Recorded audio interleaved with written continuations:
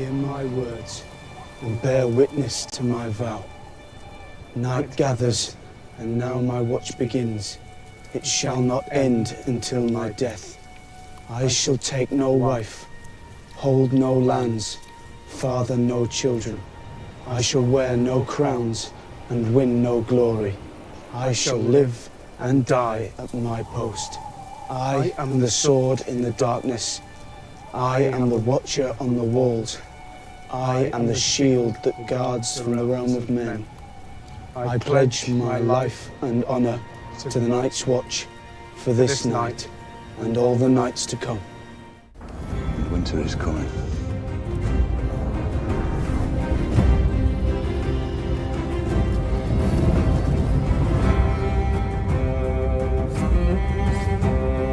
Sticking with the pointy end. I know which end to use.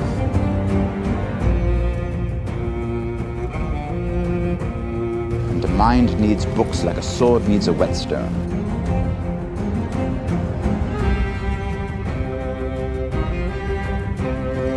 People have been swinging at me for years, but they always seem to miss.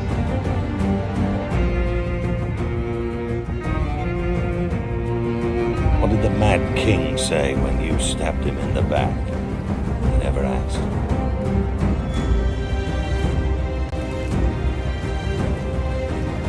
A crown for a king.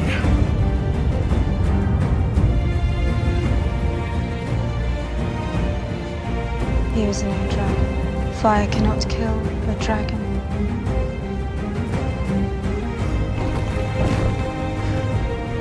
Is this meant to be your shield, Lord Stark? A piece of paper. You know the first thing about sword fighting? Sticking with the pointy end.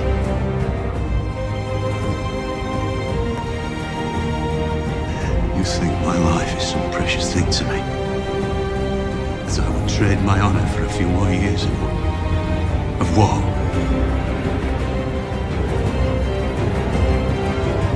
Surrounded by Lannisters.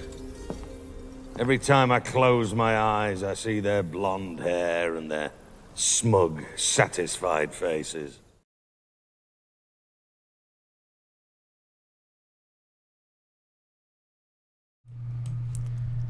Hello everybody, how are you doing guys? Welcome to our second live stream of Game of Thrones history and lore. Hello to everybody who is in chat right now. I'm seeing Heather, I'm seeing Louis Griffiths, if I'm saying it right. How are you guys? Welcome. We started a bit later than the arranged time. I was just setting up a little bit, getting everything ready. I hope you guys are having a great start to your Saturday, depending on where you're watching. But whatever time it is, I hope your day has been going great. Just let me know if you guys can hear me and if everything sounds alright.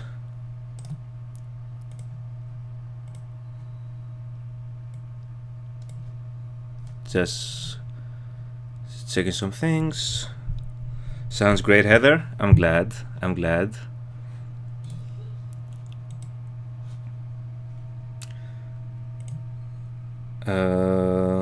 Just checking some things. So guys, just like we did in the previous live stream, I'm just going to chat a little bit at the beginning, just give some time for people to join in, and then we'll begin. I don't know, do you guys want to start with the character tier list? Would you prefer me to start with that one and then go into the reaction, or would you rather just do the tier list at the end? Yeah, I remember, Heather. I remember. I'm glad you're here. Glad you're here because I really enjoy your insights and your comments regarding Game of Thrones, and this is, in these streams, this is what I need. I need people who know their stuff and can add the extra details that I might miss or explain things to me. Doesn't matter either way? Okay. I'm thinking it would be better if we start with the tier list and then just flow into the actual point of the stream, which is the history and lore reaction. But yes, we're going to wait for some more people to hopefully join.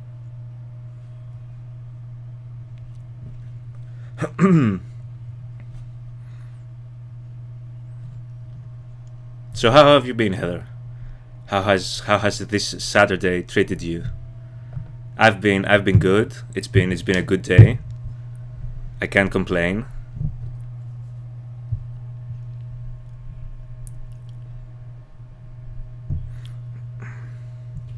Oh, you're making chili. That sounds nice. That sounds nice. I just ate. I just ordered some food just before the stream. Ordered some Greek food. You'd be surprised. I ordered some souvlaki. Just to keep me, keep me good throughout the stream.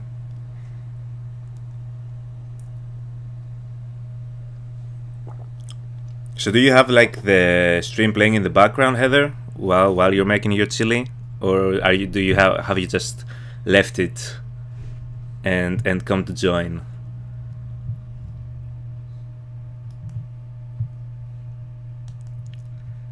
Are you, Heather? That's good to hear. Listen, I don't want to be biased, but Greek cuisine is pretty great. It's resting. I see. It's prepping, right? It's prepping. Yeah, I'm biased, but Greek cuisine is great.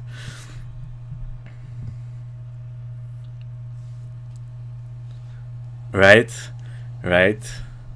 Yeah. Tzatziki is amazing. Tzatziki needs to be like the right amount of spicy though, and the right amount. It needs to have the right amount of garlic for me. Sometimes it can be a little bit too toned down, but if it just has the right amount of garlic, it's great.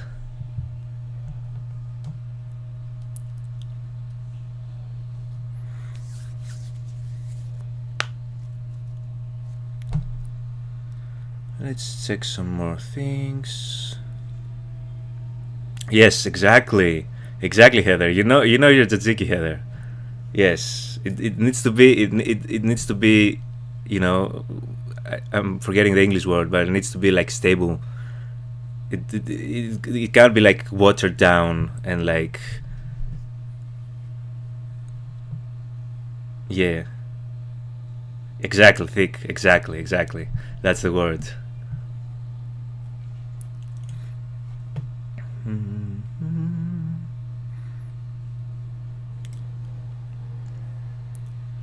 So let's see what we have here.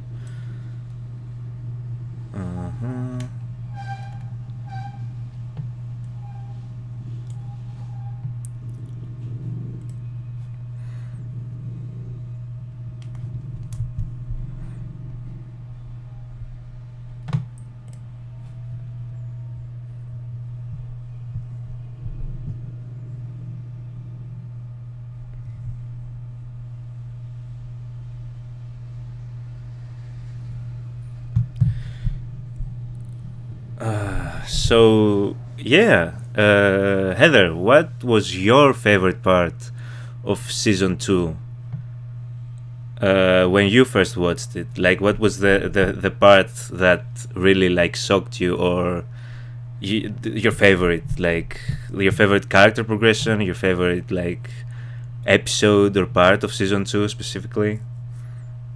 Because season 2 was really good. I'm super excited to get into season 3 now that the White Walkers have been introduced. Tyrion, yes, I feel you 100%. Tyrion might have jumped in my character like appreciation list, in my tier list that we're going to be doing. I think he is competing at this moment with Daenerys for like my favorite character position. I thought Daenerys had planted herself greatly in season 1, but Tyrion just swooped in during season 2 and just like took my heart, honestly. Every scene that he was in, I was either grinning like an idiot or laughing. You'll see, Heather. I think we have a pretty similar top 3. Well, I don't know if you rate Daenerys. You also have seen more of the show than me, so we don't know where the character goes, but exactly, he is just the right amount of smartass, but also has a lot of heart to him as a character. He can match with any of the characters in the show and just make the scene great. That's why I said I would really love to see him interact with Dany in the future seasons, hopefully, just to see how that interaction would look like. But I am a big fan of Tyrion's dialogue throughout the show.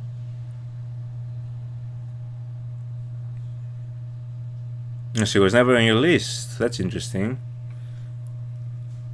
Yeah, I'm going to also ask you guys, like, during the tier list, to like tell me your top 5 and stuff. When we begin that part of the stream.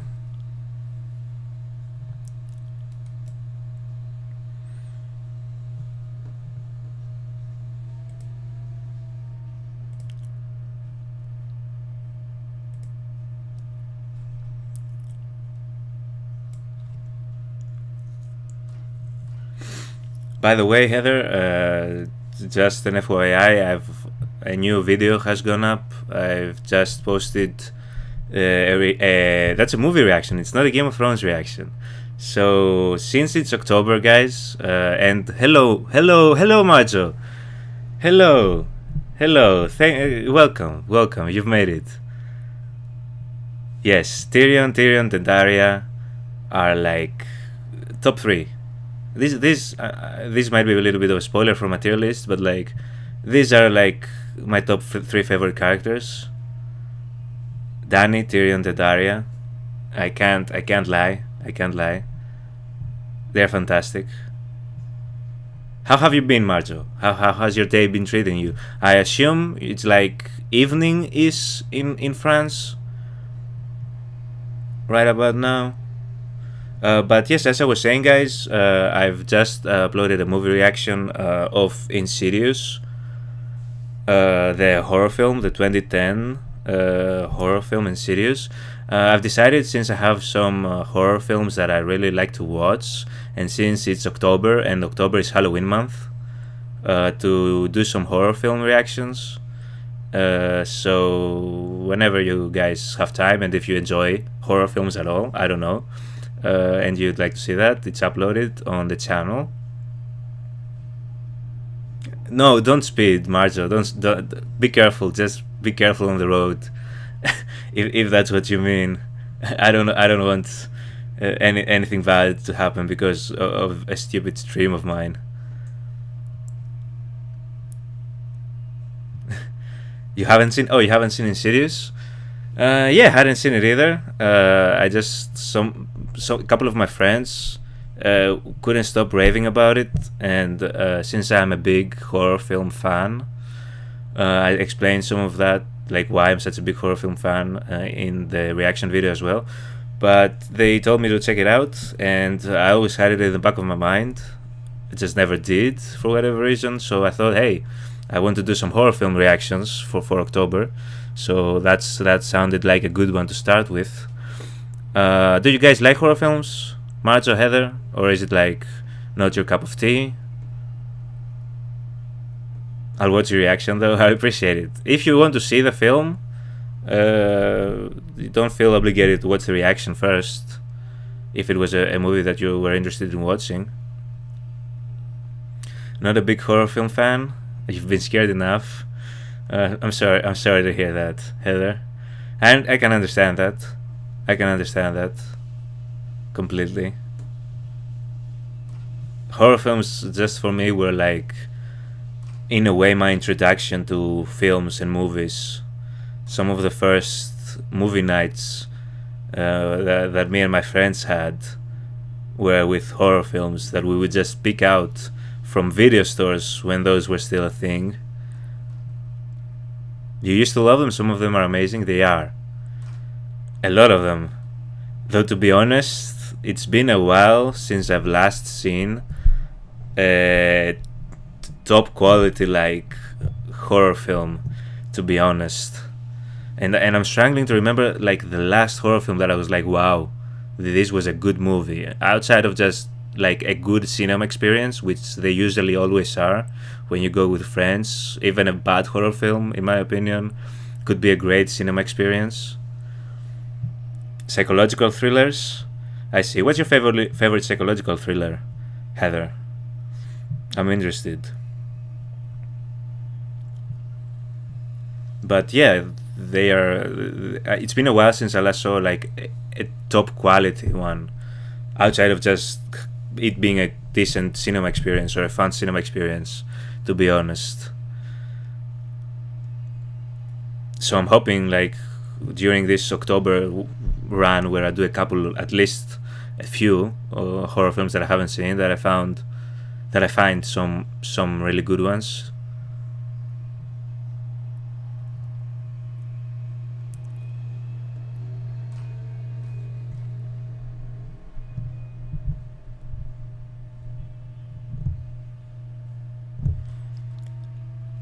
It's 8:30 in France.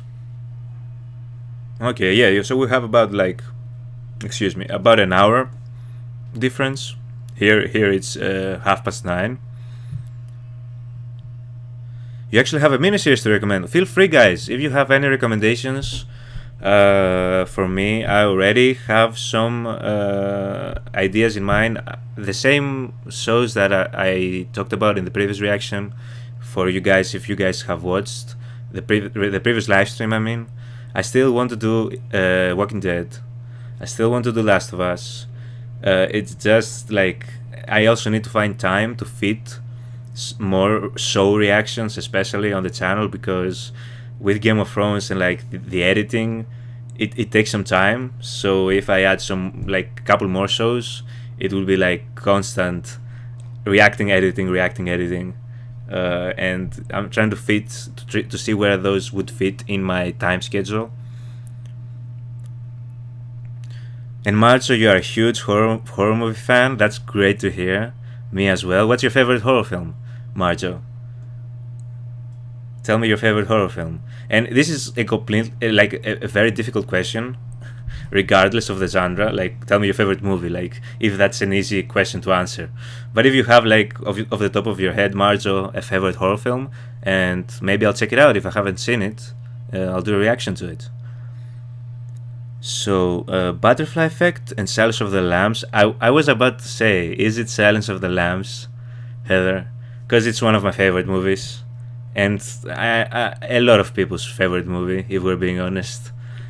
It was a masterpiece of suspense, and I don't think there are many films that do like close-up to characters, like the shots, as well as Silence of the Lambs did, and also tension, as well as Silence of the Lambs did.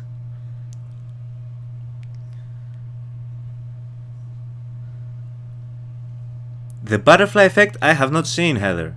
So are you telling me I should do that one? I should add it like to the reaction list? I've always heard about the Butterfly Effect, but I've heard of it as like a concept, meaning like the butterfly effect, the concept of the butterfly effect, meaning an action that I do today, right now, just moving my hand like this, affects the entire course of history. Is the Butterfly Effect the movie what perpetuated that idea? Or was it an idea before the movie, and the movie took the idea and expanded upon it, with no spoilers, if possible. Suspiria, Zose. Am I pronouncing it anywhere close? Welcome to the stream, first of all. And I am a huge fan of Suspiria as well.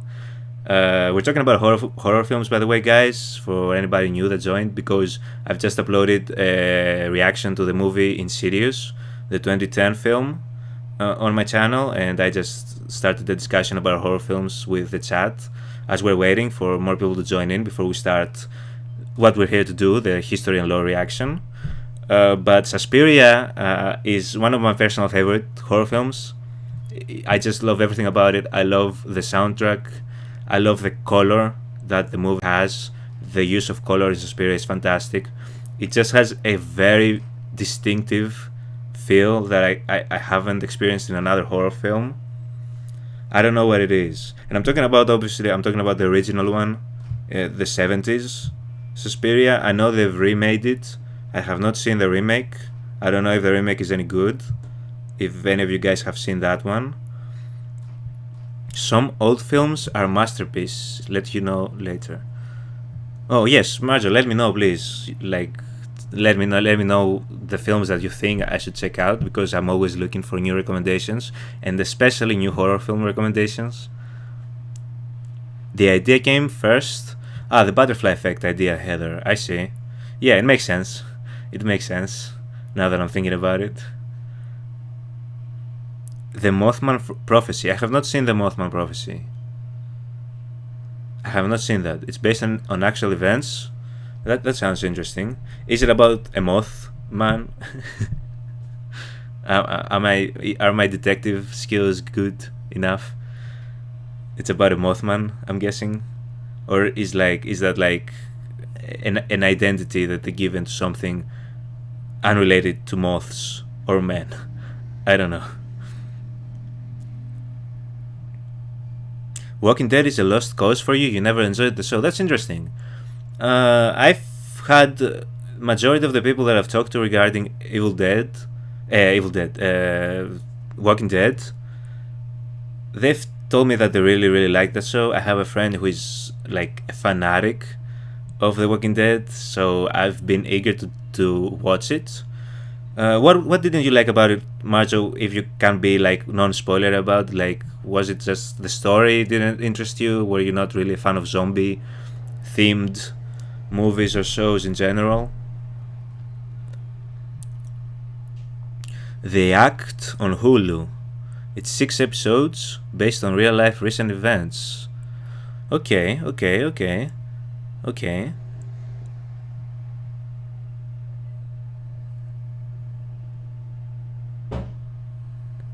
Yes, Marge, Silence of the Lambs is like it's elite. It's amazing.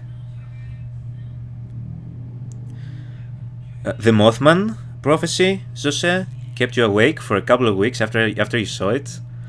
Ooh, now you're getting me excited.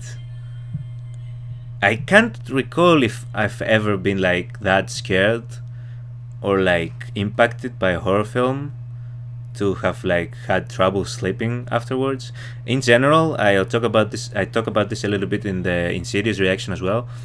Horror films don't necessarily need to scare me for me to enjoy them. I rarely get scared by horror movies. I just enjoy the storytelling aspect of it. I enjoy like the uniqueness in the story that some horror films provide, like the intuitiveness that they've throughout horror films. Like, we've been introduced to a lot of great filmmakers, a lot of great ways of directing, and overall great characters and storylines that I think go underappreciated in just general movie discussions and talks.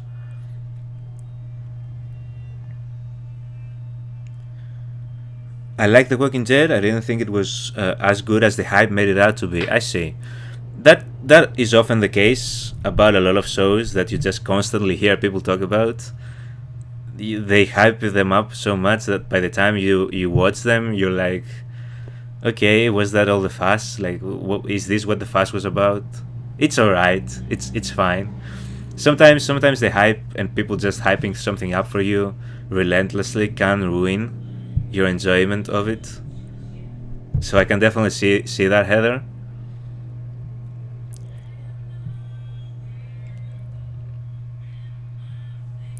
For a moment of relief, The Fifth Element. French director Luc Benson. Marjo, I have not seen The Fifth Element, but since you mentioned like French movies, Martyrs was probably one of the most. I don't know if you know the movie Marjo. It's a French film, and it's probably one of the horror films that like impacted me in the way that we talked about previously the most when I first watched it. I did watch it at a very young age. It was one of those movies that me and my friends would just randomly picked out at a video store, and just we didn't even know what it was. And then suddenly they started speaking French, and we were like, "Oh, it's a French movie." But then like we were like blown away and terrified by the film. I don't know if you know Martyrs, Marjo. The Last Kingdom is another great series. 5 seasons plus a movie. Yeah, I remember, Heather. I think you have recommended me The Last Kingdom another time as well. I have it like written, and we'll see. As I said, I'm trying to see where I can fit like a long episodic like series in the channel alongside Game of Thrones, because like now I'm committed to Game of Thrones at this moment, so I need to find out where we can fit some more TV series alongside Game of Thrones. As far as time goes, like how much time I have to do these reactions and edit. Hello, Senator Sev. Hello, welcome to the stream. Welcome to the stream. I hope your Saturday is going splendid. The only horror film that scared you was Event Horizon. I have not seen that. So, are you recommending? Are you saying that I should check it out?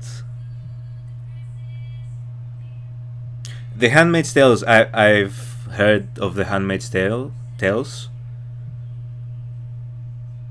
Yeah, and I've heard that it is like heavy. The show is very heavy.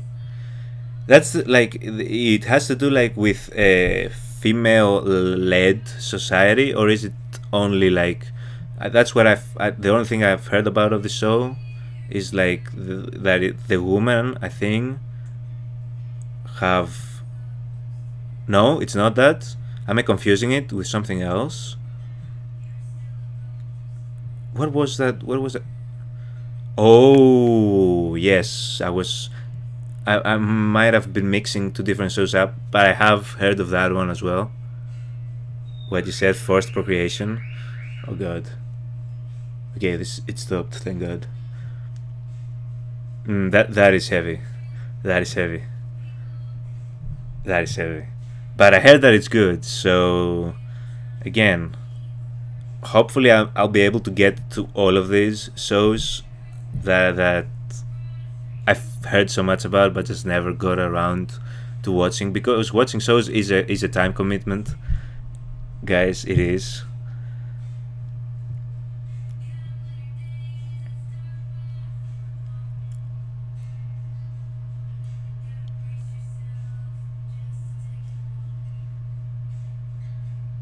It's a tough one because of the subject matter, Heather. Is that why?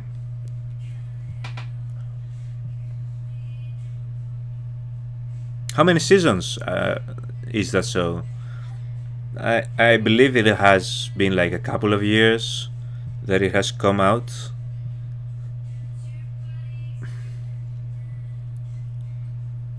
Five seasons currently, so it's still ongoing. All right.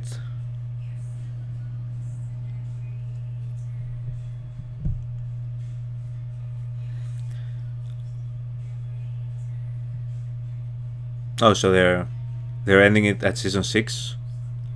They were like, we heard what happened to Game of Thrones past season 6, so we're not going to make the same mistake. I'm kidding, guys.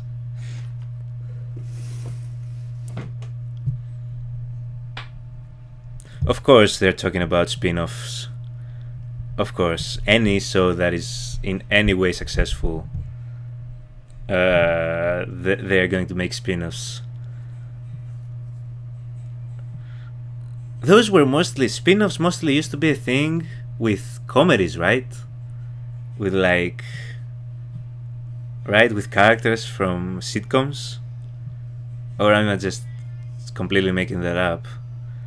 But like, it's been like recently, any successful show is going to have a spin-off of some sort, either a prequel, or they're going to focus on a specific character from the show.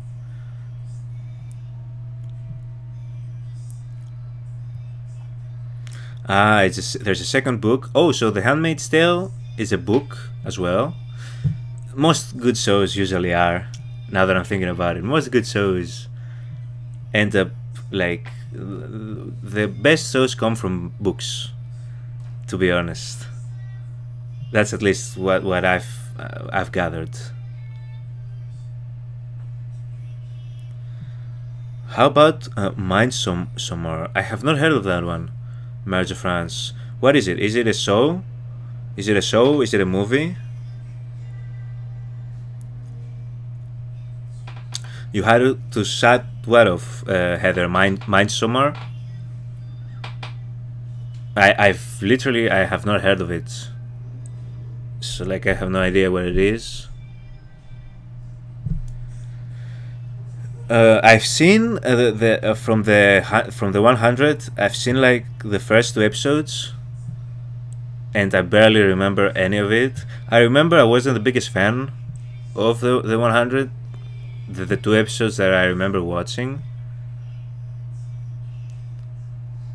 but I can't really remember why I wasn't a big fan, because I cannot remember the episodes very well. Wheel of Time and Shadow and Bone. Neither of those I've heard. Hello Taylor. Hello Taylor, welcome. We're just shooting the shit, talking about movies and TV shows, waiting for more people to join in before we start the reaction, as well as the character tier list portion of the stream. So just chatting up with you guys. How has your day been, Taylor? How has your Saturday treating you? Assuming it's a Saturday where you're at. Yeah, Vikings, that's another show that I would like to check out. Yeah, any type of like that time period plus magic plus mythology combination, I'm a sucker for.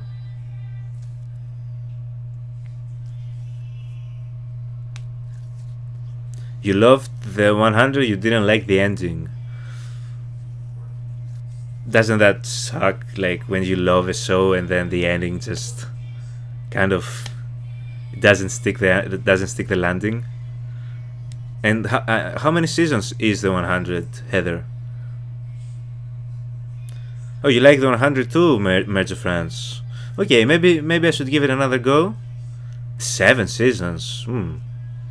Why did I think that it was less than that? 7 seasons, right? Okay. Maybe I'll give it another chance. At some point. Wasn't the 100 like? Didn't that come out during a time period where you had like the Maze Runner? You had like what was it called? Like, oh god, why am I forgetting? One of the biggest freaking series of movies of the early 2010s with Jennifer Lawrence. She plays Katniss Everdeen. Oh god, completely blanking out. But like, what is it called? The Hunger Games. How could I forget the Hunger Games? Wasn't around that time like all those type of movie shows seemed very similar to me. Just the way that they were like the premises. You're not late, Taylor. We've literally started like, what is it, 30 minutes ago? Maybe like 30 minutes, 40 minutes since the beginning of the stream. You're not late at all. You're doing well, I'm glad to hear. I'm doing well as well. It's been a good day. It's a relaxing day, but a good day. I just had some Greek food before the stream to get ready, and we're here. And I'm excited to get into it.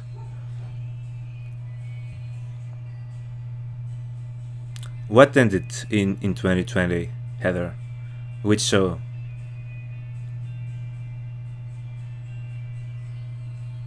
I hated The Handmaid's Tale because the principal actress annoyed me so much. Is it like the star actress, Marjo? The main actress of the show? The 100 ended in 2020. The 100? Okay. Elizabeth Moss is the actress that Marge is talking about, Heather.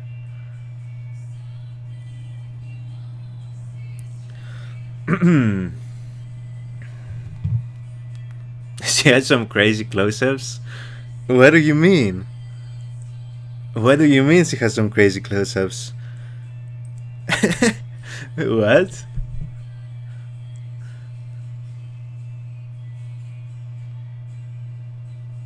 What do you mean she has some crazy close-ups? Oh my god, the faces. Is it like the acting that is the issue with that? Is it the acting? What do you mean? I can't understand.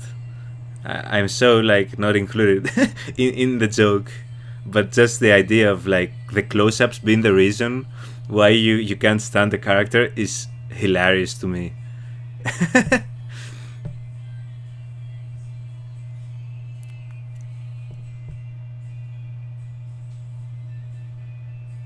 Imagine a dead stare, drop the head forward and stare.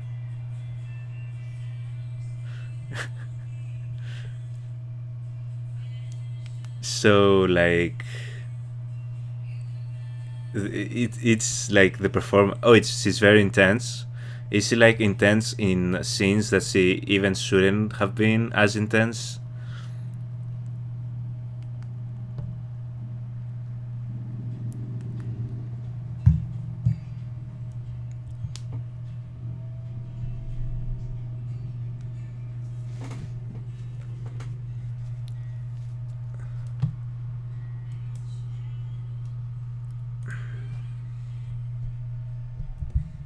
Oh, it's warranted? I'm trying to understand like where the disdain for Elizabeth Moss comes into play. But again, like it'd be very difficult for me to understand it having not watched the series.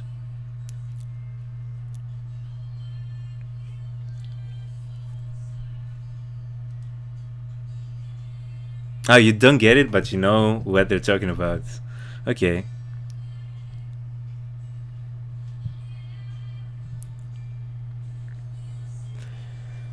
In my opinion, The Wheel of Time is a pale imitation of Game of Thrones. I prefer his dark materials. What is The Wheel of Time? What is The Wheel of Time? Was it mentioned, like, as a recommendation? Oh yes, it was, by Heather. I love her frustrating as she can be. Okay, so is it like the Handmaid's Tale version of Sansa? Is that what it is? Because in Game of Thrones I started off not the biggest fan of Sansa, but like now she has endeared herself to me. So if it's in any way similar, I can understand it. From both sides.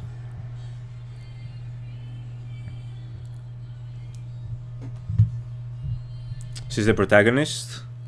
Yeah, Sansa is in her own way kind of a protagonist, isn't she? Although Game of Thrones really doesn't have a protagonist. So yeah.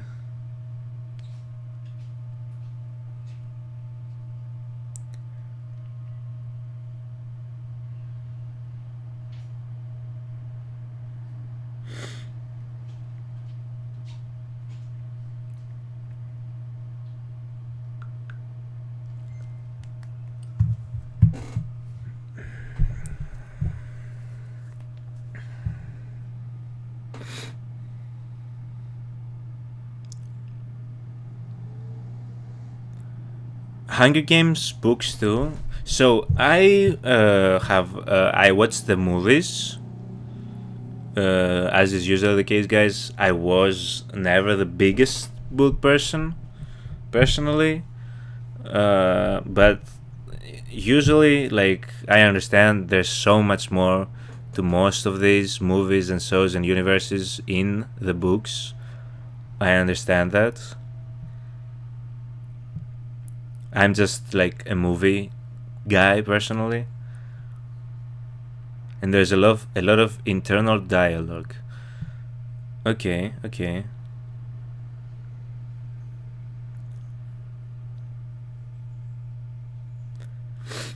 Wheel of Time is much more heavy with the magic, though. See, I might. The complaint that I had about Game of Thrones, well, not really complain, just like, for example, the House of the Undying, right? You guys told me in the comments that they chickened out. Not really chickened out, they just wanted the House of the Undying, or at least Game of Thrones rather, to feel much more grounded for a general audience, so they shied away from too much magic. And you guys told me in the comments that, like, in the books they go all out with the magic, or at least they do a lot more with it than the show. So that was kind of disappointing. So if you're telling me that, like, in the Wheel of Time, so they lean heavy on the magic, then that might be up my alley. Hello, Archangel. Am I pronouncing your username correctly? As a horror aficionado, I think Hereditary.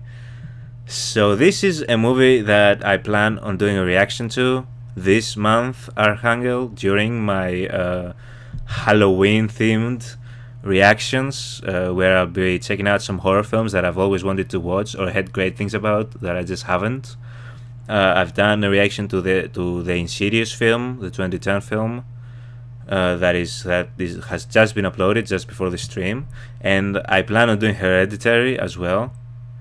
So yeah, I've heard great things about it, and yeah, I have not seen it. Archangel, okay. Your English is fine, Marjo. Your English is fine. Don't worry about it. We're all trying with our English here.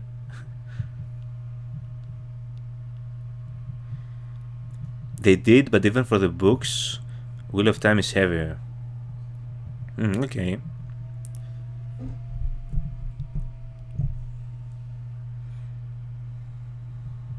I got it?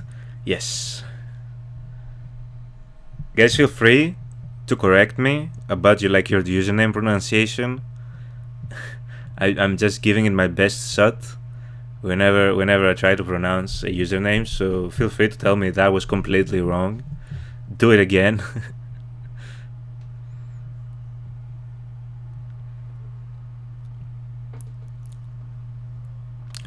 TV sleeper picks: Andor, The Leftovers, and Hannibal. So the Hannibal, the TV series, I've heard great things about. I have not seen Andor, if I'm pronouncing that correctly, or The Leftovers. But if you guys are saying that they're good, I will consider those as well.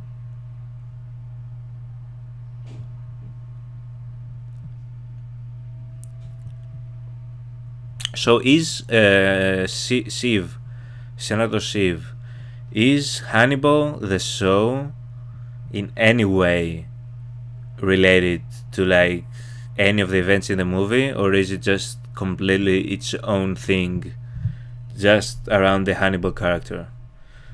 I think if what I've heard is correct, it's its own complete different thing.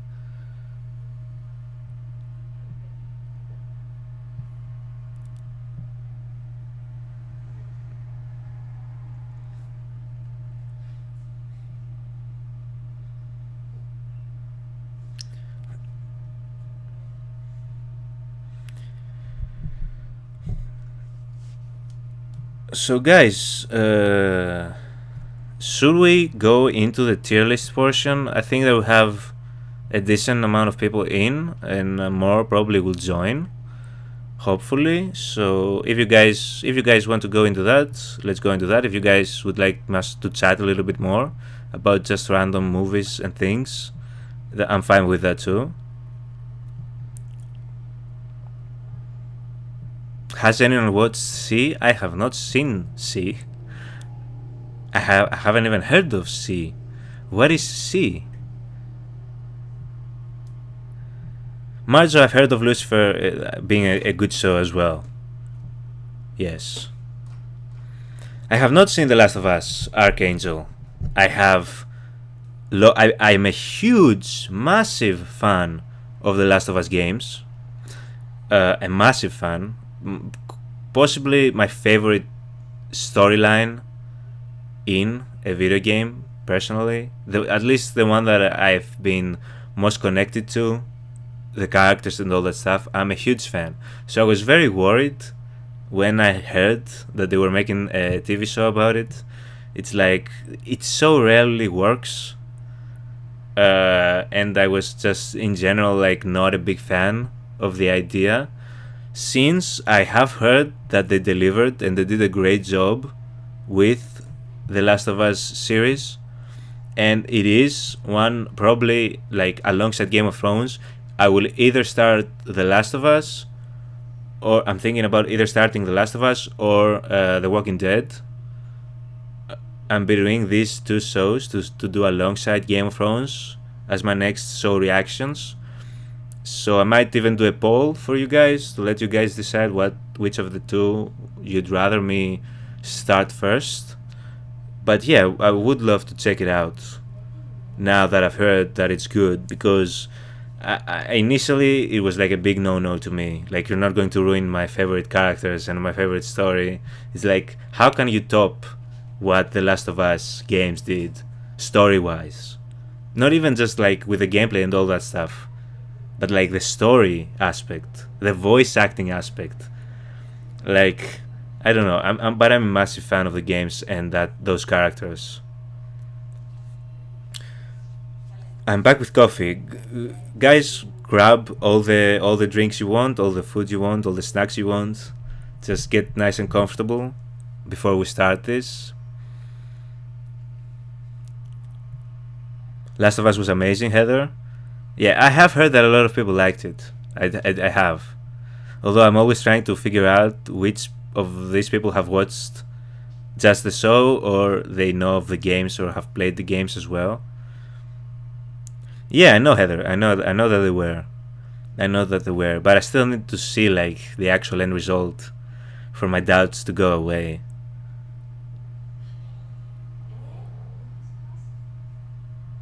You've heard that the gamers like the show? Yeah, I've heard good things from people that love the games. So this is why I decided, you know what, I might have been too harsh on the Last of Us show initially, and I might just need to give it a chance.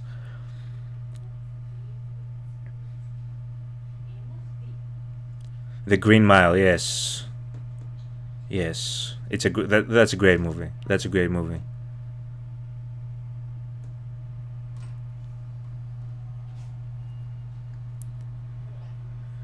Hannibal is a prequel related to an earlier novel called Red Dragon. So it has to do with Hannibal Lecter, right? Or no? Or is it just a completely different Hannibal? I'm a lover of Stephen King books, all of them. Again, not a book person, so I can't speak for the books. I loved the TV show Castle Rock that was on Hulu. I was a big fan of Castle Rock. I obviously I really liked it. As far as Stephen King goes. Obviously, The Shining is like top tier horror movie. Like, even if they were like, I've heard that Stephen King did not like the movie, but it's like elite, in my opinion. It's in the pantheon of horror films. Carrie. I have not seen Carrie, guys. I have not. It's another one that I have in mind to do for the channel. Both the original Carrie, and I've heard that the sequel or the remake rather, was also pretty decent, but I don't know. You guys can tell me.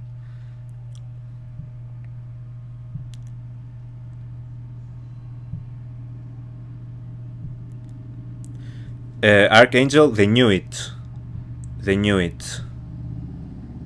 I have not seen the original It, and I think there were there have been a couple It movies, right? From the old ones. Also, a series that I would love to watch, like the original ones, on the channel as well, to do reactions to those. Right, Archangel. I really like them. I really enjoyed them. Now that I'm thinking about it, maybe the last like horror film that I really enjoyed in the cinema was the It movies. That like I went in and I was like, when I left I was like, yeah, those were good horror films. And I'm trying to remember if I'm forgetting, like, because I was trying to figure out when was the last time that I really enjoyed like a horror film experience, outside of just it being like fun, just a fun experience at the cinema, because they usually always are horror films. Even if it's bad, you have a good time. But yeah, I remember like the It movies. I watched them at the cinema and I really liked them.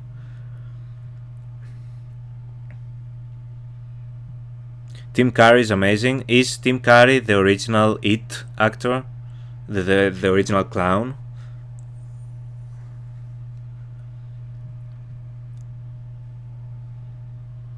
Yeah.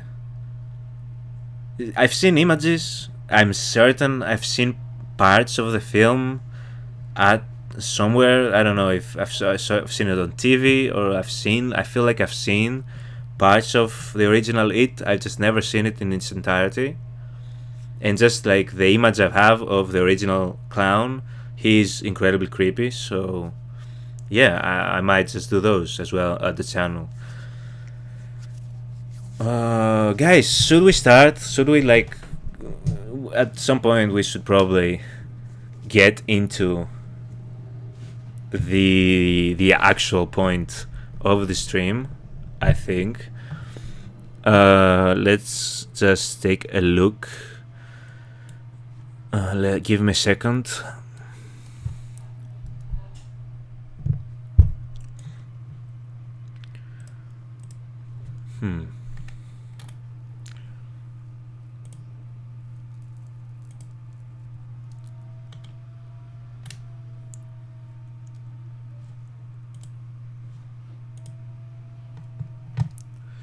Give me a second, guys, as I'm trying to do something here.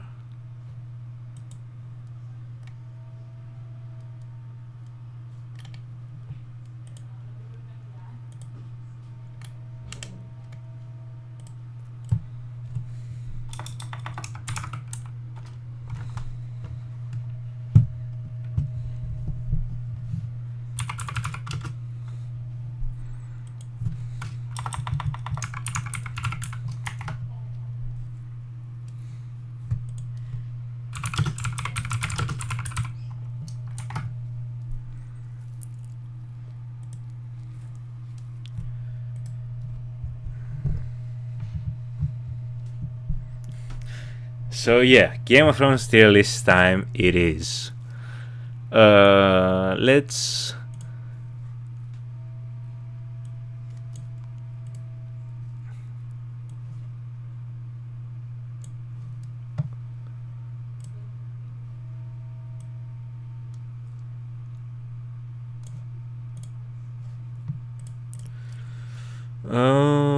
okay guys, shall we? So I don't know, I found like I went to the usual tier list site that has all the tier lists, and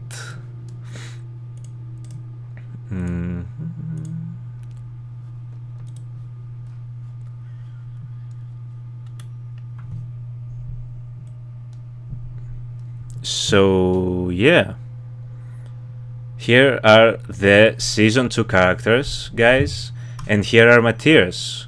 As you can see, as I already warned you guys, I have Joffrey's personal hell as like, right, this is the exclusive Joffrey tier. And let's just go on ahead and do the honors to our king Joffrey and just put him at his rightful place. This is a seat reserved just for Joffrey, and I think he has done everything to earn this spot.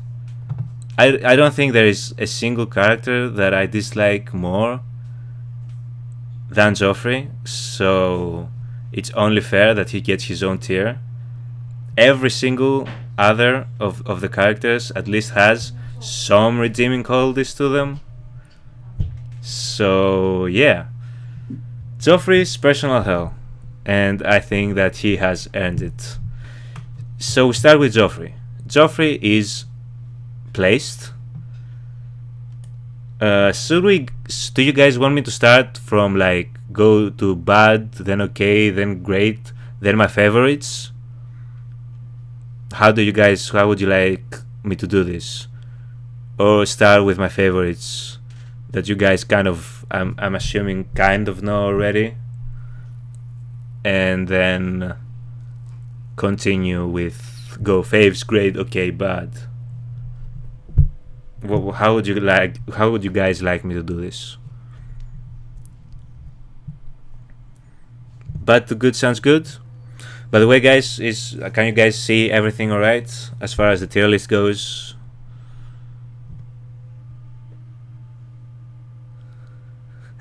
March.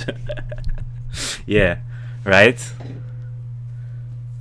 Listen, guys, I appreciate Joffrey so much that I went out of my way to give him his own tier. So yeah, I think, yeah, I truly appreciate Joffrey to my core. Whatever you feel like doing. Yeah, we're going to start. I feel like the best way would be for me to go bad, okay, great, and then my favorites. Or rather, you know what? Never mind that. I'll just go by the order that they have them here and just place them. What am I saying? I think that's the best way to do this.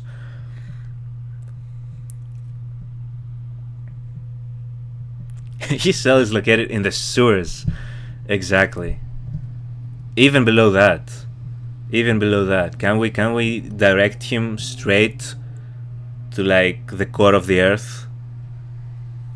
And like, I don't know what it even is down there, but like hopefully something that kills him in a brutal way. But yeah, okay, let's go, guys. So this is going to be interesting because I have in my head an idea of where each of these characters are, but I haven't sit down to like actually like plan this out. So I'm going to be discovering how much I truly like or dislike these characters alongside with you guys.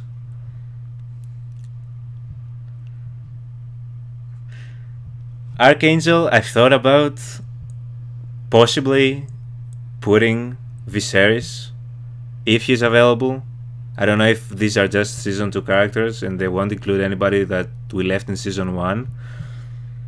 But I did think that maybe Viserys deserved like to be the companion of Joffrey, but then I was like, not really. Like, I don't know. He was also horrible, but he was killed early enough that like he never reached quite the Joffrey level of hate that I have.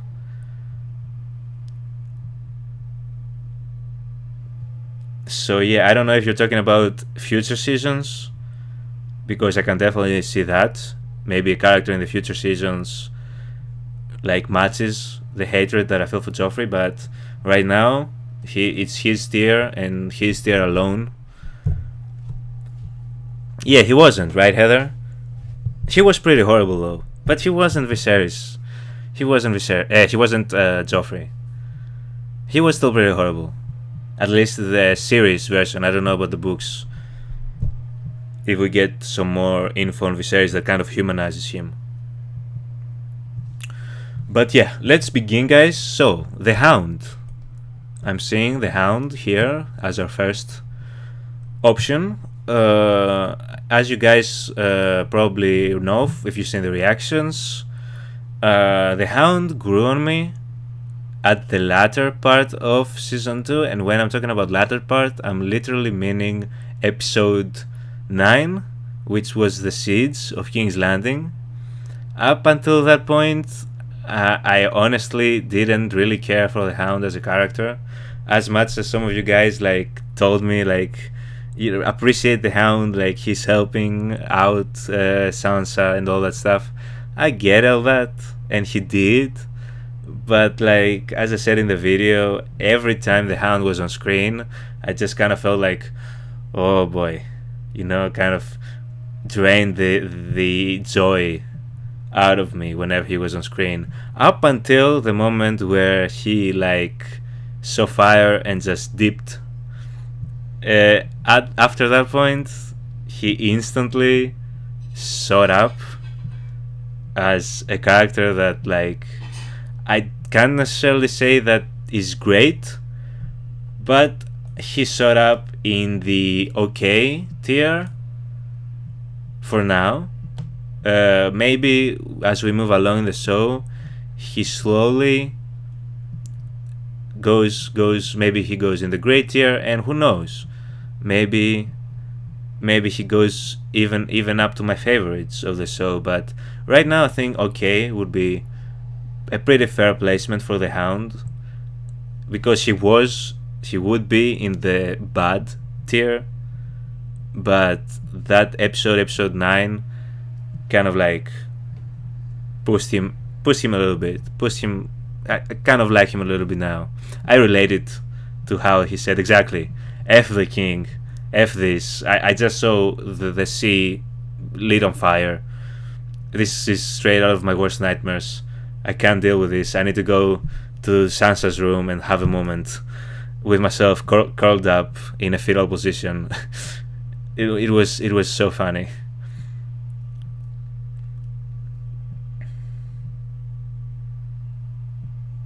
Yeah, he did get his head melted in a pretty satisfying revenge arc. Exactly. That episode, it's still one of that scene. Rather, is still one of my favorite scenes. The Crown for a King scene for Viserys. Hello, the 1200 Films podcast. Welcome to the stream. You've made it. We've just only started the tier list.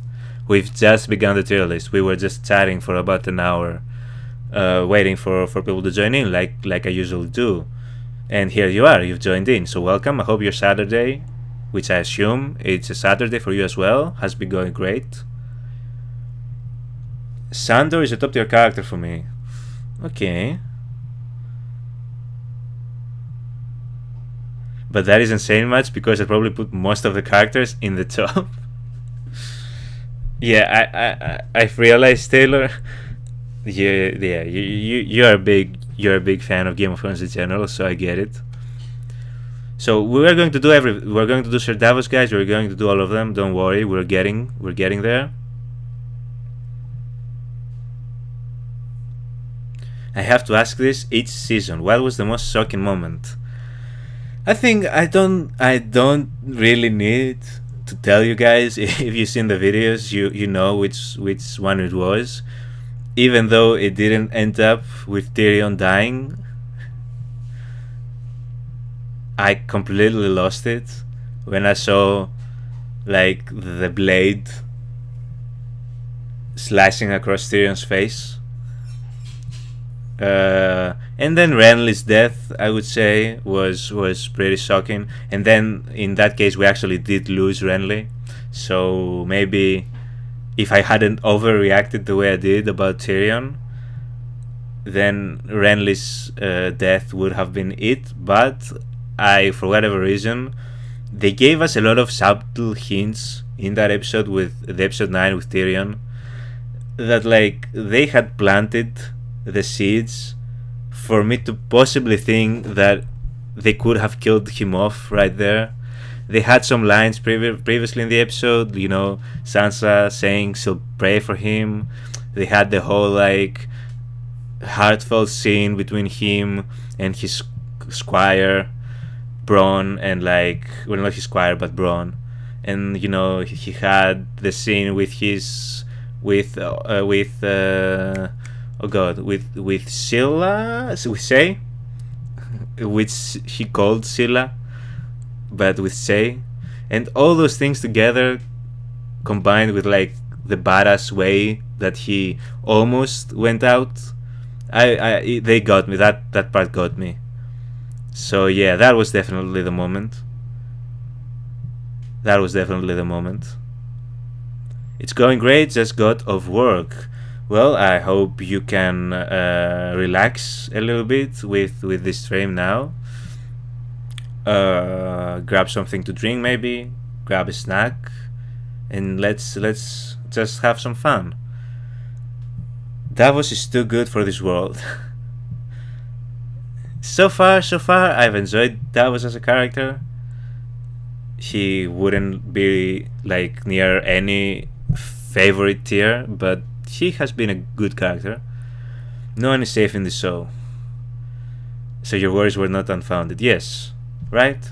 And I was prepped for this thing, like specifically like that. No one is safe.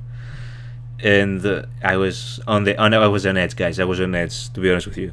I was waiting for something horrible to happen in episode 9, and I completely fell for what they did.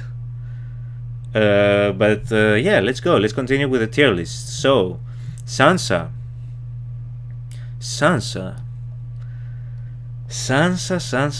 So,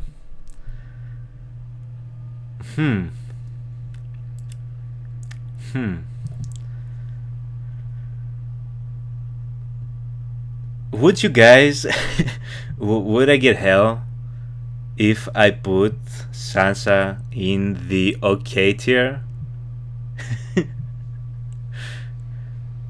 I don't know if I want to give her great just yet. Yeah, you knew I warm up to Sansa. I mean, I have 100%, but like now I'm debating if I want to put her in great or not. So I don't know. I kind of want to put her in great.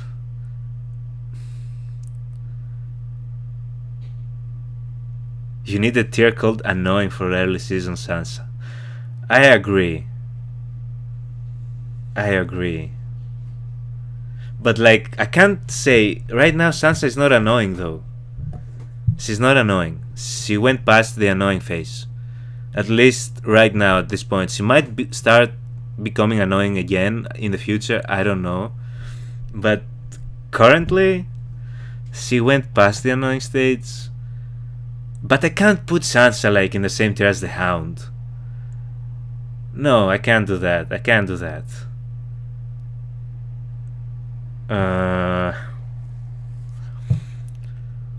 Yeah, whatever. She grew on me a lot in this season, and her attempt at like everything she went through to still be able to play along and act like she gave a fuck about Joffrey or anybody in that damn kingdom. I think she deserves to be a tier above the Hound, definitely. Sansa has had some unlikable ones, but most of them were in season 1, if I'm honest. So I think it would be unfair to hold her still to what she presented me with in the first season. She has grown a lot as a character. She has really like in an instant matured, and like by circumstance she had to, but she did improve a lot in this second season, and I enjoyed a lot of her scenes as well, so I kind of have to put her at great. She's still at Cesby's being moved about, yes, by other players. She hasn't quite figured out how to play the game, but she's learning from the best, Cersei and Littlefinger. But she should be picking up what Cersei is dropping. I don't know, has she learned much from Littlefinger, at least in season 2? I know we ended this season with Littlefinger saying that he was going to take her like under his wing in a way, but first of all, Taylor, refer to Littlefinger as Snake from now on in my chat, please. We shouldn't be calling that Snake Littlefinger, at least unless he seriously redeems himself in the future in some way.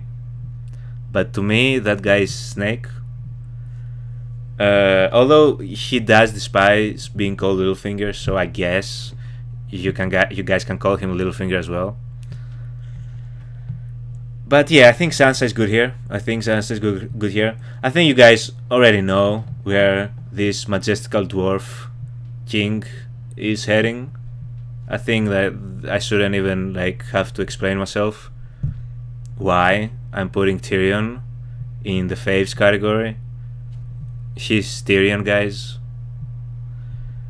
The name speaks for itself. So I don't even think that I can expand upon. You guys know how I feel about Tyrion. He's just that great of a character, and he might be, as I said in the beginning of the stream, he might be even overtaking Dany in my favorite character of the show position, which I thought would be impossible, but just like this season was the Tyrion season for me. He was 100% my favorite character in season 2, and I would never put him anywhere else than the top tier. She floats between annoying and pitiful at this point for me, but is beginning to develop. I don't mean that in a bad way. She gets points just for the Stark name too. Yeah, I'm putting Sansa in the great tier because I simply cannot put her in the same tier as the Hound. Honestly, it would just look wrong in my eyes. So I was in a way bounded by the amount of tiers that we have here. So if there was an in-between tier, and I don't know, can we add tiers to this? But I kind of don't want to mess this up. We should, I think that we should be able to add tiers, but this kind of works as well. Because I like Sansa. It's not that I don't like her. I enjoyed her this season, to be honest. Bronn is just okay. Bronn is okay. He's in the same level as the Hound. They're kind of like one and the same for me. Just Bronn was the opposite of the Hound. He usually was a comic relief in a lot of the scenes, whereas the Hound basically just took all the fun out of the scene. but they are both at the okay tier. At this point, I'm like impartial to them.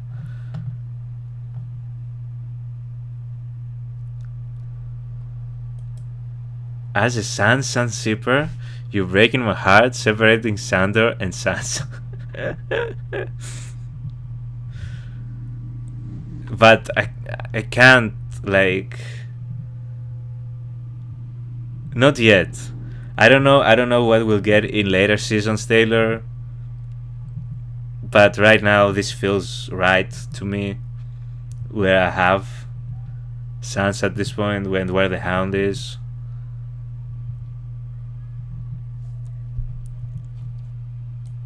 This little piece of shit. And I don't even like that this is called bad. Let's rename this. This should be called...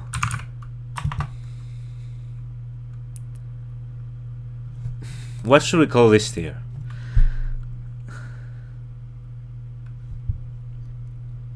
Exactly, Archangel. This is what Bronn is. He's a funny side character at this point. He has some badass moments. He's kind of just there, whatever. So I'm thinking of renaming this tier to like the shit list tier.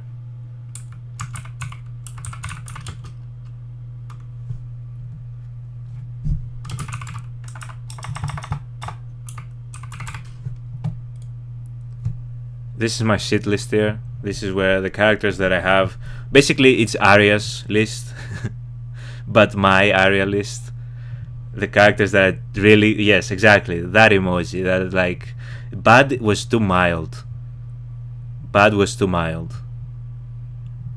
It couldn't be bad. Like, this little piece of shit right here is not good enough for bad. He's not. Are you guys ready for the next? Welcome back, Heather. Welcome back. So, Heather, how are you? How is this tier so far? How do you agree? Do you have any complaints about my tier so far?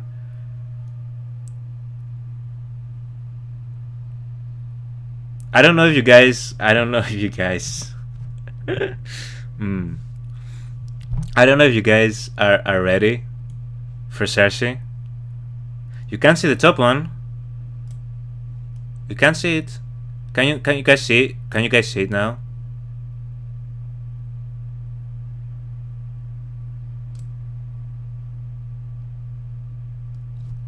If you guys can't see some of the parts, my picture is blocking it. Wait, hold on. What are you? My picture is blocking it. Can you guys see it now? Now you can see it. Okay, guys, whenever something like in the, you know, either by my camera or for whatever reason you can't see a part of the screen, make sure to let me know, guys, because I'm on a single monitor setup, so I can't really see the stream, how everything looks. I have to check the phone constantly. So if you guys have, like, if you can see anything, just let me know in the chat.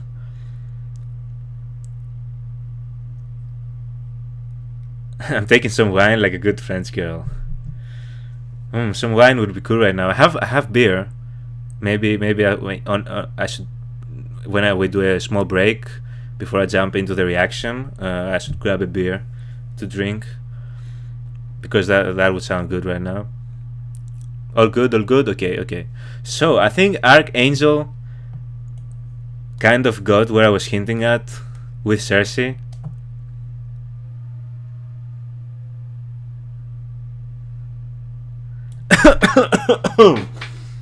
What happened? Cersei in the great tier? Greek guy, what are you doing? You hate Cersei, don't you? Don't you hate Cersei? Well, listen, guys. Just because a character is like horrible a horrible person, that does not mean that the character is not great, okay? Cersei earned her spot on the great tier for as much as I despise her character. First of all, she's really funny. Her scenes with Tyrion might be peak comedy in the show. One of you guys pointed it out as well, and couldn't be more correct.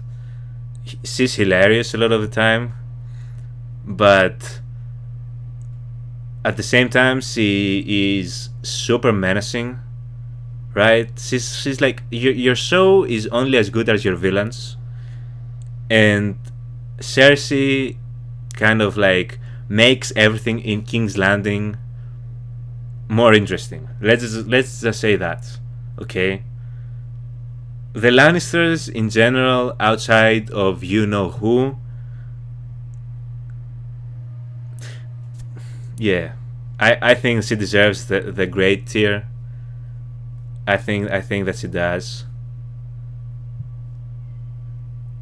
and we'll see with the rest of the Lannisters where they go as well.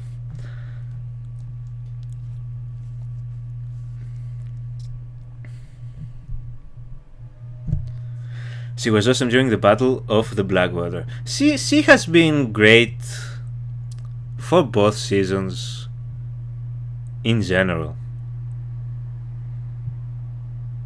I don't know, maybe it's because I'm also a big fan of Lena Headey, the actress, if I'm pronouncing her name correctly. She just plays this type of roles very well. And exactly, Heather, like, I did not expect her to actually, in a way, take Sansa under her wing in the way that she did in season 2. In at least some scenes, she was actually like advising her with pretty good advice, you know? I still think she is this sort of being a psychopath. Maybe she is a psychopath. Like this sort, from being legitimately crazy. But she is a great character. I can't say that she's not great. I cannot say that she's not great. And I cannot say that I'm not enjoying each time that she's on screen. Unless she's doing something horrible, which then I'm not really enjoying it. But yeah, I think I like where I've placed Cersei. Varys, another in the great tier. Another character that goes straight to the great tier. And I did not expect to like care for Varys as much after season 1. But this season, much like it was Tyrion's season, as far as the side characters go, Varys also like gained a lot of my appreciation in season 2.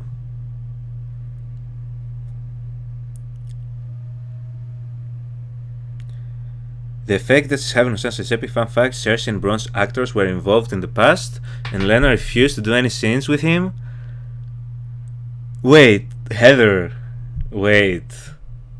So they were in a relationship, and Lena did not want to do any scenes with him because what? They were in bad terms? Did they split in bad terms? She makes Jaime very happy. Unfortunately, she does. Unfortunately, she does. There's only one scene with both of them in it, and it's just Cersei walking past him. That must have been awkward. That must have been super awkward. So they were together before Game of Thrones?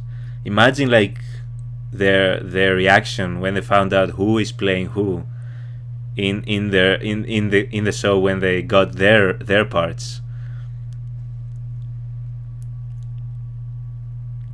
Oh, so there's tea in the Game of Thrones universe among the actors as well. I don't really know the relationship between the actors from Game of Thrones.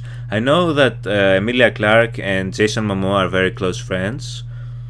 You guys have informed me that Jon Snow and Ygritte are real-life partners, right? But other than that, I don't know where the actors are, like, in relation to one another outside of the show. You just saw that scene in episode 10 where Cersei walked past Bronn. Was it in the... where was it? Was it before Tyrion and Bronn like separated and went... oh no, wait, episode 10? Episode 10? Episode 10 wasn't the siege. When did they pass each other in episode 10? Don't quite remember. When she left Tyrion's room. She was in Tyrion's room in episode... Cersei was in Tyrion's room in episode 10. Pycelle was in Tyrion's room, wasn't he?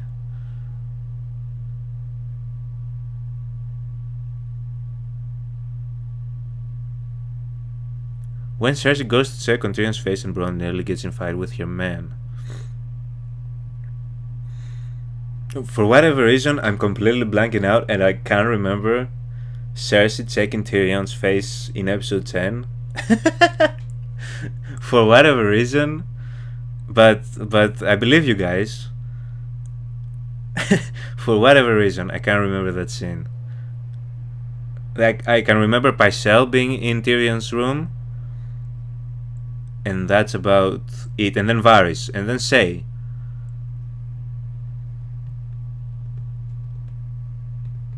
But that's very interesting to know. That's that's juicy details about the actors in the show. Where do you guys think I'm going to place this guy?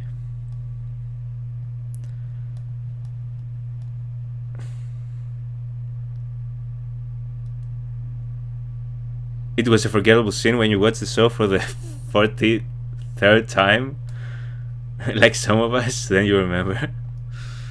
Yeah. And I wasn't like, not being aware of the relationship between the two actors. Like, even if I saw them interact, it wouldn't like mean anything to me in that context. So, but where do you guys think? For the third, sounds about right.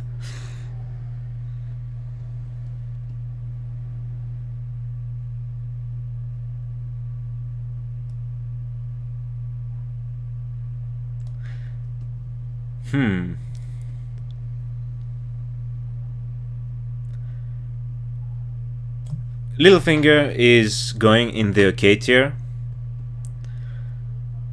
If I was basing this,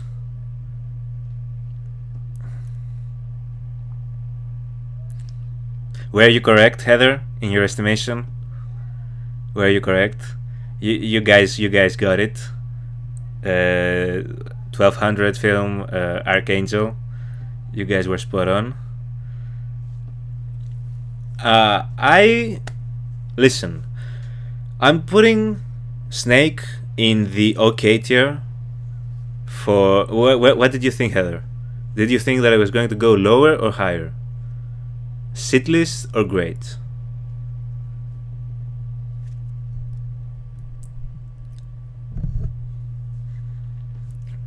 Higher. See, I'm kind of contradicting myself with me putting Cersei at great and then having Snake at okay, because honestly, Littlefinger is a pretty good character, but the way he betrayed Ned in the first episode, I still could never forgive him for it. At least Cersei was upfront about her not liking Ned. She even like warned Ned a couple of times that she was coming for his head. But Littlefinger was just a complete snake about the whole thing, which is why he has earned the nickname Snake.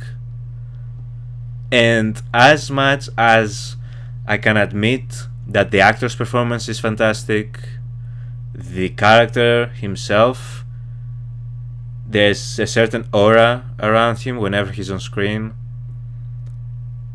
I can't picture myself putting that mustache at great.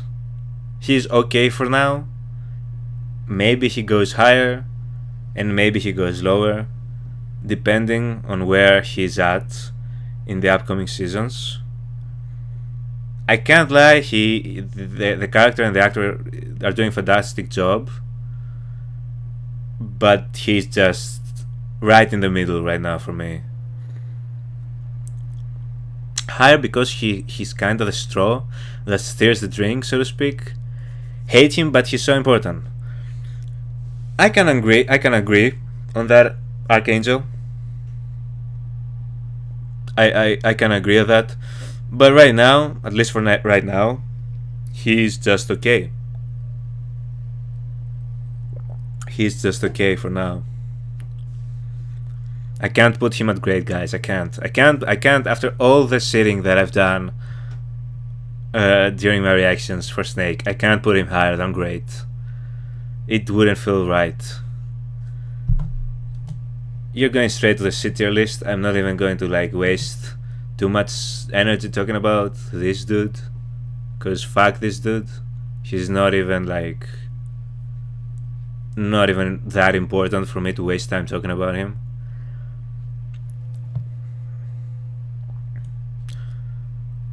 Bran is going straight to great.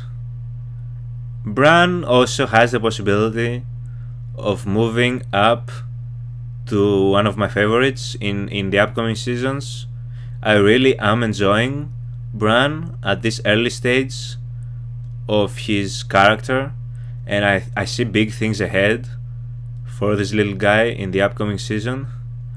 Yeah, he's this dude. He's just like somebody who just got lucky with being commander of the Gold Cloaks for kissing ass and killing babies. So he's this dude. I honestly don't even remember his name, so he's literally this dude. Janos? Fuck Janos. Just a dude with armor. But Bran, I really like Bran. I really like Bran. I liked how he took over the role of his brothers at such a young age, and how good of a job he was doing, right, for his age. He was very emotionally mature, right? He really cared for those under him. You know, that line he said, if we can't help, our pupils, how are we expected of them to help us when we need their help? Which I thought was such a great line, and kind of encapsulated the Stark ideals in a way. So I'm expecting Bran to be near my favorites, possibly by the time season 3 has finished, because I'm really enjoying him right now, and I expect that his arc is only going to keep ascending. His storyline is only going to keep getting better. These poor kids have already been through so much. Definitely, as we wait for this motorcycle to leave us alone.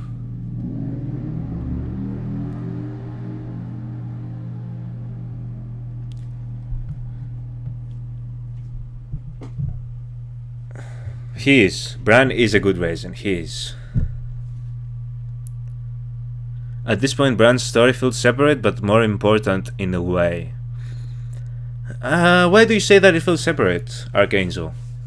I wouldn't say that it feels more separate than Daenerys' story, which is literally across the sea. I feel all the stories, I feel Bran's story is super connected, even though it was this whole thing with the Greyjoys, which kind of was its own different thing. The Siege of Winterfell, basically. By the way, I'm super interested to see who actually burnt Winterfell to the ground. Reading you guys' comments after the season 2 finale episode that I did, I'm super intrigued to find out. who sacked Winterfell because it wasn't the Greyjoys. Yeah, oh yeah. Bran couldn't be further apart from the Game of Thrones, as you very correctly pointed out. Yeah, he has no. He wouldn't have any interest in that anyway.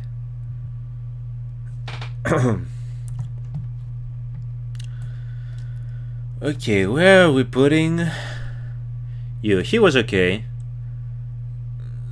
The Grandmaster. He was okay. I can't put him at great. He didn't like have enough scenes in general just for me to put him in anything other than just an okay side character. Important for his relationship with the kids and for trying to advise Greyjoy to do better in that episode.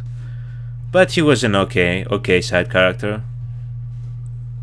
Important like for some aspects, but we're not going to like completely miss him in upcoming seasons.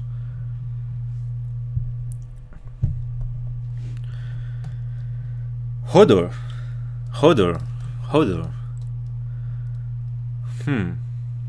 Where should we put Hodor? Hodor is also at this point like I as much as I like Hodor, we just haven't had enough time with him for me to put him in another tier other than okay as well. Possibly by the time like season 3 comes along and we get more of our little crew of like Hodor, Osa, Bran, and the other Star Kid that I still can't remember the name of. But if we get some more Hodor scenes, I can see him growing on me even more. But for now, he's an okay character as well. I appreciate Hodor, but I can't put him at great. Hasn't done enough. Osa, I can't put at great.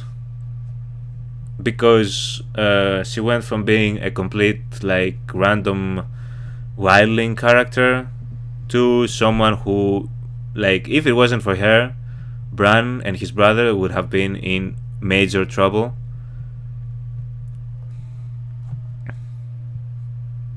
For only $50, Hodor will do a shout-out greeting for you on Cameo. Wait, what is Cameo? Is this like actual services that the actor provides? Or is it, am I completely missing a joke here?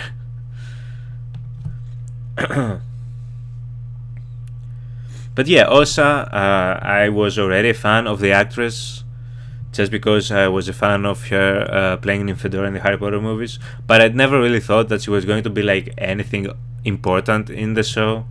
But then she slowly but steadily got more and more things to do, and she was in a way the protector of the Star Kids.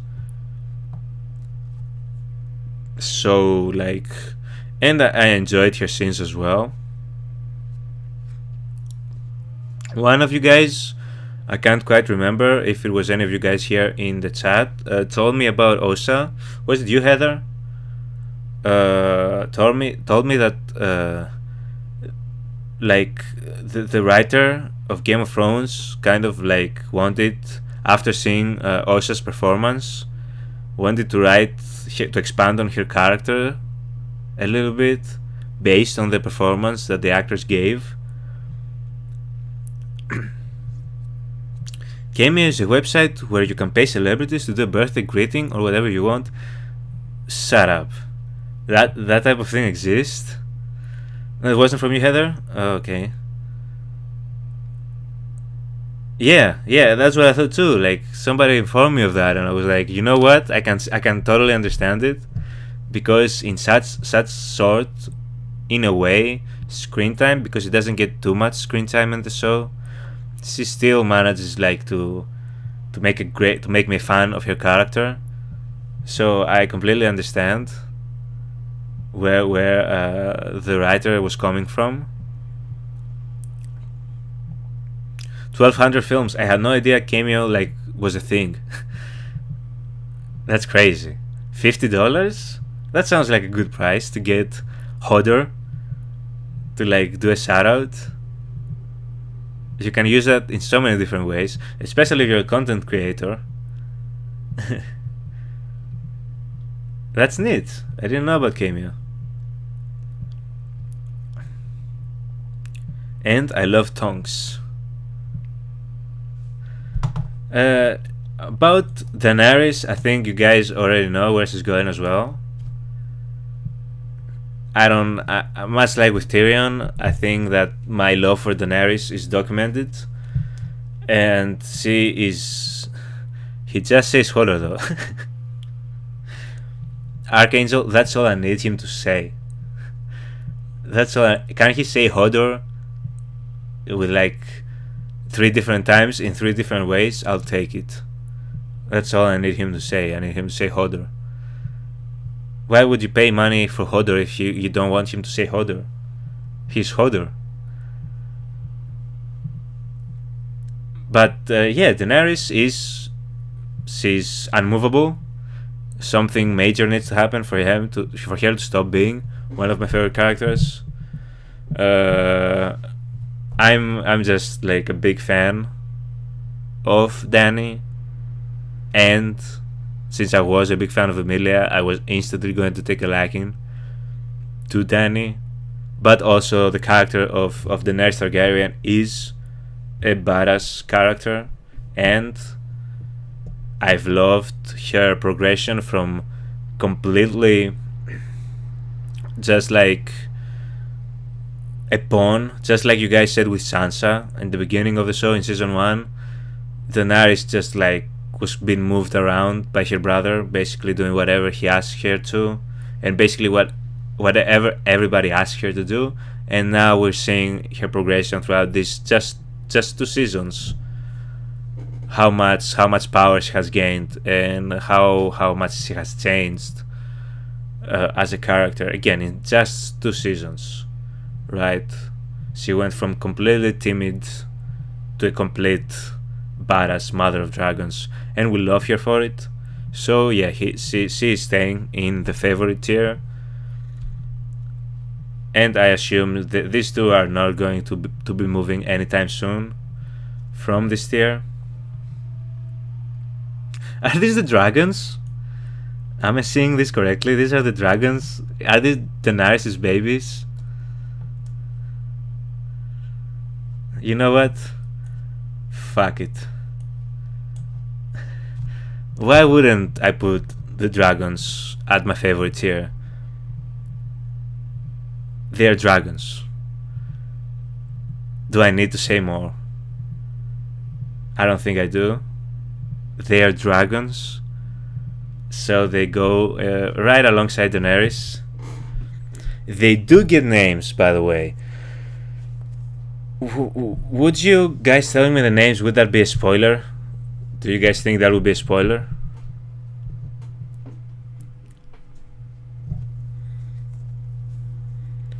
Podrick saved Tyrion. It's a lot. Was Podrick Tyrion's squire? We haven't ranked Podrick yet. Yeah, Archangel. I couldn't like. They're dragons. That's it. They have dragon privilege. They're going to the faves tier immediately.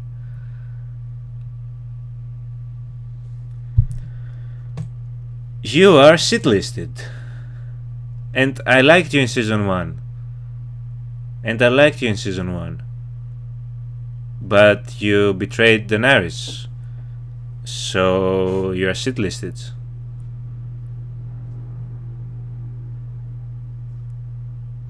Yeah, guys, if you guys don't think that telling me the name of our 3 dragon babies is a spoiler, I wouldn't be against like finding out what they're called, because at this point they're just dragon babies.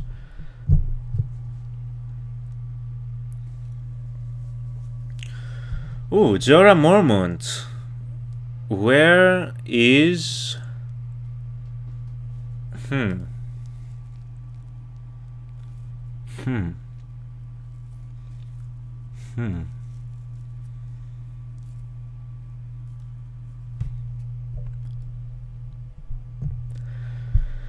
Zora Mormont is he great? Is he okay? Is he great? Is he okay? Is he great? Is he okay? Listen, just for saving Daenerys that one time from being poisoned, I feel okay with putting him right here for now. He's kind of like similar to like Sansa. If there was an in-between tier between great and okay, that's where Zora Mormont would be.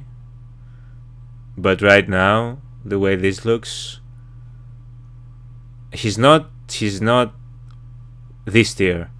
He's a tier above this one. So I'm gonna have to put him at great. Viserion Regal.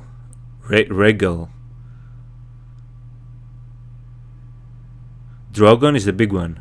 Which one is the big one? They're all little ones. So which one is the big one?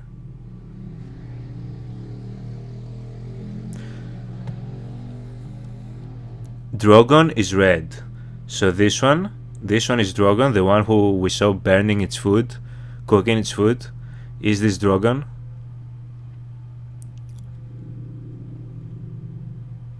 Viserion is green, that one. So Drogon, Viserion. Is it Archangel? I honestly didn't even notice. And Regal. Am I pronouncing it correctly? Do I have my Dothraki down? Or is it just Targaryen names?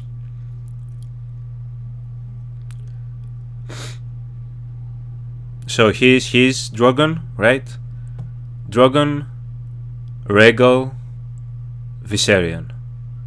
Drogon, Regal, Viserion. Regal.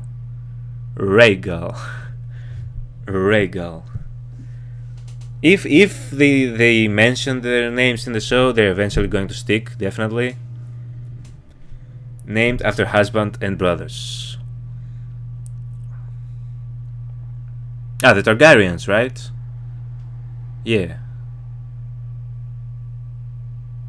So, that's good to know. I didn't even know that they had names. So, I'm going to try and remember these. Hopefully, they keep calling them by their names at some point, so that I'll be able to, I'll memorize them. But that's really cool. Thank you guys for letting me know that they had names. They're not just baby dragons anymore. Although I do kind of like calling them baby dragons.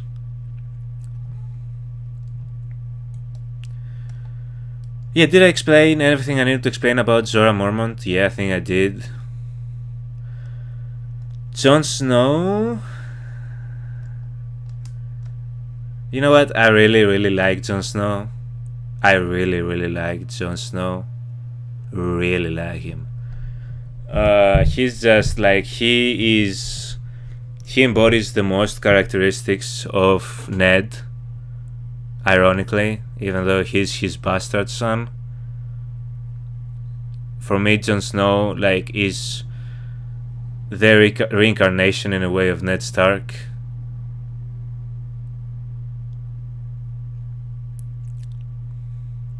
Just checked Cameo, you can get the guy that was tortured with the rat in the bucket for $15. And what does this guy say? Does he say a line from the show, or is it just whatever you want him to say? And who would get that guy?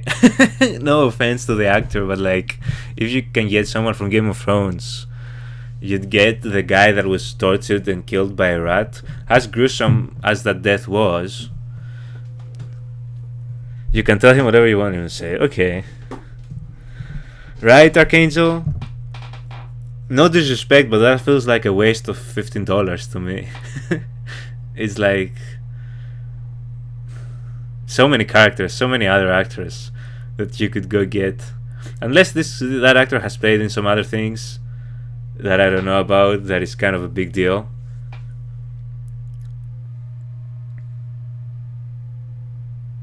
I'll pay him to say congrats, Greek guy, on finishing season 2. I don't know how good an investment that will be for you. 1,200 films. I don't know. I'll appreciate it. I'll appreciate it. But I don't know how good of an investment that will be. Yeah, Jon Snow. He is a favorite character of mine. I mean, I don't think this is some type of unpopular opinion. I'm certain that Jon Snow is a lot of people's, at least one of their favorite characters. So, like,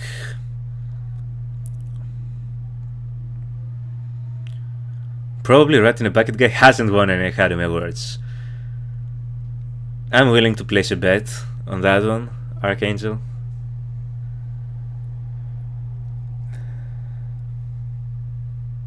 Love John, he's not on my top 5 either. Is he in mine? Is he in my top 5? He might be 5th.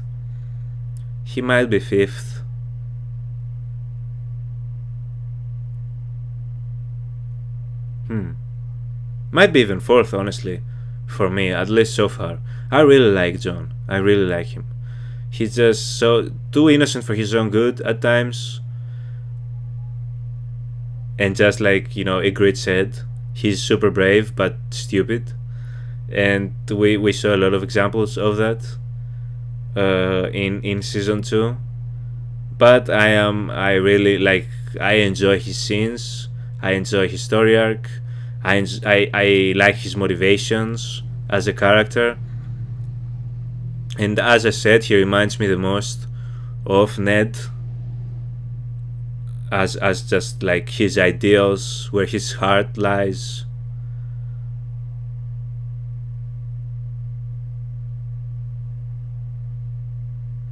Yeah, I agree. 1200 Films podcast, I agree. Like, at least where I'm at of the show, like, it's a pretty easy choice for me to have John, like, in my top 5. And just like the performance that the actor gives is also great. So, like, there's nothing that I don't like about John. He's naive. He is. Yes, Heather, he is. But like, that comes from him being like, just like Ned was naive. Right? He was at King's Landing and he didn't want to play the game. Maybe he didn't know how to play the game either. Right? But that's why we love Ned. And that's why I love Jon Snow too.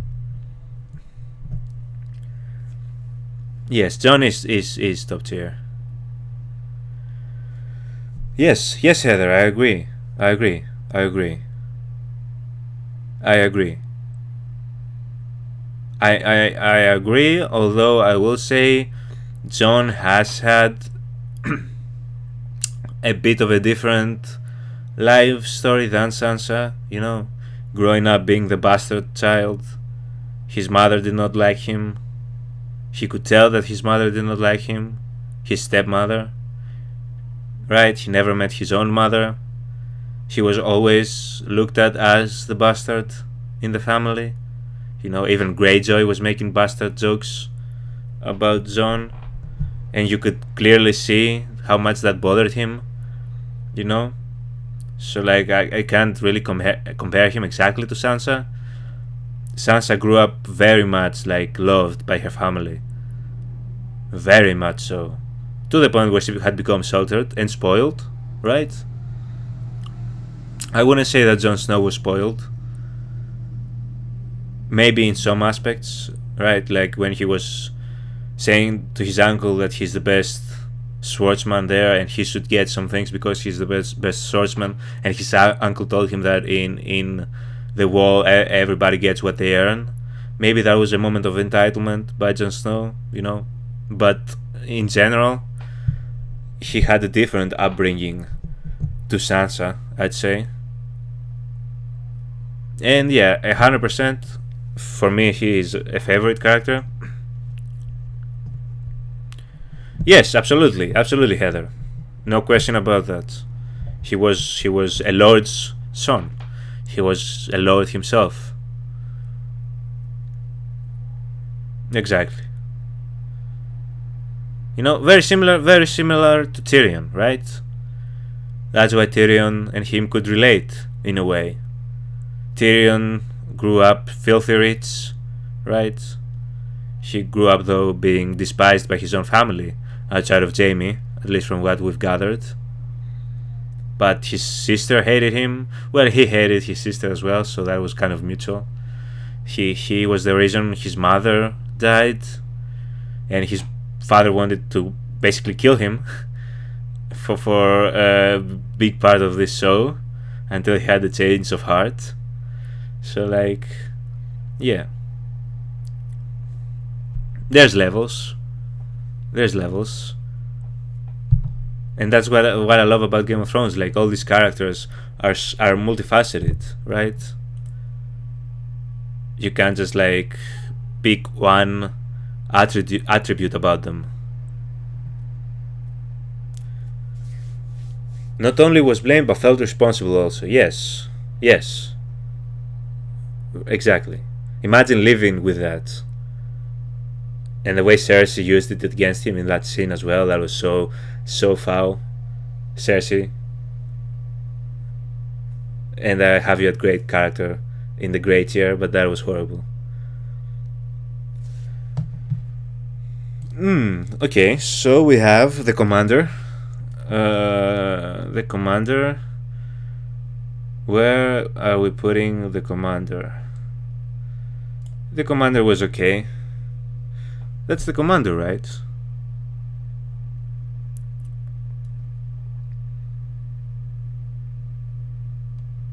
Yeah, he's okay.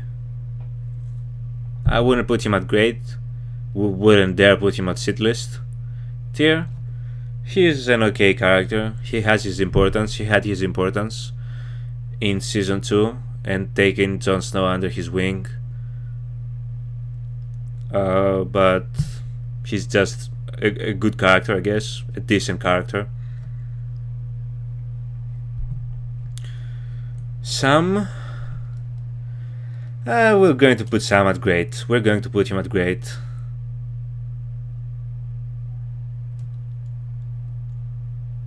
Yeah, Jorah's dad. Yeah, I know. But most importantly, he's the commander of the Night's Watch. Everyone in Game of Thrones is Shades of Grey. Yes, much like real life, right? But Jon might be the lightest shade of grey. Yes. As I said, it's Jon and Ned. Right? But even Ned, much like Jaime told us, he had a child with another woman while he was married. Right? So they're all exactly that. They're all like painted in a shade of grey in this show. And these are, in my opinion, some of the best characters always. So yeah, the commander is good, is okay. Sam is great. I enjoy Sam. He is just like, he is a character that you don't really appreciate in a show until you lose him eventually. That's how I see Sam as a character.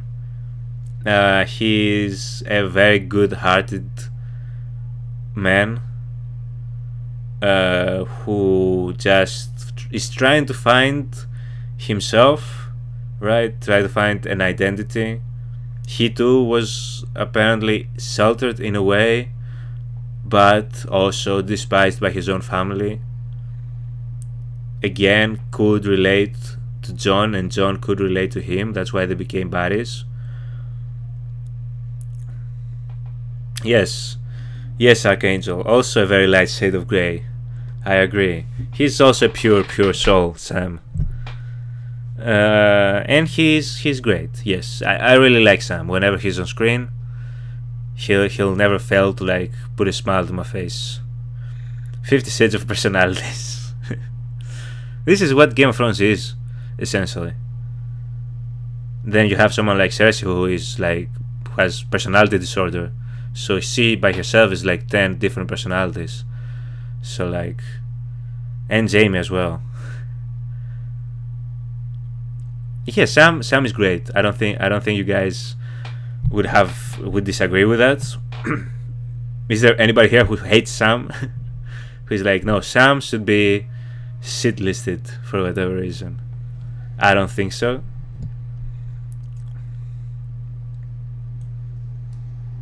Who is this guy? Oh, he's another one of the Night Watch people. We should have a I don't really care one way or another tier. Maybe in future seasons I'll try and see if we can add more tiers to this, because I need a lot of tiers for a bunch of different circumstances. But with the tiers that we have right now, I'm just going to place this guy that I can't remember his name at okay, I guess. I can't put him anywhere else. Hasn't done anything to me to be shit listed. Is definitely not a great character, so he's just okay. He's just there. Yes, exactly. We need a meh tier. We need a whatever tier. We need a the meh. I could rename this whole thing to meh, but that's not exactly how I feel about these characters. So like, and we need a shit list tier. And Joffrey deserves this, so like we are stuck with this for this time, and we'll see in the future what we can change. You're okay as well. Although I liked this group, these characters at the Night's Watch, like the group that were friends with Jon and Sam, but they're just like okay characters. They're side characters. The usual side characters. You are shit listed, sir. You're disgusting. So like, yeah, I think we all agree that this dude is right. He deserves to be right here. His daughter, Gilly, am I remembering her name correctly? She's okay. I can't put her at shit list. She hasn't done anything to me.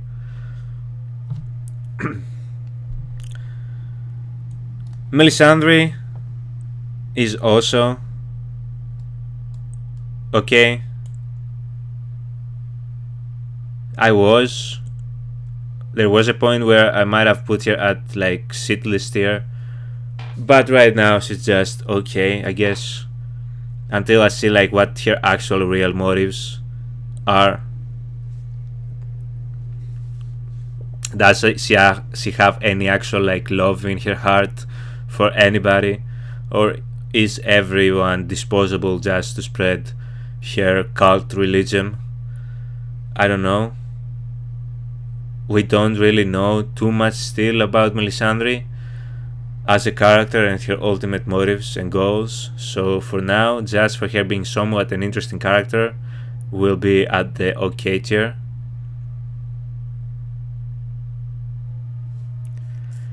Marriage of Friends, meh, is like just an expression you do when you're like indifferent to someone, like you don't care one way or another, they're not interesting to you, it's just like whatever, like they're just the definition of whatever, of I don't really care about this, to have an opinion, be it positive or negative. That's basically what meh, the meh category would entail. If the Lord of Light wills it, what if the Lord of Light wills it, Melisandre will actually care for somebody? Is that what you're trying to say, Heather? She's basically just a servant to the Lord of Light, and whatever he says she does. Yes, it's just okay. Oh, Sir Davos. You guys seem to really like Sir Davos. I like him too, but at least for now, I'm going to have to keep him at the okay tier. He's a good-hearted man, who is loyal to Stannis, and he tried his best during the siege. But yeah, I can't put him anywhere else other than okay alongside Melisandre right now. He'll grow on me, I bet. I bet a lot of these characters will eventually grow on me. A lot of these characters, well, not the ones that have died, but like I feel like they'll eventually grow on me even more. Same goes for his son, but even more meh on him.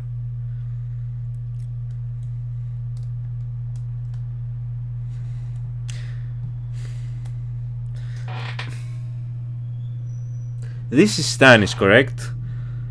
If this is Stannis, he goes straight to the great tier. I really like Stannis as a character. Something about the portrayal of the actor that I like a lot, and just like I appreciate someone like Stannis for being, he was straight, like he wanted to go and claim King's Landing, right? And he was in the front lines by himself, taking on whoever was in his way. He wasn't hiding behind his army.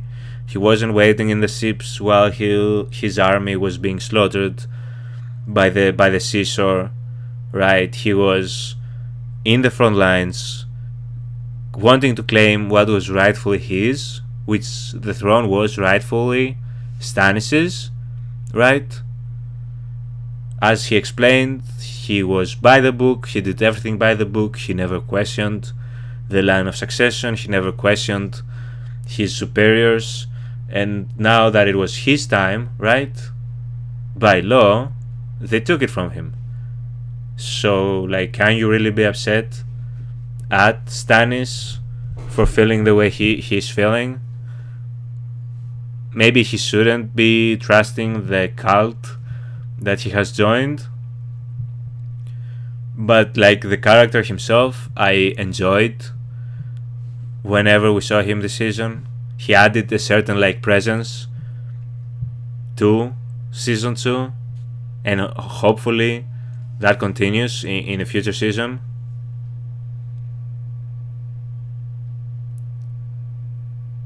Archangel, I'm seeing we have the first big like what the fuck reaction in the chat. Yeah, I'm guessing you're not a fan of Stannis. And yes, he did kill his brother, but we did see later on, like we could see like the regret later on, I guess. I don't know. And was he like, I don't think he was, no, I can't give him that buy. He knew that he was sending Melisandre there to kill Renly. He knew that. I can't excuse him for that. No. I tried to make an excuse, but no.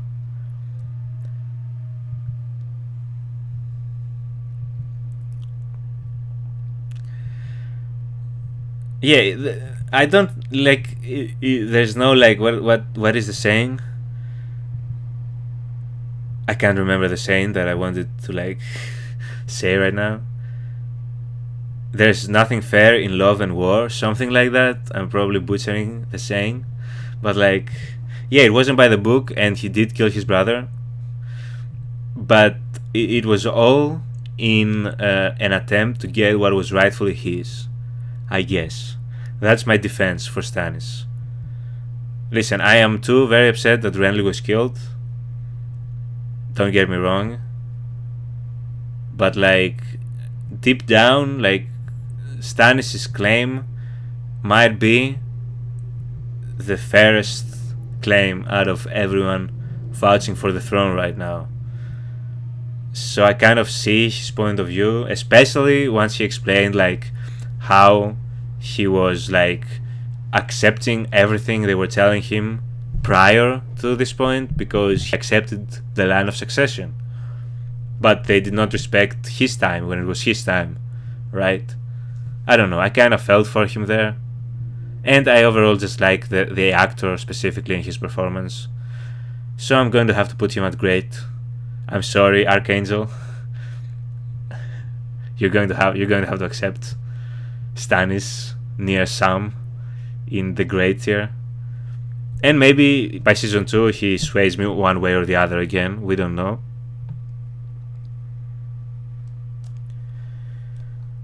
Robb. Where should we put Robb? Robb is also a great character.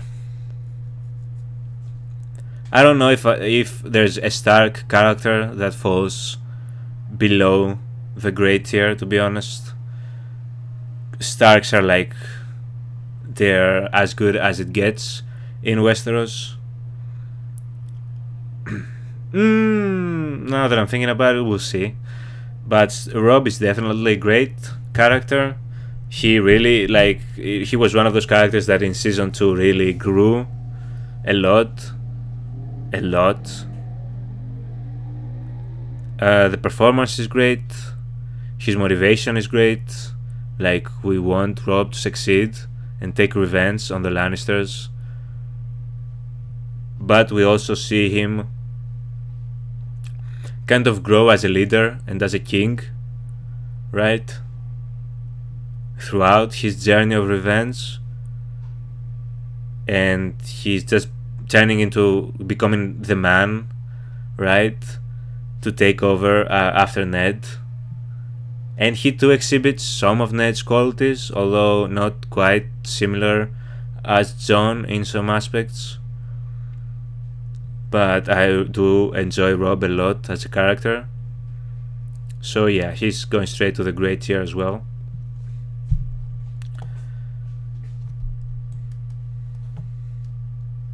Where do you guys think Jaime is going? I think you guys might have an idea of where I'm going to be putting Jaime, but I'm interested to see if I've made my feelings towards Jaime obvious to you guys while watching my reactions and hear me speak about these characters.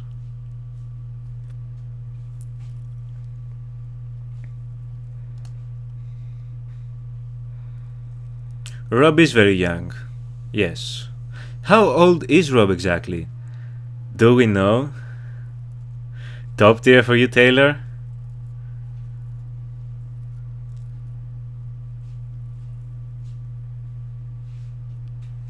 Oh, so we have two very opposing views. So we have one top tier and one sit list. So he's 16-17? Robb? Oh wow. 16-17. The actor definitely doesn't look 16-17. He looks early 20s. I don't know how old the actor actually is during these seasons. Robb is 14 in the books and 17 in the show, but how old was the actor? He looks like, I don't know, he looks like 20 something to me.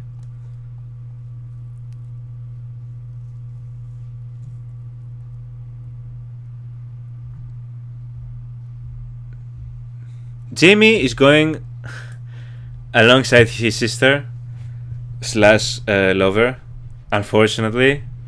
Guys, he is a great character. He is, for very similar reasons as Cersei. Like I said, a show is only as good as its villains. Cersei and Jaime are great villains that can be equally terrifying while at the same time being hilarious the very next scene. They have you on edge whenever they're on screen. You don't know where or what their next action will be. Will it be something that will make you laugh? Will it be something that will make you incredibly mad and want to destroy the screen? Right? They are two crazy incest children, and we hate them, but we love to hate them. So like,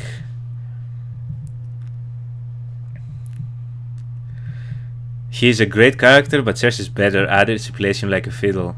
Well, you know, when you're in love with a woman, she can, if you're truly infatuated with a woman, she can have her way with you, in a way.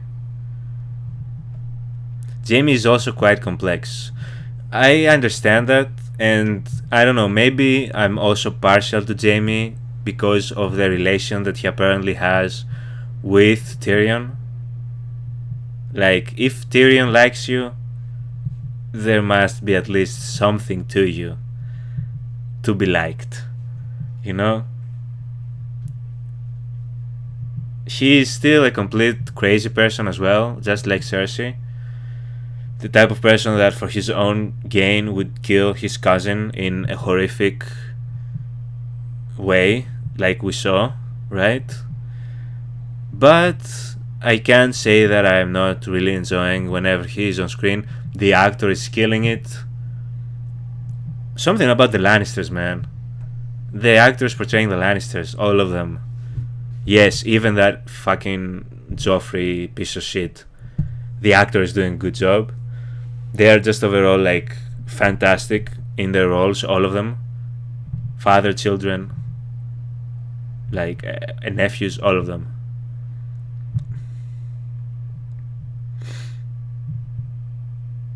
Marriage of these are not gibbers at all. That's exactly what I said about Jaime. Exactly that. He's the one we love to hate. Him and Cersei. We love to hate these characters.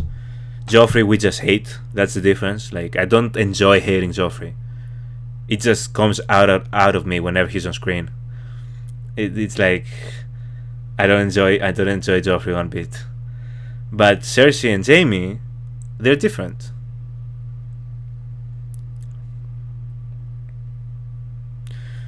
Exactly, Tyrion shows you the good side of Jaime, even though I have not quite seen the good side of Jaime yet. Hopefully we see more of the good side of Jaime. But what I'm hearing, and from people that are telling me about the relationships, they seem like they have a pretty good relationship. The show writers actually changed a lot about him. From the books, is it for the better or for worse?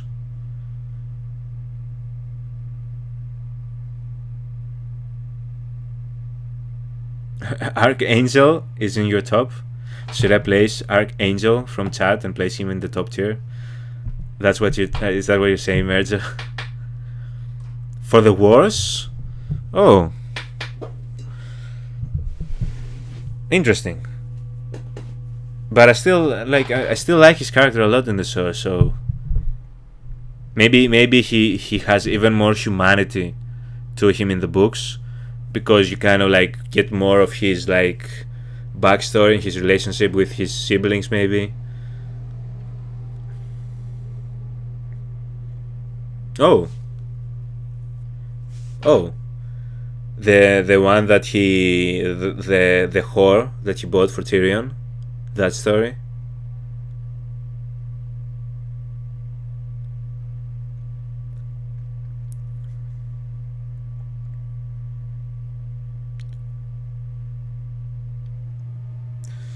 But yeah, Jaime, guys, Jaime is a great character. Let's see, the direwolves. They have the direwolves in this. Straight top tier. Straight top tier. This is not Snow, is it? Snow's. It's not Ghost, right? Is this Rob's wolf? What is Rob Wolf's name?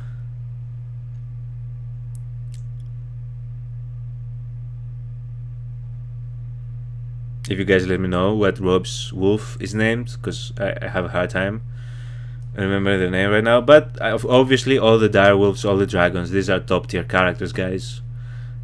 Like, it's not up to me, it's just the facts. Grey Wind. Why is it so similar to Greyjoy's? I don't like that. But yeah, Grey Wind. Top tier, definitely. Say is great.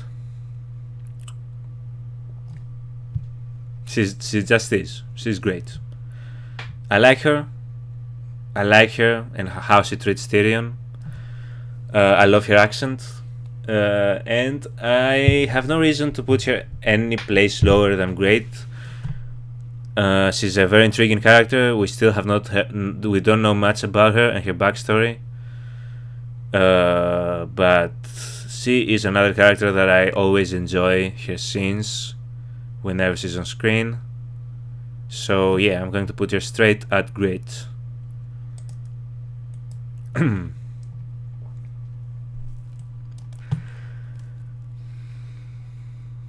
Theon is also going to be... I have a lot of... If you guys haven't figured it out by now, I like a lot of these characters. Even the ones that I constantly like make fun of or kind of like despise during the reactions. But I don't know, that scene with Theon completely losing it while his newly claimed kingdom was being surrounded is like one of my favorite scenes in the show, easily. Easily also one of the funniest scenes, right? Like, so it was so funny. The actor is doing a great job. The character himself is completely lost,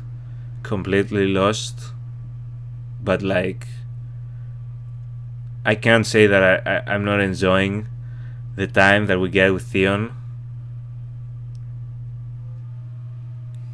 Right? A massive tantrum, but it was hilarious. The trumpet, his hatred for the trumpet guy was so pure. It was so pure.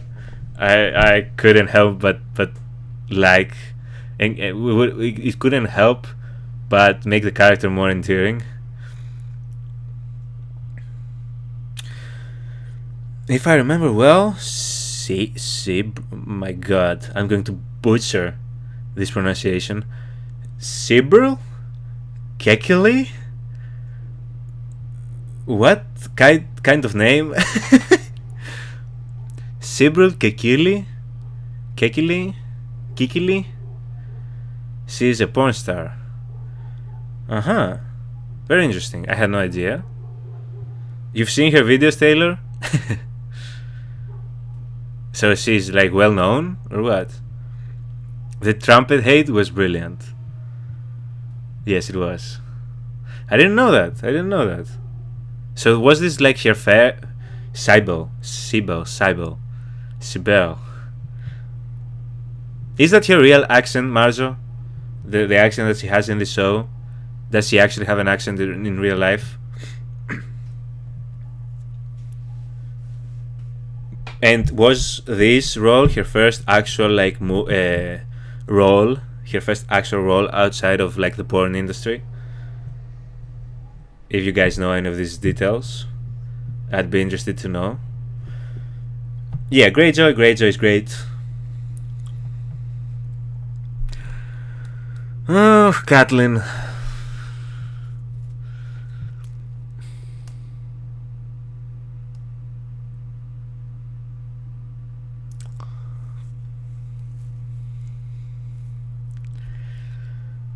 I'm going to be maybe a little bit harsh here, but Catelyn is going in the okay tier, and I'm going to explain why. For starters, I wasn't a big fan of how she was treating Jon Snow in season 1. That's number one. She instantly became kind of unlikable to me there. Then she's a horrible tactician. She literally just allowed Jaime to live for nothing, essentially. She thinks that she's going to be getting something, but how much, I'm willing to bet that this exchange is not going to go as Catelyn would have hoped for.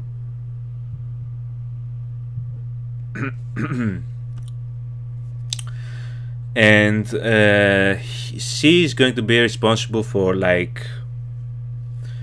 Robb and his campaign suffering a major hit, I believe.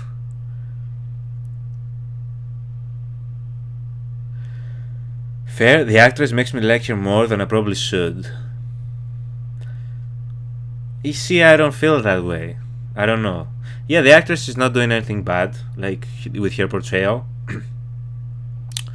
But I wouldn't say that it's a Stannis situation for me.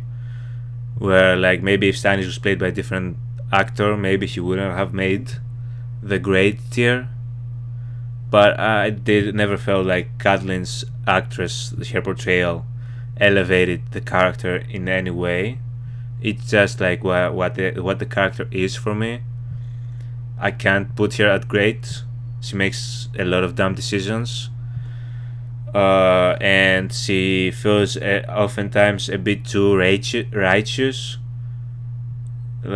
Even though she, just like Robb told her, she had no right to tell him what the right thing is to do, right? In the situation regarding him and Talisa, for example. And the situation where she was talking about, right, when Jaime killed that boy, and his father was rightfully upset and wanted revenge for his son being butchered, and Catelyn was like, well, he crippled my son too. Those two are not equatable. Your son is still alive while that man's child was killed. And then on top of that, for the sake of your children and the love that you had for your children, you let Jaime go. Right? If I was the father of that kid that was killed, I would have been furious with Catelyn.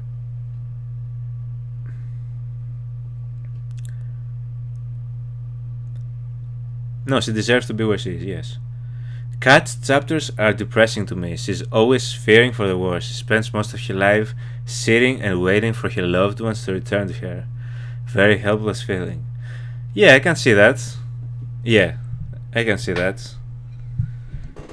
Yeah. I do get this feeling of helplessness around Catelyn's character a lot of the time. You like Stannis better than Mama Stark. This is so fun. Is this very weird for tier lists? Is it usually the other way around for most people? I would assume.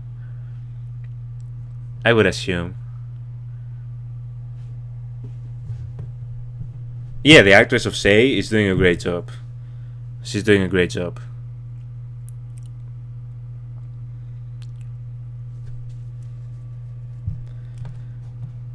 But yeah, for me, Catelyn is good in the okay tier. Same goes for our good wench girl that I'm forgetting the name of, who is in Littlefinger's brothel. She's in the okay tier as well. I don't know if I need to get too in depth about this one. It just is what it is. She's just an okay character, nothing more, nothing less. Rose, exactly, Rose. It's not Rose, the name Rose, it's Rose. Making sure I get the pronunciation correct.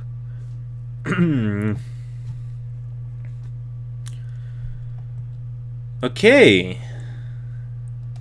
We have Gendry.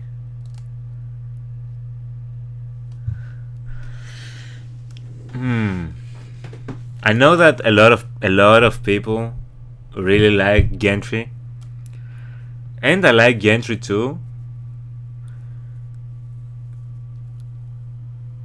Yeah, Rose. Taylor, by your reaction, I'm getting that you really like Gendry.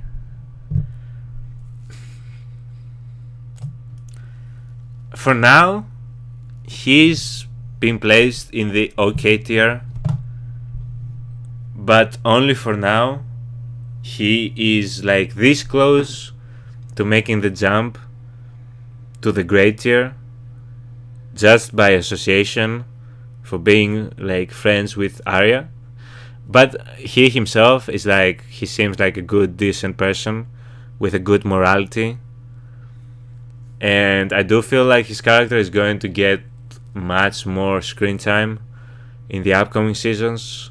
I feel like he's going to play a very important part in King's Landing, being like a Rob's bastard. So I don't know how that is going to play into effect. But right now he's okay, this close to being like in the great tier, but I just can't put him there quite yet.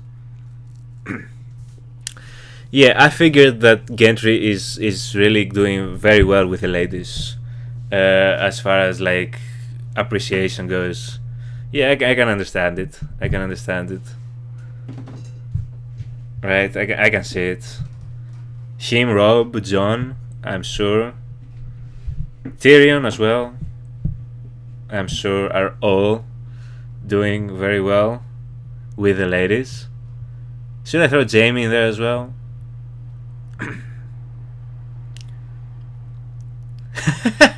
Marza, I'll use my new word for now. Gendry is meh. Exactly.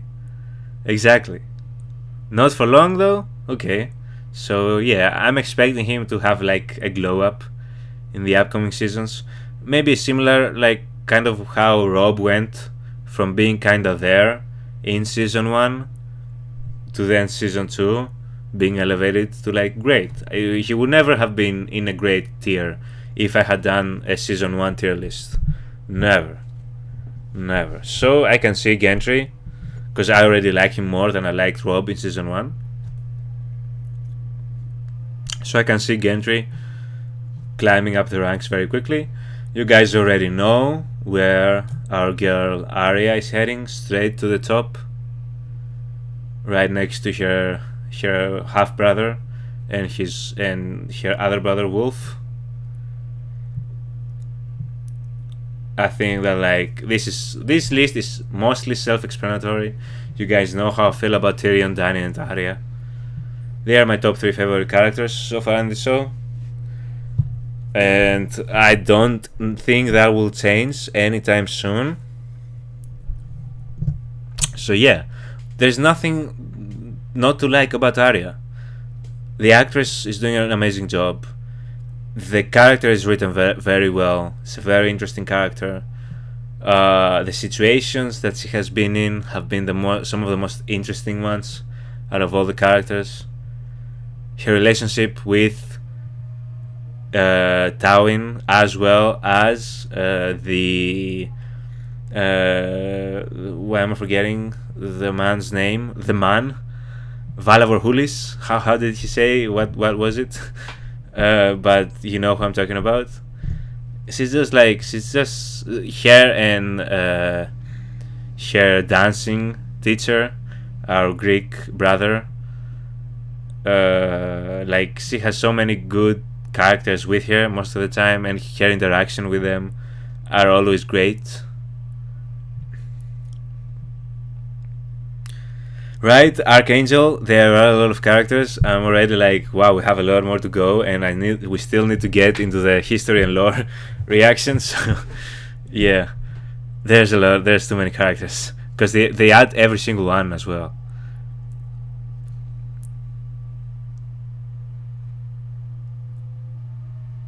Jaqen Hadar, right? Yes. He is also a fantastic character, which we should be getting to any minute now. Why the fuck is that even like a question? These people are like, yeah, I don't even need to explain. Why are you here? I guess you're okay. Yeah, you did nothing to me, nothing against you, but like, why are you here? Who the fuck? Ah, it's the daughter. It's Cersei's daughter. You're okay. You too. You kids. The kids are alright, as they say. They've done nothing to make me dislike them. They've barely been there, so like, they're just there. Who the hell? Oh, this is like a half. Like I can barely see this image, but the kid that was killed, that was with Arya, Gendry, and them.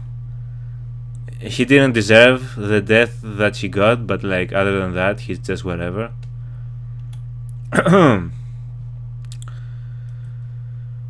Oh boy, what was this guy's name?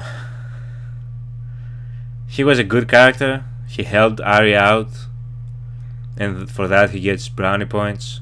He helped Gendry out. He helped the kids out in general. He's a decent character. He goes in the okay tier. Same as the fat kid. He goes in the okay tier as well. Yoren. This is Yoren, right? Yoren? Yeah.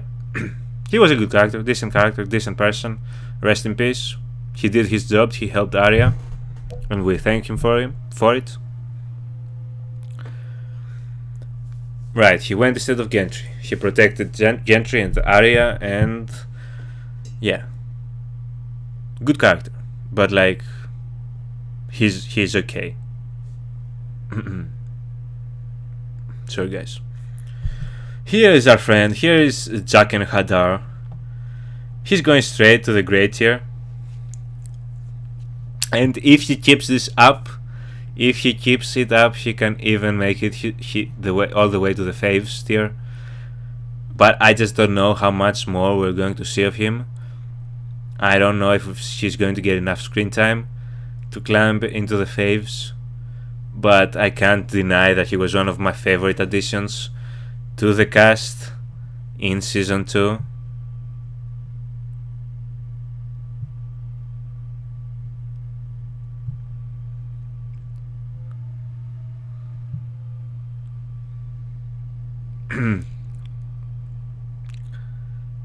Marge, I'm the funnier Venezuelanian in France. Veterinarian. Did I say that word correctly? Yes, he's the Death Genie. He really is. I just love the way the character talks and the portrayal of the actor. Again, so many good performances in this show. He's a great character. He quickly earned his way into the great tier. And he helped Arya, which is always going to give you brownie points. Ghost. Hello, Ghost. Assuming this is Ghost because they cut off your face. You're going straight to the faves tier because you're an adorable little direwolf. And we love you. This is Tyrion Squire. I want to go and put him in great just because he saved Tyrion's life. But for now, we're going to put him right next to the Hound in the OK tier. Yes, that's what Jaqen is. He's very, very intriguing. He has a certain aura whenever he's on screen.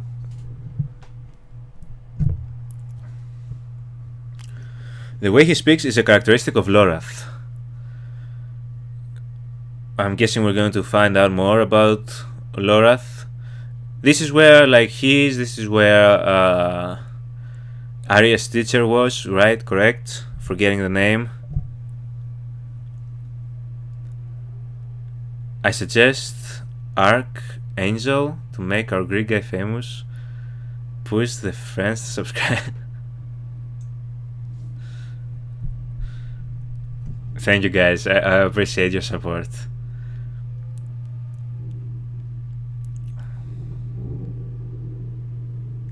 What info did we not get, Heather?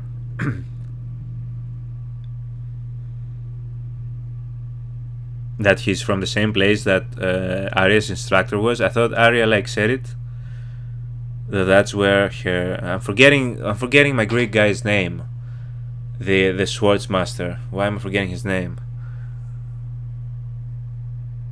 Ah, we don't get to find out more about Lorath. Not even in the history and lore videos?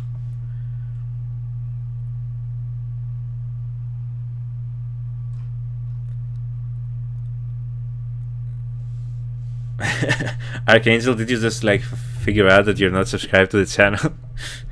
It's alright, it has happened to me plenty of times where I like frequent a channel and like I see the videos pop up in my recommended and I'm like sure I'm subscribed, and then for whatever reason I check and I'm not.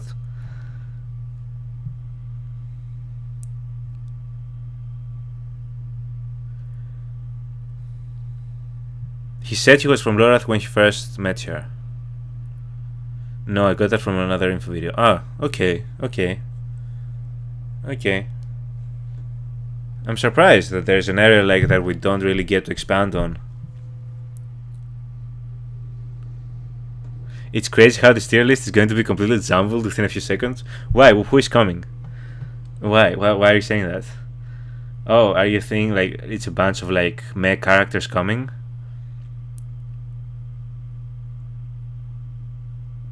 Archangel, it's okay. It's okay, Archangel. Don't worry about it. Don't worry about it. Oh, Sirio is from Bravos. Oh, right. He's not from Lorath. What am I saying? What am I saying?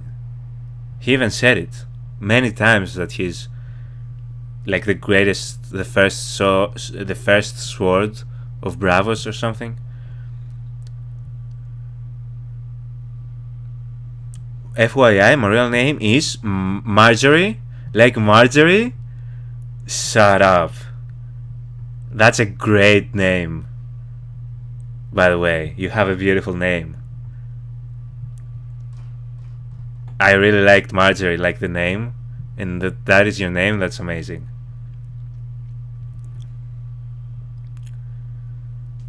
It's crazy how some minor characters ascend towards the top and vice versa. I don't know if I've put like many like minor characters near the top necessarily. Maybe like, are you like saying like in the future some of these characters will like ascend a lot? I can see that definitely. Sirio teaches water dancing lessons at Comic-Con. What? Water dancing lessons? Like the sword fighting technique? Yeah, I trust you 100%. 100%. 1200 Films podcast. That's the sign of a good show, where you can like have these characters that you kind of like were whatever on prior have a meteoric rise. Zero Forel. Hello, Clayana. Clayana, am I pronouncing your name correctly? Welcome to the stream if you've been like here and just chilling also. Just official welcome since I saw you in chat just now. He's from Bravos and the Faceless Man. The Faceless Men are from Bravos. Oh, so they're both from Bravos? 3 of my top 5 are minor characters. I'm interested. When I finish the tier list, I want you guys to let me know. You know what? Let me know right now. Like, drop your top 5 characters. Obviously, if it's a character that I have not met yet and they are in your top 5, then just say redacted or whatever. But I'm very interested to hear your guys like top 5 from the show.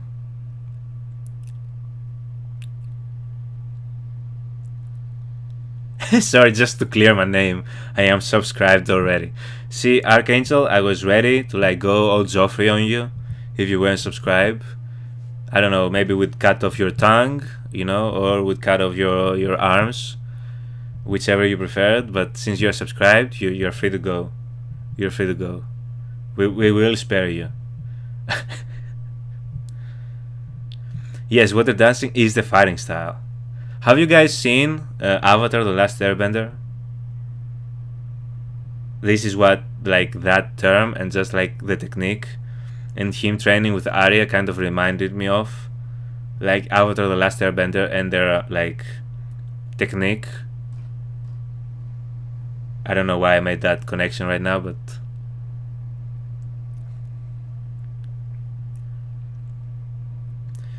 Jaqen is from Lorath. Yes, the Faceless Men are located in Bravos. I see. So like the Faceless Men are like there are many of them. That's very interesting. My top 5 after season 2: Tyrion, Jon Snow, Arya, Dany, and then maybe Jorah. Okay, so we have pretty much the same top 5 except for Jorah. But the other 4, spot on. Gratitude, my lord.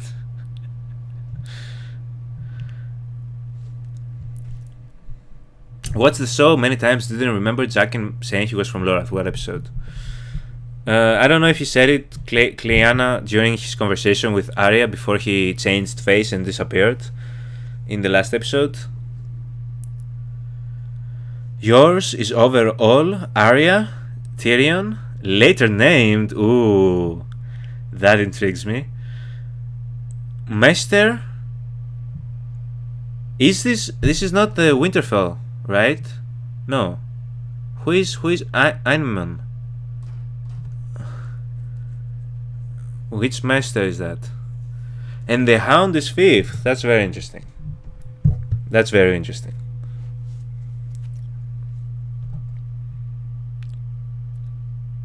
Okay, Cleanna, if you think that your top 5 could be spoilers, then do not reveal it. Definitely, we don't want that. When he first led here while they were still with the Night's Watch. First met her. Ah, yes, when did he say he was from Lorath?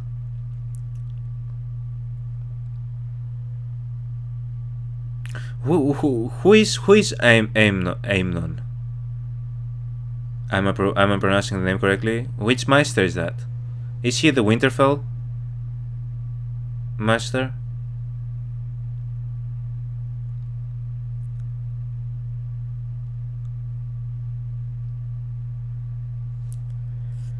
Okay, let's see if we can like speed run through these mech characters. Okay, like Greyjoy's sister, like she's okay, right? She's not bad, she's not awful. I'm tempted to put this dude right here in the shit list tier. Like what I've heard regarding him and like what Theon told us, how he gave him away, and then he's acting all types of like offended that Theon like had a connection with the Starks, although Theon told us that he basically gave him away. Oh, the blind guy. Oh, the Targaryen guy in the wall, at the wall. Oh, that's a very interesting choice indeed. We really haven't got too much of him, at least so far up in season 2. Maybe we get more of him in upcoming seasons. I can't make a top 5. I mean, I love Joffrey, for God's sakes.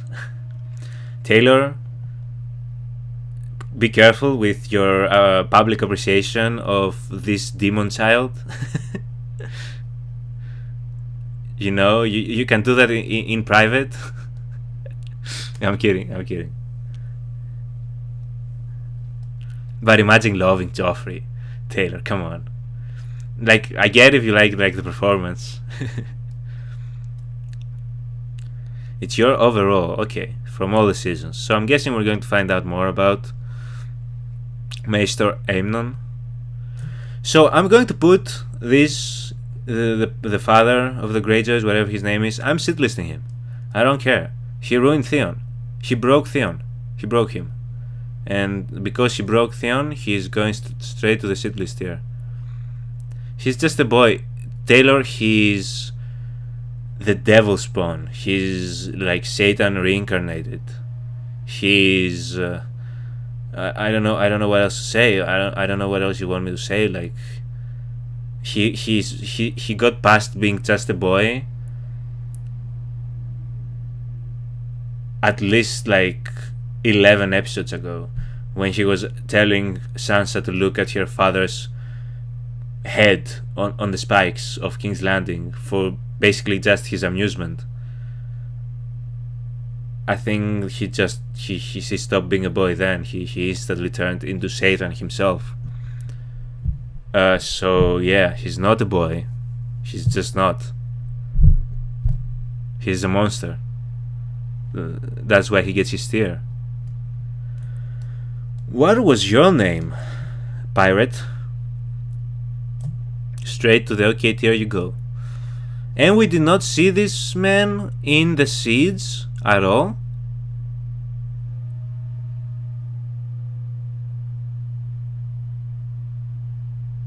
Although he assured Sir Davos that they were going to team up.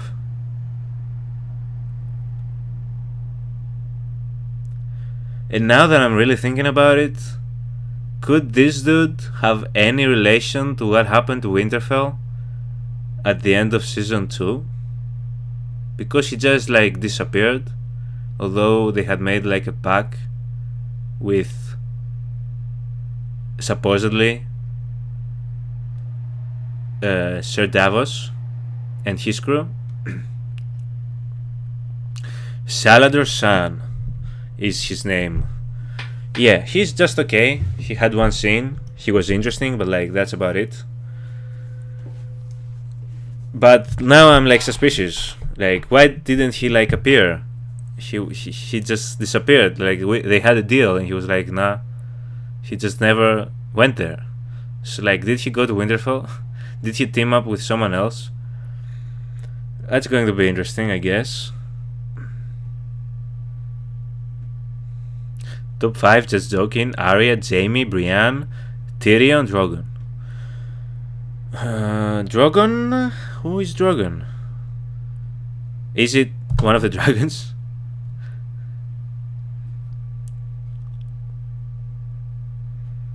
But other than that, that's a pretty solid top 5. Salador San is the rat in the bucket guy.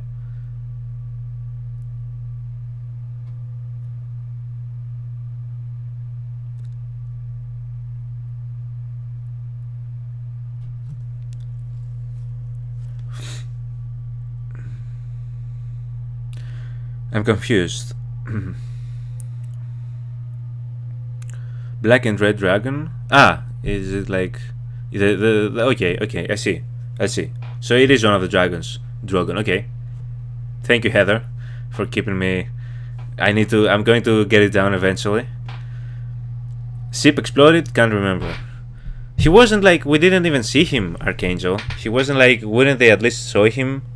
They introduced this character for him to just exist and just get blown up, just like that. I'm not buying it. I'm not buying it, Archangel.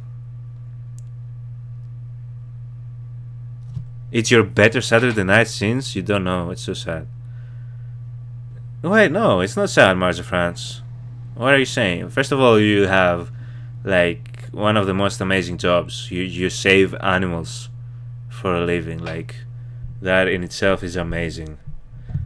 I'm glad you're having a good time, though. I'm really glad. I'm really happy. This makes me really, really happy.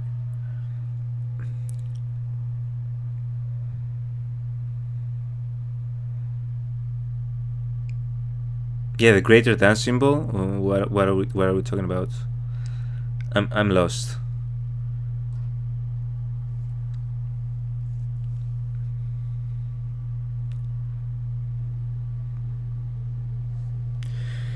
He was that green vapor in the background. No, I'm not buying it, Archangel. You're trying to like fool me. I'm expecting this dude to have a bigger, more important role than this. Direwolf, straight to the top you go. 1200. I'm really like I'm confused. I think I missed something that you said. I think I missed something that you said. Oh, he said the pirate is better than the rat bucket. Thank you, Heather. Oh my god. I was so confused. Okay, oh, I see it now. I see it now. Like, completely misread that whole sentence that you had. I thought that you said Salador San, was the rat in the bucket guy. But no, you meant that he's better than the rat in the bucket guy. You said like the rat in the bucket guy, like, it's like at the bottom. Like it's not that difficult. It's not that difficult for him to be better than the rat in the bucket guy.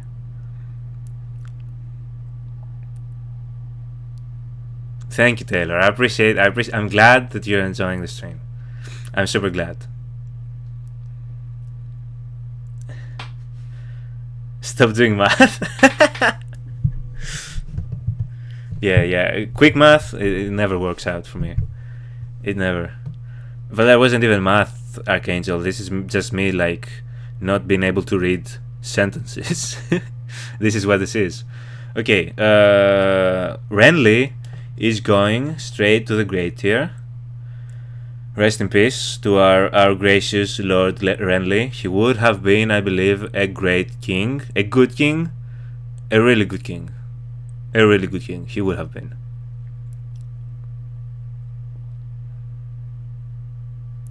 If the pirate was also the rat bucket guy, then he's the greatest actor. Then maybe he would have won an Academy Award, like we were discussing earlier. And maybe $15 for him to say something for you would have been like a great deal.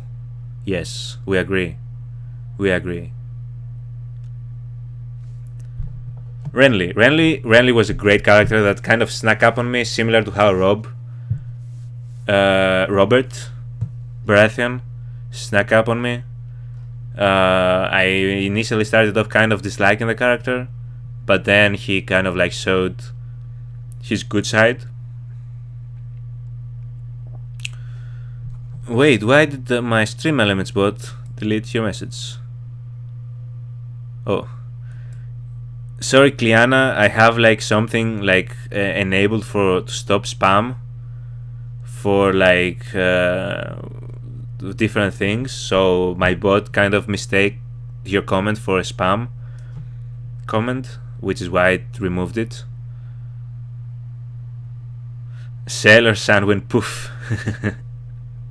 I refuse to believe that that character just exploded in the background. Like, why did they introduce him to us for him to just explode? No. He would have at least have one Golden Globe Award, yes. At least one. At least one. Maybe several. Maybe several. If you could like change like appearance like that, that would have been like top tier acting. But yeah, Renly is great. Straight to the great tier.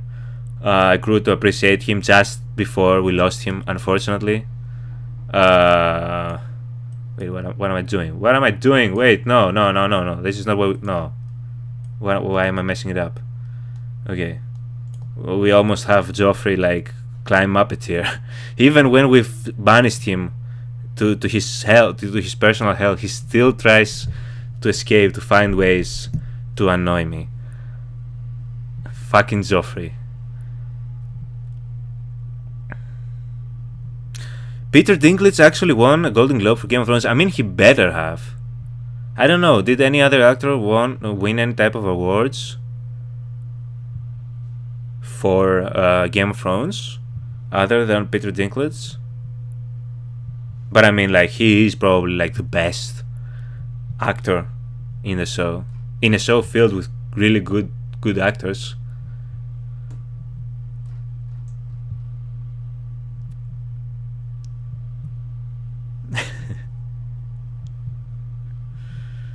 Look at Stream Elements begging. Okay, so let's see where we're going to put Marjo France in this. This is you, Marjo.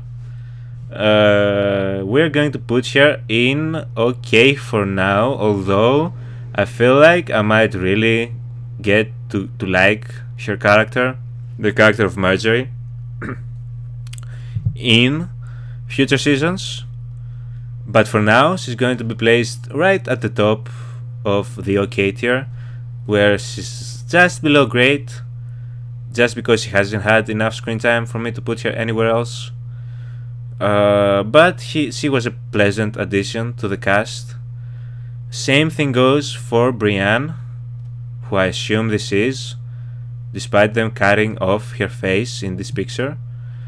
I assume this is Brienne, so we're going to place her in the OK tier as well. Same tier we're going to place Loris. All these characters go straight in the OK tier.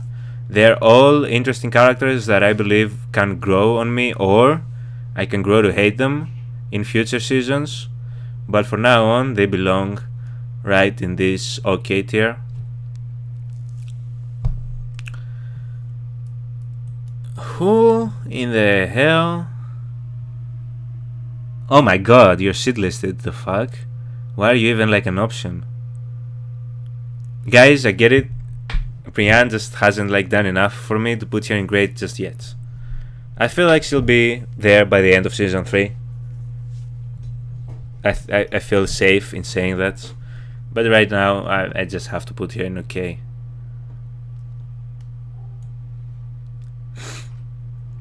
Talisa, I'm tempted to shitlist you. This poor girl. She could like literally like be like the sweetest person in Game of Thrones, and I'm convinced she's playing Rob. I'm convinced she has ulterior motives. I'm convinced in season 3 we're going to have a moment where we find out just that she's like alongside Snake. She'll be the female Snake or something. Listen, Golden Globe, Emmy, these things are like the same to me. These are like awards that some people just decide. Like, let's not get into like awards in general, but like he won like for being good. That's what's important.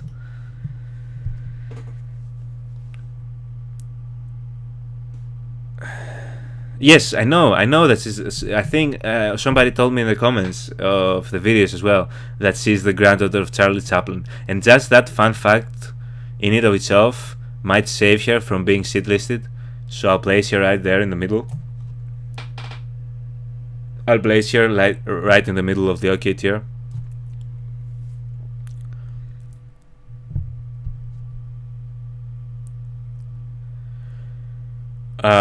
So she sits right here.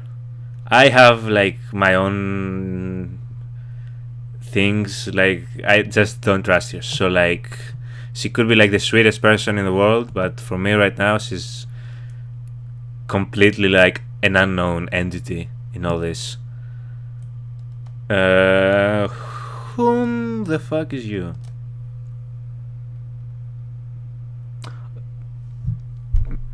He is the person that I think, along with Talisa, are like the rotten apples. I think that they'll be in some way responsible for what happened to Winterfell. I feel like they're playing Rob, and they are working for someone else, either their own personal gain or someone else's gain. These two are like, let's put them together actually. Yeah, Lord Bolton. I can't trust him, so he goes right next to Talisa. You are shitlist, sir. I don't think I need to explain it. I think Tyrion has pretty much described why perfectly throughout the season. Our friend who tortured our how did we call him? What was he? Rat Batket guy. He is going to the shitlist here. What is going on, Kelana? Why are your messages being deleted? What are you doing? Are you posting a lot of emojis? Sometimes, maybe if you post a lot of emojis, the bot might mistake it for spam. So like, be careful on that front. I might have to work on the restrictions a little bit to make it that it doesn't time out these things.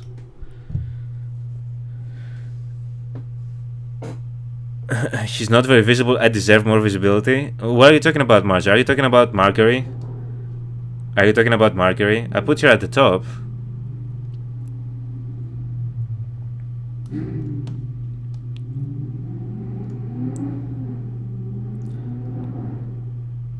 Not my poor Lance.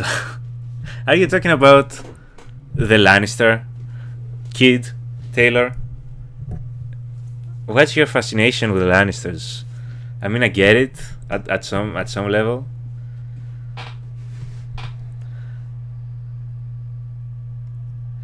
He tried getting the king a breastplate stretcher. I liked him fine in season 1.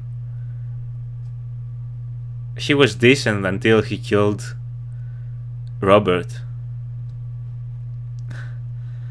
But like, he just by proxy of being a Lannister, and just how he treated Sansa, and overall trying to like protect Pycelle and like all that stuff, he just sit listed.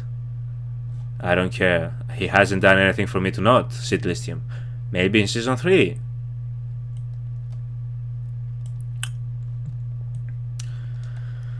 Our short-term king of Karth, he is okay. I feel like he could have been of more use to Daenerys. Maybe she was a bit too harsh with her punishment, although, as I said, if he was aware of what was going to happen to Dany in the House of the Undying, then he deserved what he got. If he wasn't, then maybe Dany acted a bit too quickly with his punishment, but either way, he tried to play her, and we don't mess with that, so he's okay. He's fitting in right there perfectly.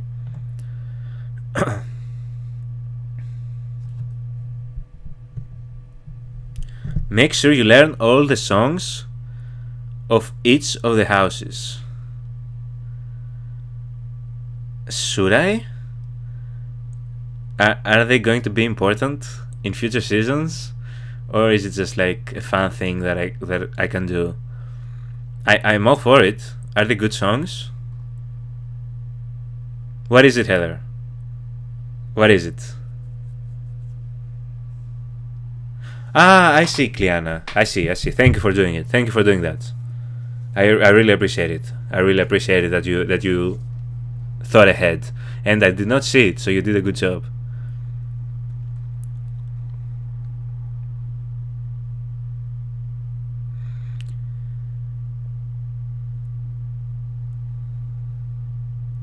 It's a joke. I missed the joke.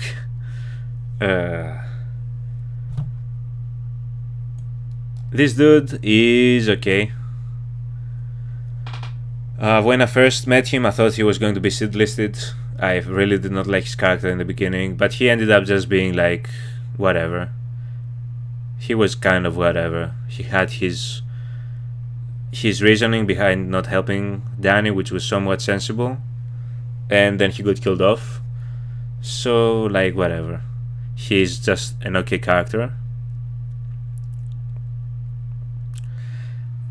Each house has its own banner and its own song. You'll need to know this.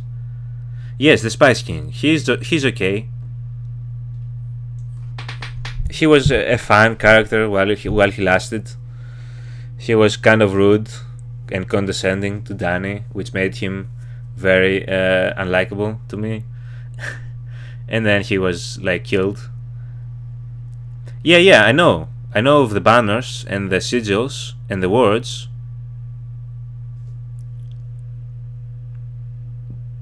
I just didn't know that they had songs as well.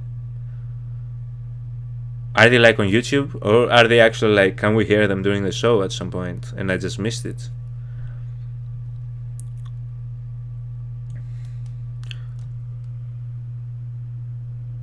Why is this a character? Do we know this man? He goes in the okay. Should I sit list him? I don't even think he's important enough for me to remember if I should sit list him or not. Who is this man?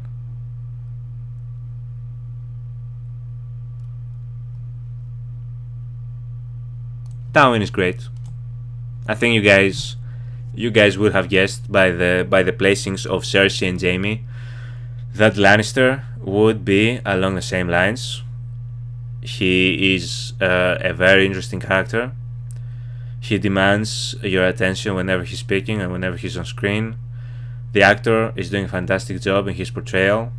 His dynamic with Arya is fantastic, and I hope that was not the last time they were interacting together.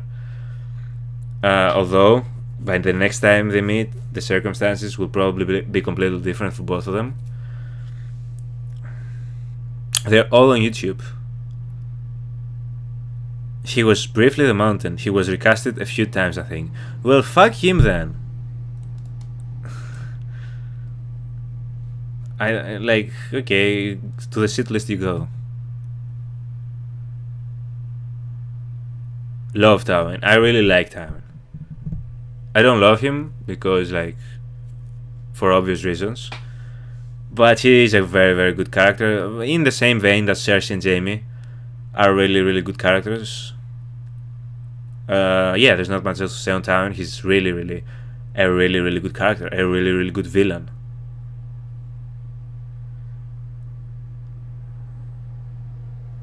Yes, exactly, Archangel. Although nobody puts Joffrey in his place better than Tyrion. At least from what we've seen so far.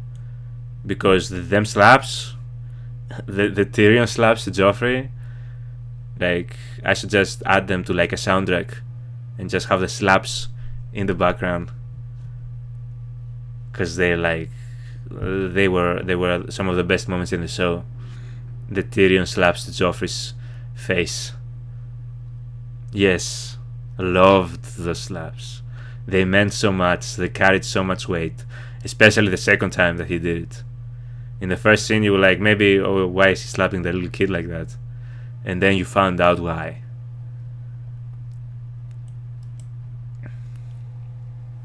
That was Tywin's guard at Herrenhall. The one that caught Arya running off. Ah, the one that couldn't read? Yeah. Shit list. I think I placed him correctly. Those put Tyrion on your top. Yeah. I instantly liked him after those slaps. The Song of the Lannisters was a song the sang played during the Battle of Blackwater. The one they were singing while they were drinking before the Hound walked in and ruined the vibe. Is this what the song that you're talking about? I like the song and the way they were singing it too. Well, thank you, 1200 Films Podcast. I'm gonna have to check that out. Maybe we'll even check it out on stream. Or are they copyrighted? If they're copyrighted, then maybe we shouldn't. You are okay, but you're on the right side of the game. You're like right about here. I'm forgetting your name.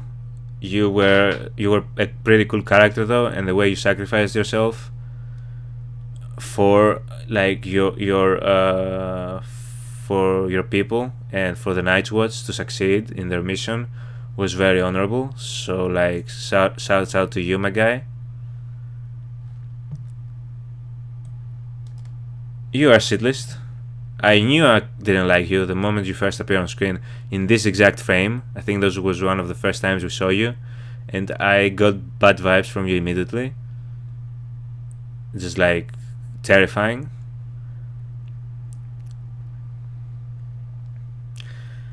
The one like joke review called Tyrion slapping Joffrey the imp slap. From the pimp slap, it's imp slap. That's good. I like that. But yeah, fuck this dude. He tried to capture Daenerys' children and Daenerys. Who? Oh, is that the Stark kid? The other Stark kid? I'm sorry, just because I still have not remembered your name. You just have not been like important enough yet. You're going to be placed right here, although you're a Stark kid. I'm waiting for you to be more important in future seasons so that I finally remember what your freaking name is, kid. You've been traveling alongside Bran, Hodor, and Osha for all this time. I still don't know your name. I remember when he first appeared, I remember in one episode he just comes in Bran's room and I'm like, who is that kid? And you guys in the comments were like, oh, that's the other Stark kid. They have another son. I was like, what? There's more Stark kids? Who is that dude? Rickon, baby Rickon. Okay, so his name is Rickon. Hopefully he does something for me to remember his name. Look at me putting it on the kid that I just can't keep a hold of that kid's name.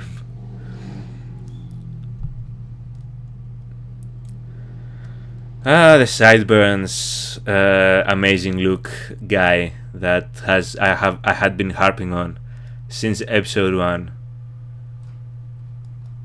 You are going to go.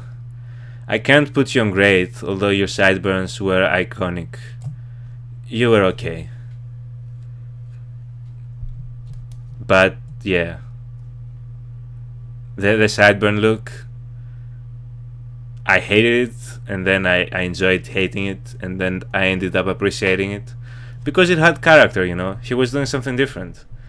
I imagine like him waking up every morning, like getting it all ready, like knowing exactly how it should look to look as insane as possible, and he was probably so proud of himself every time he stepped out of his house, chamber, wherever he was living, with those sideburns looking just as he wanted them to look, and I appreciate the effort. It was a horrible execution.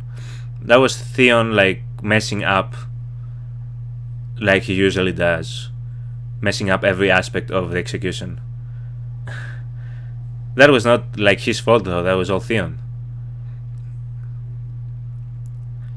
Oh my gee, I just know you did the reaction to Insidious. That's awesome. That's one of my top 5 favorite horror films. Yes, 1200 Films podcast. I talked about this early in the stream. I am going to be doing, as far as films go this month, up until Halloween, I am going to be doing horror films. I have a couple that I really intended to sit down and watch, and I thought what a great opportunity now with this channel to do that. So I wanted to watch Insidious, which I did. I want to watch Hereditary. Is this the correct title? You guys know what film I'm talking about. Someone already told me that it was probably their favorite. I want to watch that, and I have a couple more horror films in mind. The Exorcist, the original Exorcist, I have not seen. Isn't that crazy for someone that really loves horror films? But like, I love horror films. I have not seen a lot of great horror films though. And in general, that's one of the reasons I made the channel, because like I have not seen a lot of great shows, a lot of great movies, and I thought, you know what, might as well do the reactions to them as well. Hereditary is also great. That's what I've heard. Okay, so we are nearing the end of this tier list, which has taken, in all honesty, maybe longer than I intended. Direwolf, straight, no, wait, you guys cannot even see like the faves by this point, because we have so many characters. I'm sure I am blocking some part of the favorites right now, but all the direwolves are going straight to fave category.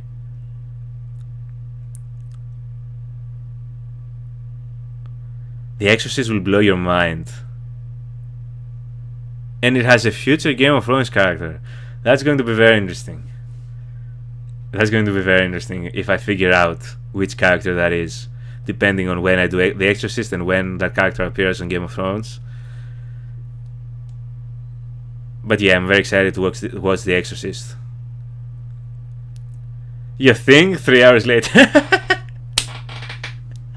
Listen, Archangel, in my defense, right, we did at least 1 hour and some change of just random talking about movies and stuff. and then they put freaking like the most irrelevant characters in this tier list, okay? Like, why the fuck was this dude? Why was he even an option? Who cares about him, right? Why was this kid an option for me to rank? Like, but yeah, I get it. We've been like, we've ran a bit late on schedule.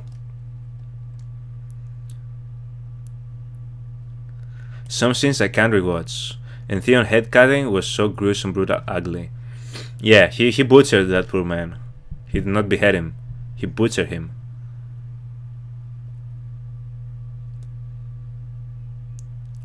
I love it all, you're a rockstar. I appreciate it. I appreciate it. You're not just closing up on me so that I don't cut your tongue next time, are you, Archangel? Clearly we're not in any rush. You know what's funny? What we have at least like, how long is the history and lore video? Okay, it's 1 hour. Okay, that's doable. That's doable. We are at 3 hours right about now. I thought that the stream would be around the 4 hour mark. We're still in schedule, guys. Don't worry. I got this. This is going exactly as planned. I have everything laid out. Don't worry. Let's see. You are okay. You did not deserve your death that you got, although that scene was pretty intense, in a good way, although horrible. That scene had everything in it. It was horrible, it was intense in a good way, it was bad. But yeah, you did not deserve the death that you got. You were just bonding with Jaime over like your love of the battlefield. But you were just an okay character.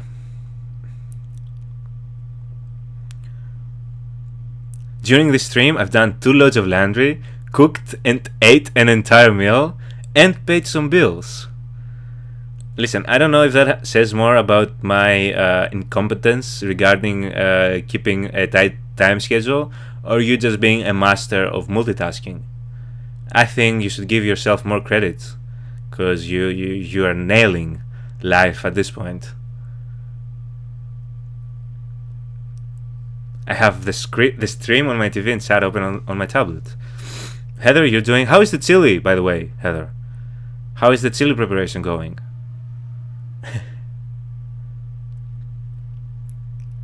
However, if I vanish, my phone battery died. Completely understandable. Archangel, do not worry. I get it. You are alone with your son. I would never separate father and son. So you go right here. Is this the wildling thing, dude? You go to the OK list. I thought about shitlisting you, but you've done nothing really to me to shitlist you, so there you go. Saturday is your lazy day. Saturday, I dare say, is my lazy day too. I enjoy when I have like a completely free open Saturday to just like completely like rot and do nothing.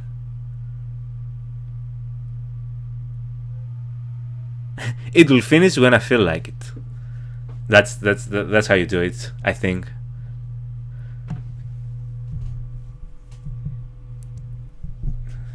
No, Archangel, do not feel guilty. 1200 Films podcast is just incredible at multitasking. We can't all reach his level. Come on now.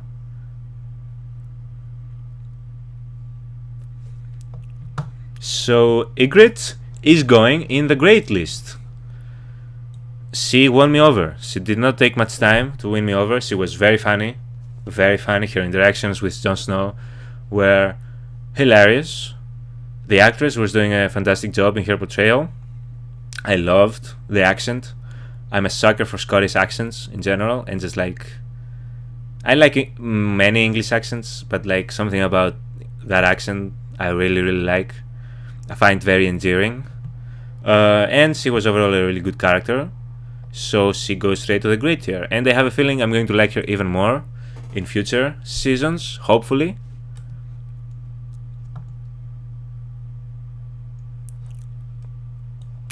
And finally, look at the character that we're ending with. Like, how anticlimactic could this have been?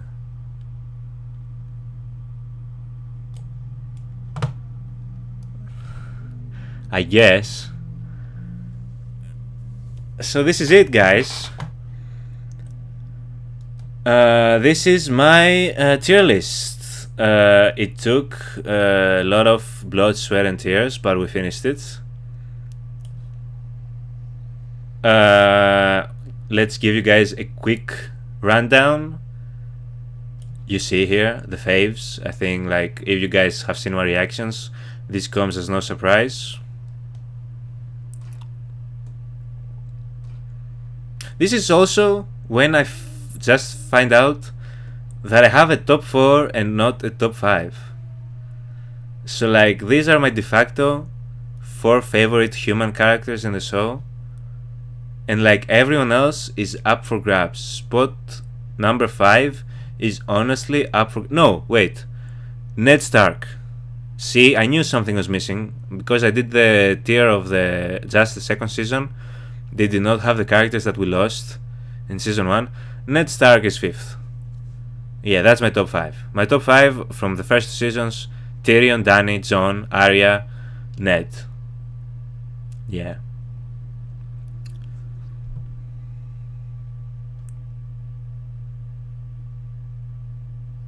I definitely should be adding timestamps for the viewers later in a possible 4.5 hour stream that is about to... This is about to be.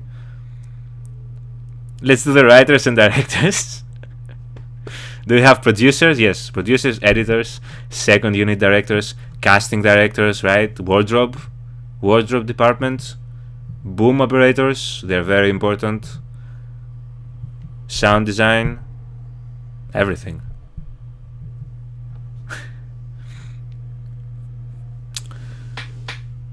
We want your predictions for season 3. And who is the next character you think will croak? Let's see. Okay.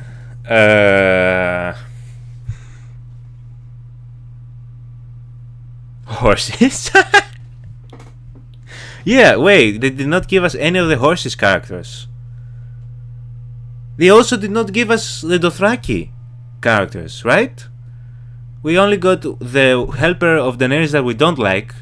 We did not get the Dothraki girl, nor her husband that was murdered, nor the horses. That's just like discrimination against the Dothraki. That's just wrong. I just like, it just hit me.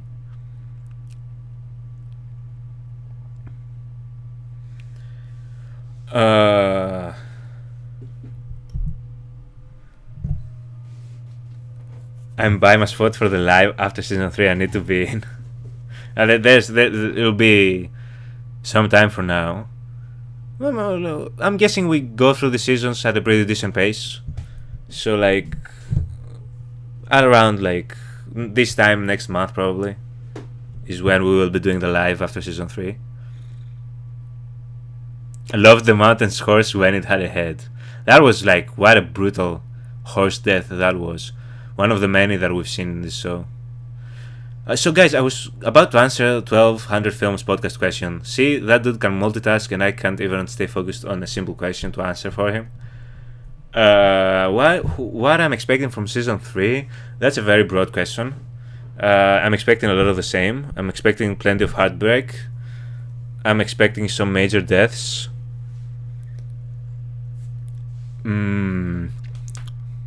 I'm expecting Joffrey to hopefully die and somebody else to claim the throne. I don't know who that could be, and I have no idea who I'd like it to be other than Daenerys or maybe Tyrion, but I don't really see Tyrion becoming king. That would make little sense. And as far as characters, I expect many characters that right now I'm kind of like indecisive about to either, as I said, go like explode and be one of my favorites, or like do something that will completely turn me off from them and they might be shit listed. So everyone you see here in this OK tier has the possibility of going anywhere. Well, not really everyone, because, you know, some characters are like dead and some others are just not as important. Why the fuck did we rank this dude? Why was he an option? But like everyone, like from the somewhat semi-important characters, they could go either direction very easily. I'm expecting to either really like this girl right here or really dislike her. Same goes for who is my favorite spy. Same goes for Talisa. I'm expecting for Bran to suit up possibly to the favorites. I'm expecting Varys to possibly go even higher. I don't know if Rob will. I'm expecting Stannis to either be great again by the time we're in next season or fall, honestly. I don't know if he'll ever be a favorite of mine just because of like his whole outlook of life. And yeah, from great to okay, they can all shift, to be honest.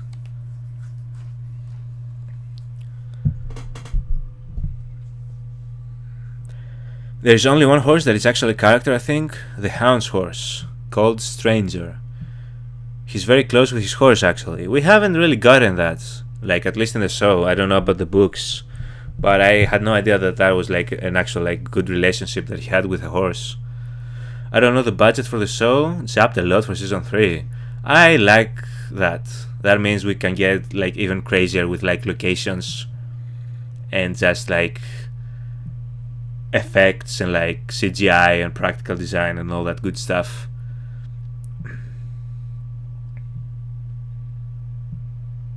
Archangel. See, that didn't really move me regarding the Hound. I'm just waiting to see like how he is in the future seasons. 43 times through and I never knew the Hound's horse had a name. So if it wasn't for Taylor, you mean to tell me, I'd just be clueless. So again, thank you, Taylor, for the insights.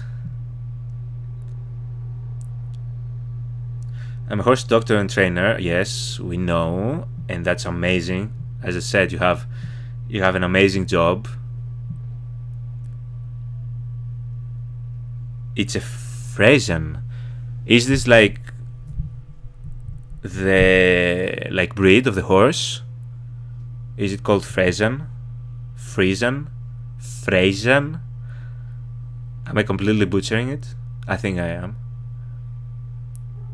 For God's sakes, with the Stannis already. Listen. I don't know when it happened. I don't know how it happened. But midway through season 2, I grew to like Stannis, okay? Shoot me. Send the demon babies at me. I don't know. I don't know what it was. It just something clicked, you know? Right, Archangel? Like, Marge of France is just like... He has such a cool job, honestly. Living such a cool life. In the stream, you've learned the pirate's name and the Hound's horse's name. Oh yeah, you didn't know that guy's name either?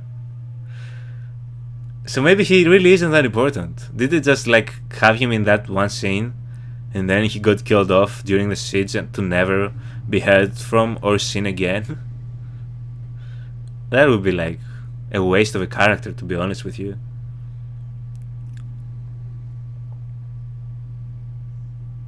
Those big black war horses with the wavy tails are Frisians. I had no idea.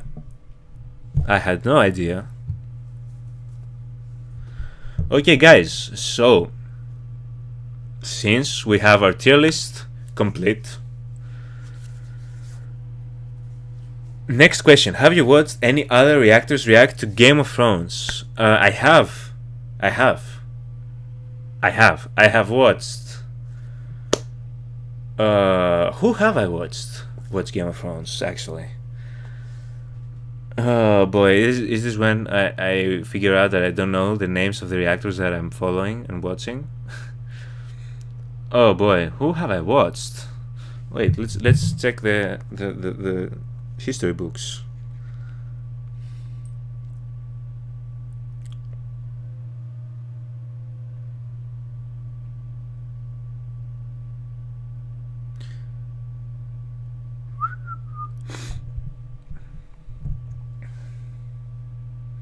It's a very hard work for a girl like me. Listen, I get it, definitely. Like, in some of the instances that you were telling me, Majo, I totally can see that it can be incredibly emotionally and physically draining. Absolutely. But it's also, like, super cool what you do. And the fact that you get to, like, help these animals is huge. I bet you didn't even subscribe. Do you know what, Archangel? I think you'll very likely win this bet, my friend. I told you I'm terrible with, like, subscribing. I am. I'm just really bad at this YouTube thing, honestly, guys. Don't let this fool you.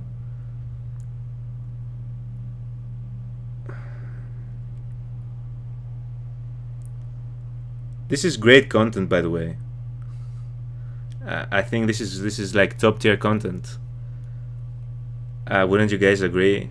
Okay, I love Tavare Reacts. If you guys know him, he does like the full seasons. So far I only obviously watched the first season and the second season after finishing them, but he puts the whole like all the episodes, he has compiled them into single videos, right? You kind of miss out on the post discussion and after discussion. Some of them I think were copyrighted on his other channel. But I don't know if you guys know of Tavare Reacts. I just enjoyed his reactions in general, even before Game of Thrones. Who else have I watched?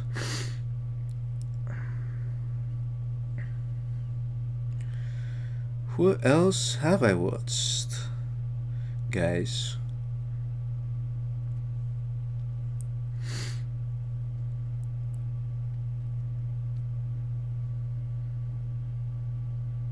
No, I'm not watching ahead, Kliana. I'm not watching ahead. When I finish season 1, I watch reactions for the episodes for season 1. And when I finished season 2, I watched reactions from episodes from season 2. I would never do that to myself.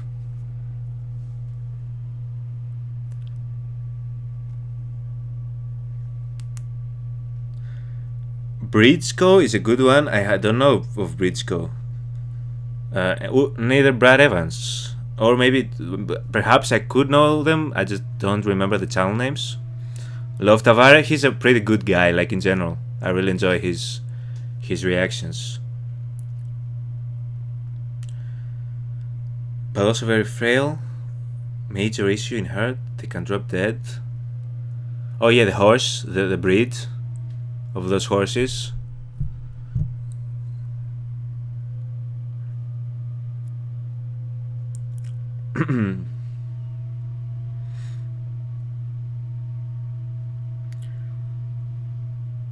Oh, I've watched, you guys know of the couple, Mare and Sophie? They kind of started, I think, pretty recently, the reactions, like last year. I've seen a couple of their reactions. I really enjoy the reactions. They're pretty, like, pretty honest.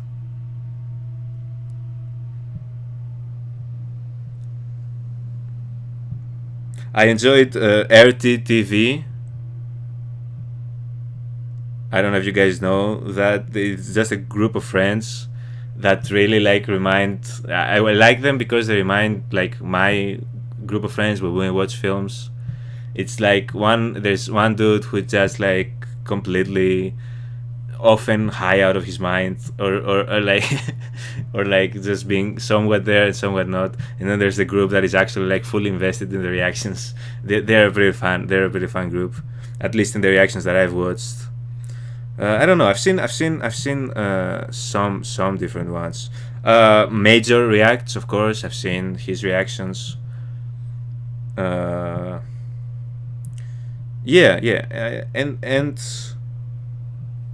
yeah, some others which are not popping up right now. But yeah, I have watched, guys. I do enjoy reactions. I think they're a cool thing on YouTube, right? Because who doesn't enjoy reliving, re-experiencing some of their favorite moments of movies and TV shows, right? And seeing the reactions of other people. It kind of validates your feelings, right? When you've been like so excited about certain scene or certain event, you know, and you like see the reactions of other people. It's like why we enjoy going to the cinema, partially, right?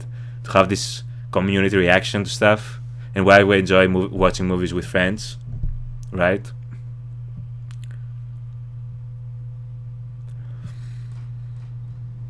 Bridgeco has a huge map where they move all the characters around. Brad Evans is a master of creative editing. I should check them out then.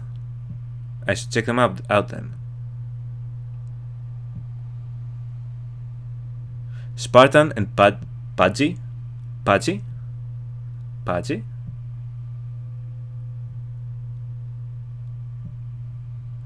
Right, Marza?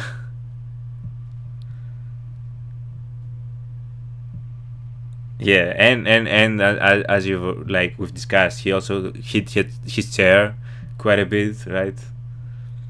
My pillow, the pillow is still here, guys. It hasn't really been abused. It was only that one scene where Joffrey, I really imagined that the pillow was Joffrey's head for a second, and he really deserved a good beating. Yeah, but like I enjoy these reactions to 100 Films podcast where they feel like genuine, right? Because sometimes you can see some reactors and you can kind of like, you know, something seems like not so like from the heart at times. With Game of Thrones, it helped to watch other people suffer to get over the tragic stuff. I totally get it.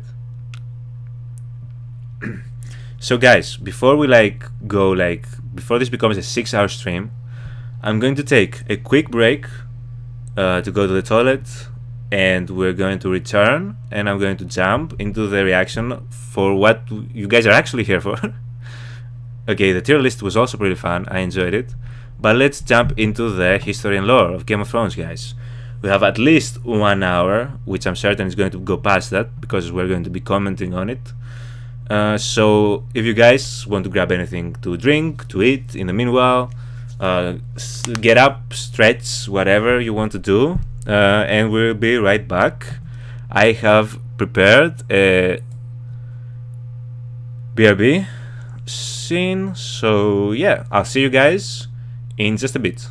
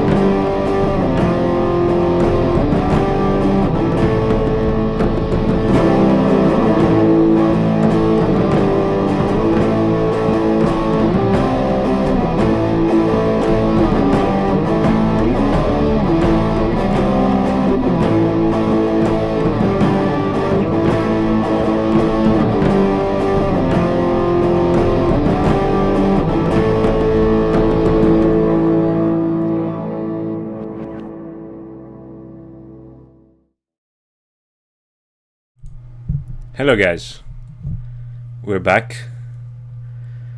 I'm seeing Archangel planning a revolt against me.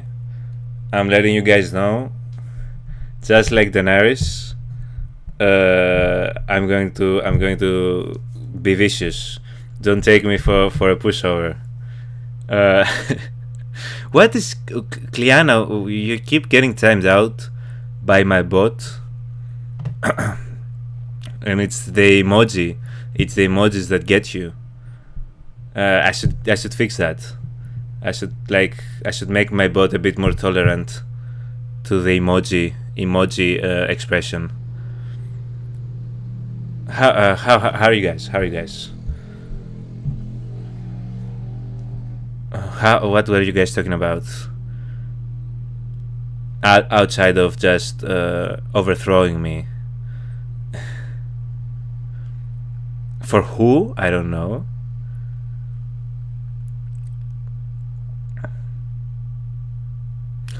Quick poll, that's Greek guy said in tears this season. I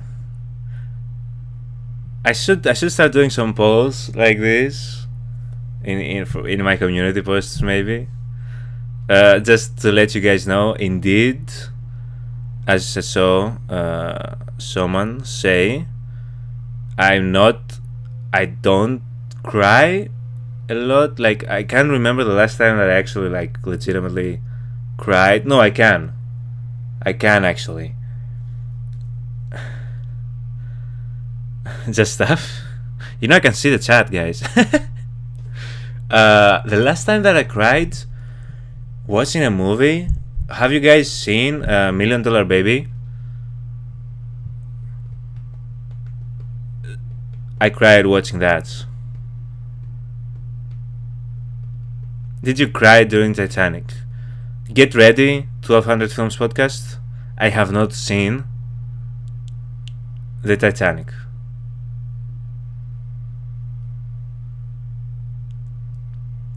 $1 Million Baby, Heather? Yeah, I don't know if I could rewatch that movie again.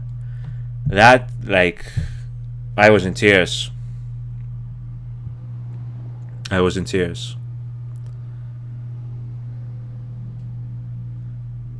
Would not have guessed that. It's listen, I don't know, maybe I was in general when I watched that film, not that it's completely normal to cry watching if something that impacts you, but during when I watched that, I was also for other reasons, maybe it was kind of it kind of pushed me to release my emotions that I had during that time period. But that was a very sad movie.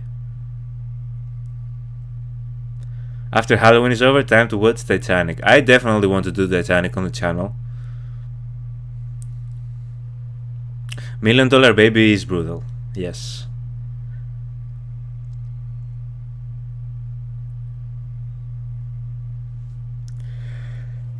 If that was the last film you cried at, what was the film that makes you cry the most? Social Redemption? No.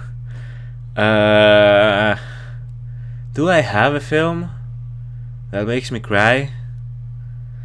That I know, if I watch a specific scene or a specific movie, I'll shed a tear.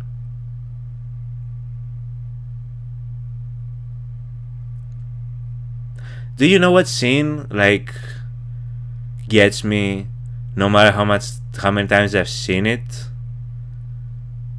And I don't bawl out, but it gets me. If you guys have seen Forrest Gump, have you guys seen Forrest Gump?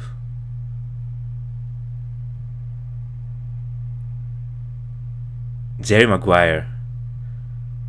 I don't know. I have not seen Jerry Maguire. So in Forrest Gump, when Forrest asks, is he smart? In short, is he smart or is he like me about his son? and like that whole scene, that specific scene, that usually like I feel like my throat tightening up.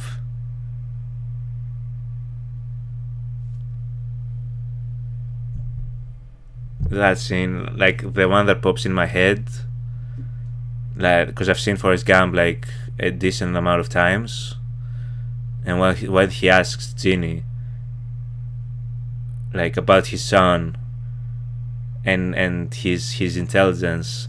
Meanwhile, we have seen like what a great human being Forrest Gump is, and at that point, like it kind of like lets the audience know that despite him not showing it, what people were saying about him and what he knew about himself kind of definitely affected the way he viewed himself, and he hoped for his son like to not go through that. But Forrest Gump was like what an amazing human being in that movie. So like the audience doesn't even view him in a negative way because of like his supposed lack of intelligence.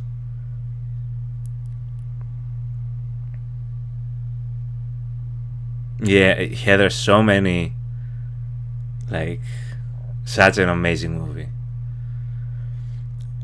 I wish someone would react to The Black Stallion. It's a Francis Ford Coppola film with no reactions. So should I check it out, Archangel? I'm not opposed to it. Any movie that is good.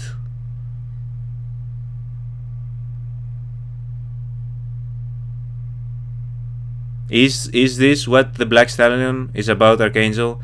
Does it have to do with animals in peril? Because that is too much for me as well. That's something I really cannot do, is watch animals be tortured in movies.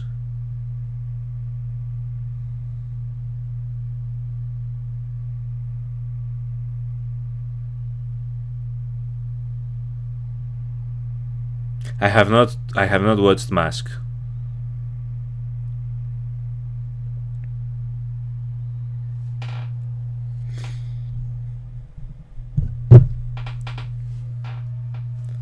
I have not watched Mask.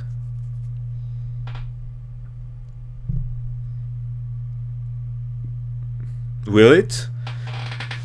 Oh, so we should have like, I should also do like a month where I go for like which movie, watching, reacting to movies until I cry, like something stupid like that.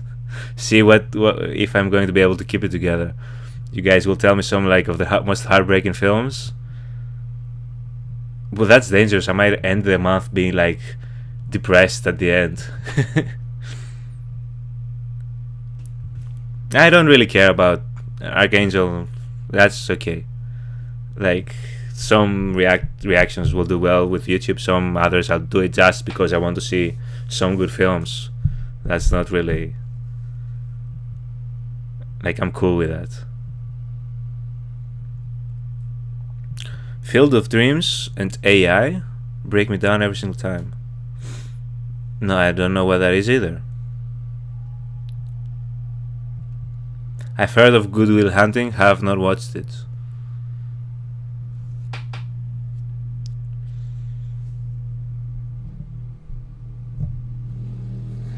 I might, you know what, guys? I might be coming back to the stream chat for after the stream just for recommendations, for things to watch.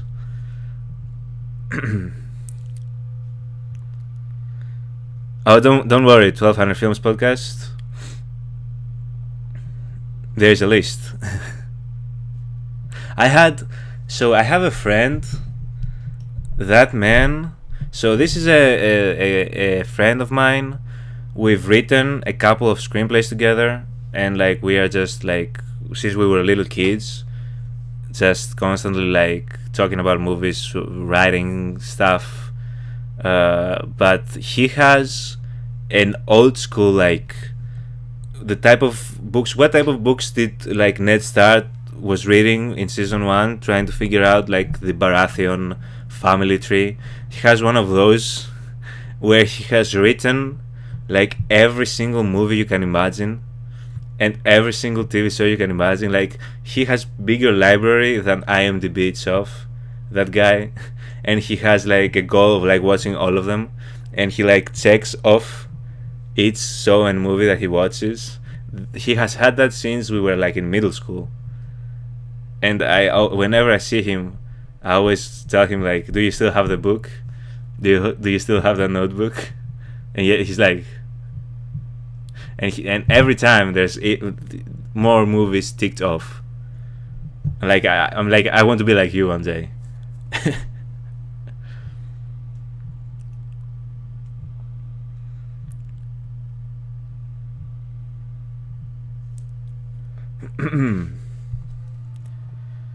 So guys, should we go and react to the history and lore? If you guys are seated or not seated, if you guys are ready,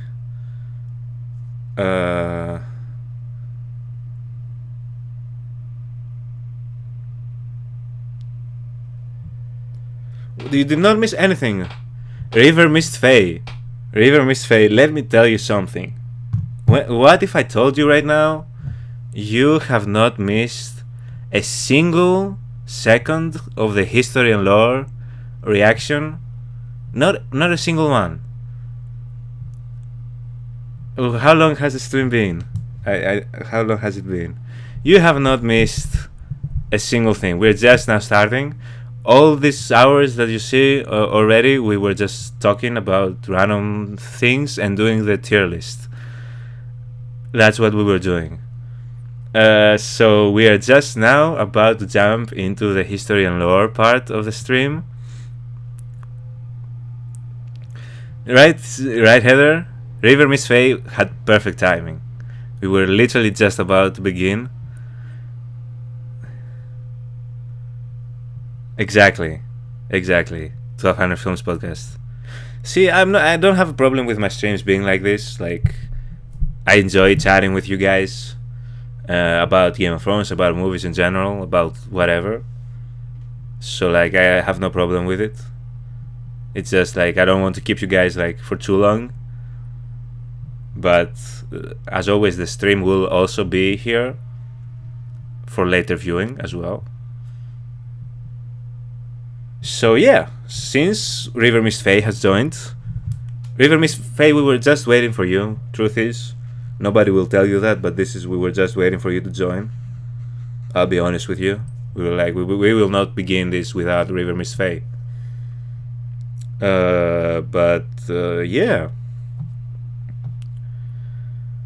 So this time, I think I'll be able to have you guys on my phone, so that I'll be able to watch, to have this be like a full screen,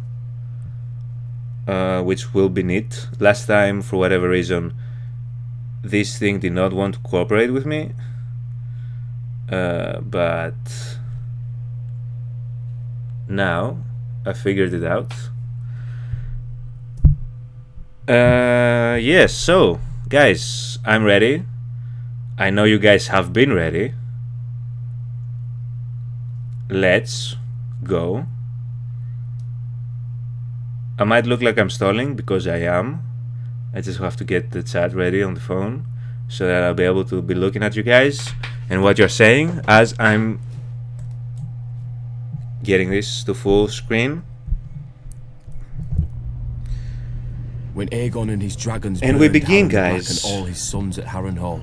The days wait, Theon. I want to see. Okay, from the beginning. Greyjoy Rebellion. Okay, so this is narrated by Theon, which I'm not mad at. We have to have a Greyjoy tell us about the Greyjoy Rebellion, and who better than Theon himself? So, let's go.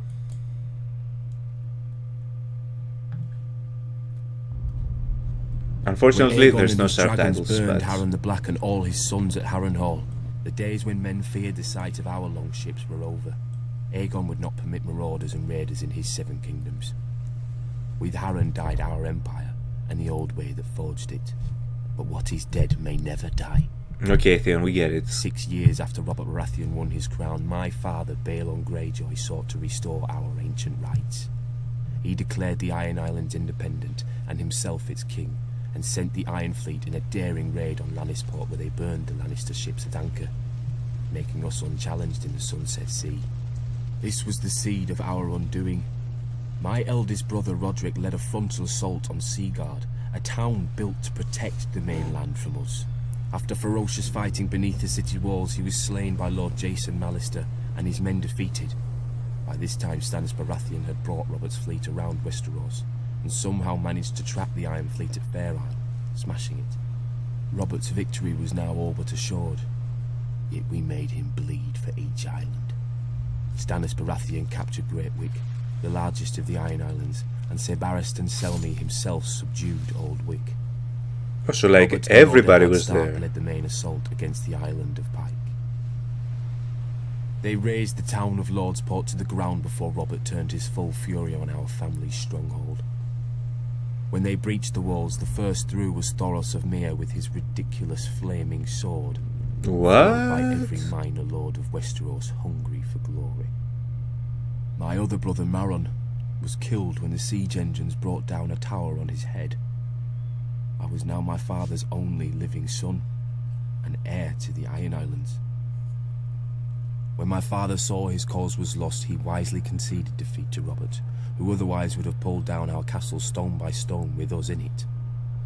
As my father said to me then, no man has ever died from bending his knee. He who kneels may rise again, blade in hand. He who will not kneel stays dead, stiff legs and all. As it stands, Robert allowed my That father sounds to very keep his lands different and from titles, what he was Lord of the telling Iron him when Islands, he King went of back Salt and Rock, to the Iron Son of Islands, the Sea Wind, to be Lord honest. Reaper of Pike, for a price. His last son and heir shipped off to Winterfell as an honoured guest. I would eat at the Stark's table and play with the Stark children. And if my father rebelled again, Lord Eddard Stark would take his sword and cut off my head. It would be his duty. Okay, before Catelyn tells us about Harrenhal, that was very interesting. That was very interesting. I did not know this detail. So Ned, if they rebelled, if the Greyjoys rebelled, and like Theon was still with the Starks when it happened, and I assume even if Ned wasn't alive, would like whoever the Lord of Winterfell was, would he still be obligated to take off Theon's head?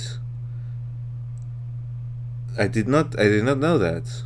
That adds even more like layers to the relationships between Theon and the Starks in general. But yeah, I for whatever reason I thought that like the subjugation of the Greyjoys was like a side mission in a way. But like no, everybody was there. Stannis was there, Robert was there, and the forget the name, but like the one that they keep telling how great of a swordsman he was there. You wonder, you do, River Mistfay, you do wonder what Rob would have done. So would it have been Robert's like obligation to kill Theon if like the Greyjoys had rebelled with him still there? Do you guys think he would have done it? Does that ever like, will we have an answer to that possibly in future season?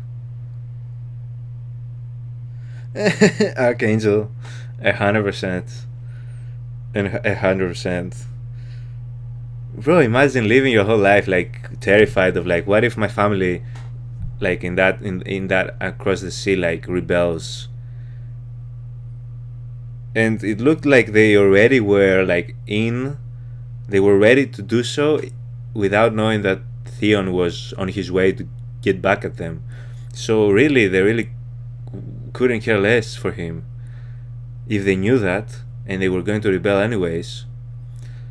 And also like as I said, it was very interesting how all of a sudden, like, his father was completely fine with bending the knee to the Starks, when it was like, it was either that or death, but he was singing a completely different tune to Theon when he was suggesting that they team up with the Starks, right?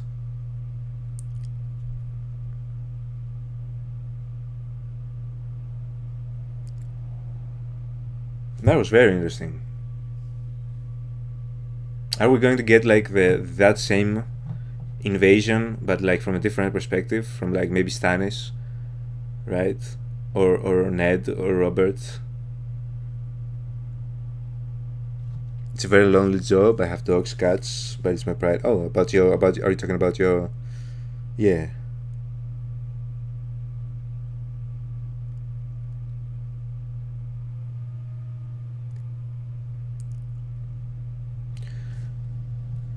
Let's see what Catelyn has to say about Harrenhal.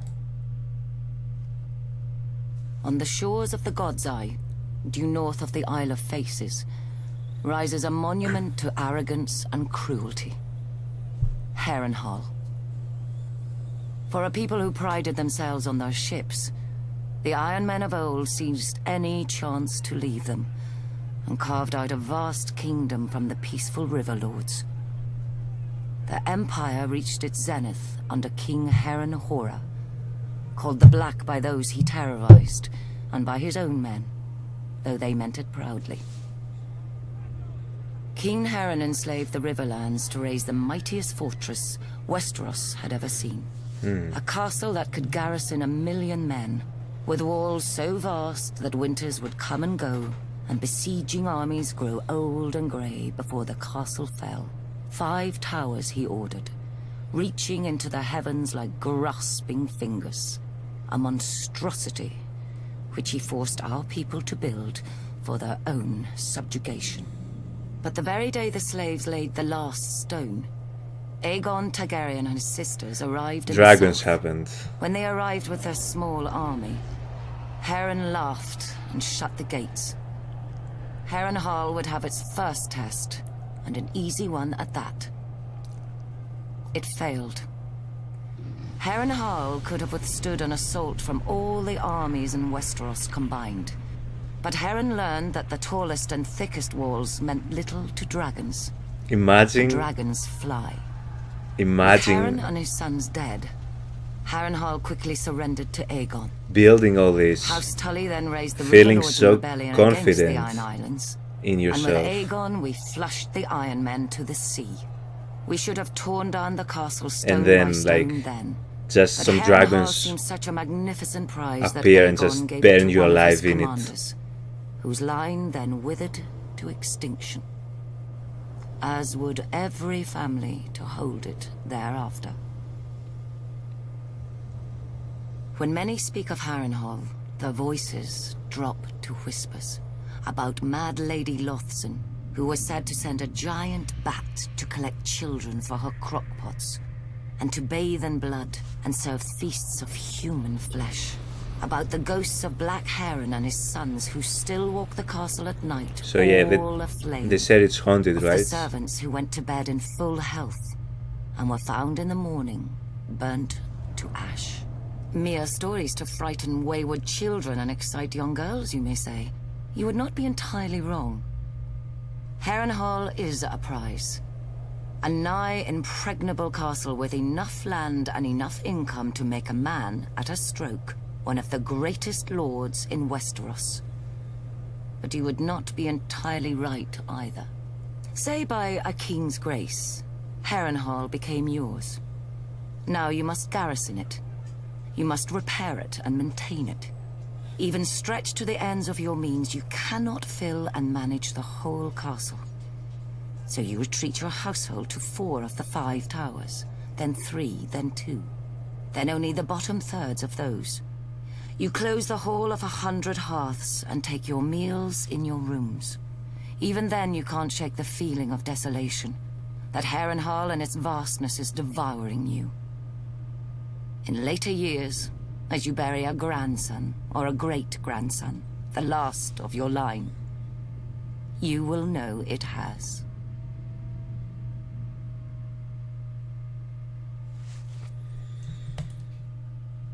Wow. I'm going to be honest, Harrenhal, when we were there with Tywin and Arya, did not seem like as vast as Catelyn was just describing it to be.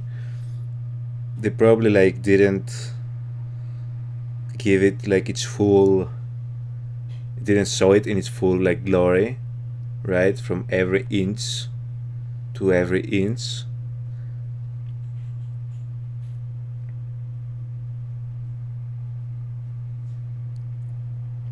That's it, Haunted as Strike.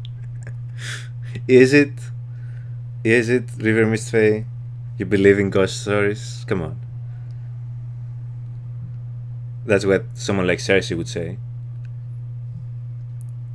But yeah, it did not seem like as vast as Catelyn was describing it just now near the end.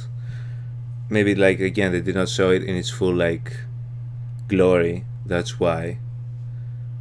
Yeah, but that's like, as I said, imagine all the slave labor, all the resources, all the time, tears, blood and sweat poured into creating the greatest fortress to ever exist, and like you see your first army, your first battle approaching, and you see like a small army, and you're like, okay, this will be a good test to see what we've spent so much time and effort building here. And then all of a sudden you hear like a screech coming from afar, and you see from the distance like the wings of dragons approaching, and you're like, how bad could that actually get, right? Like, how strong can these dragons be? And then they just burn you alive completely, and then you've lost.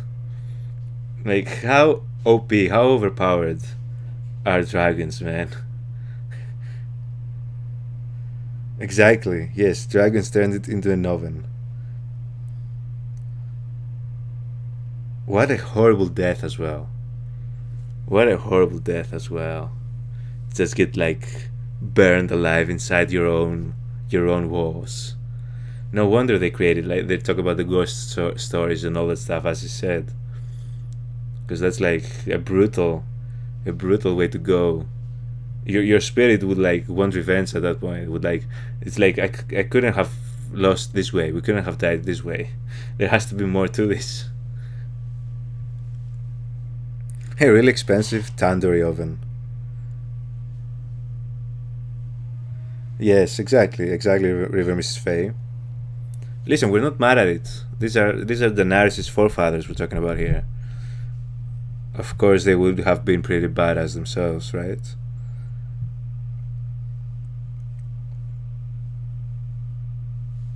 I also find it very interesting, like how, like Aegon's sisters seem like, the way Arya talked about them, they probably were very inspirational, like to the women of like the north of Westeros, because like how Catelyn said, they eventually like joined the Targaryens in their attempt to like destroy their oppressors, who had built Harrenhal with slave labor from them. So I do find it interesting, you know. It makes sense now why Arya idolized, you know, the Targaryen sisters to that degree. Now that I'm thinking about it, it adds some good context to that. Rhaenys and Visenya, yes.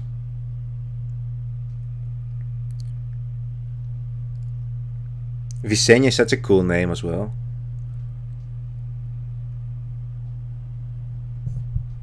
Right, yes. Right, Archangel. Exactly, great comparison. Great comparison. Or like the opposite of that, like the first submarine, right? Or nukes. Perfectly said. The first innovation in times of war that like completely changes the game. Now I bet every fortress built after that was like, in its planning was, how do we, if in case dragons attack us, we should have an escape route or something to combat that since Harrenhal, right? That then after that, that must have been a must.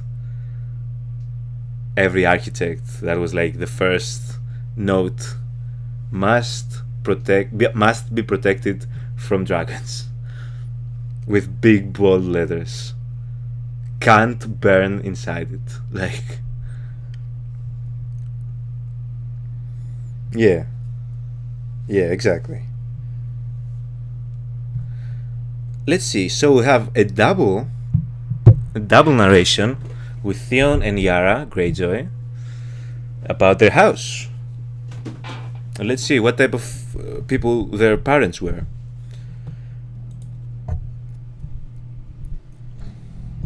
Where the North has its honor and the South its chivalry, the Iron Islands has its strength. We call ourselves the... Wait, Taylor Visenya started the Kingsguard? Really?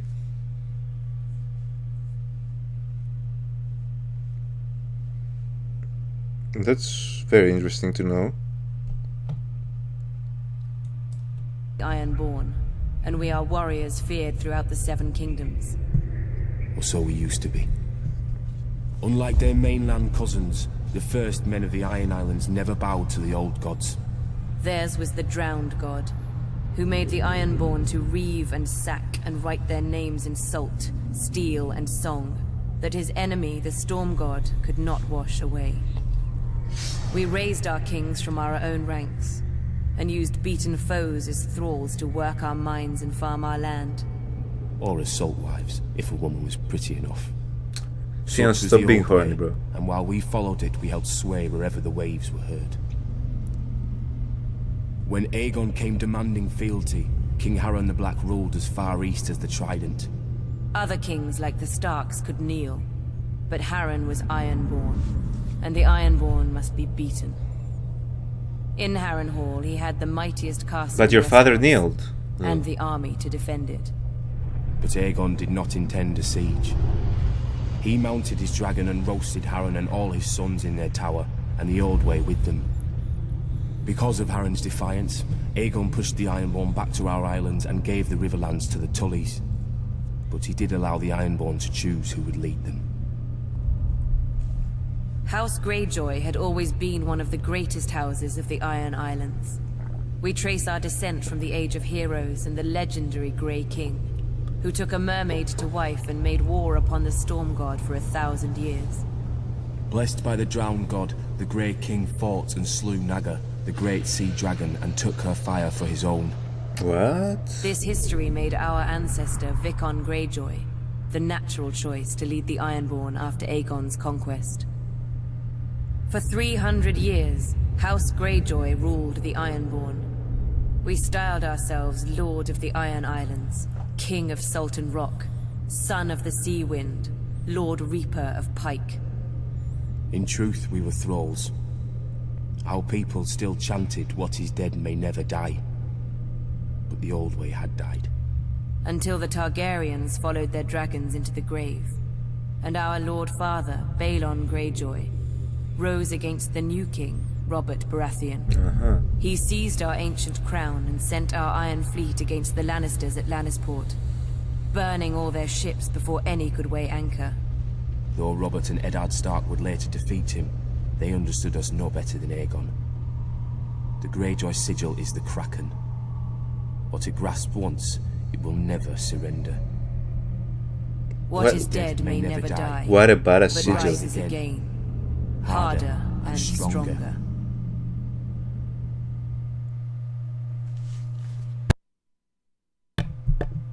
Sorry, guys. What about a sigil?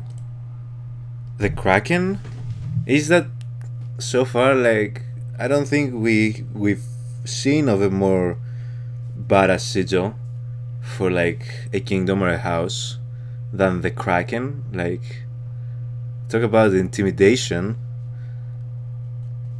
and it fits well what their motto is, like they rise again, right, like a kraken, but also they'll take what is theirs, and the kraken has all its tentacles, right?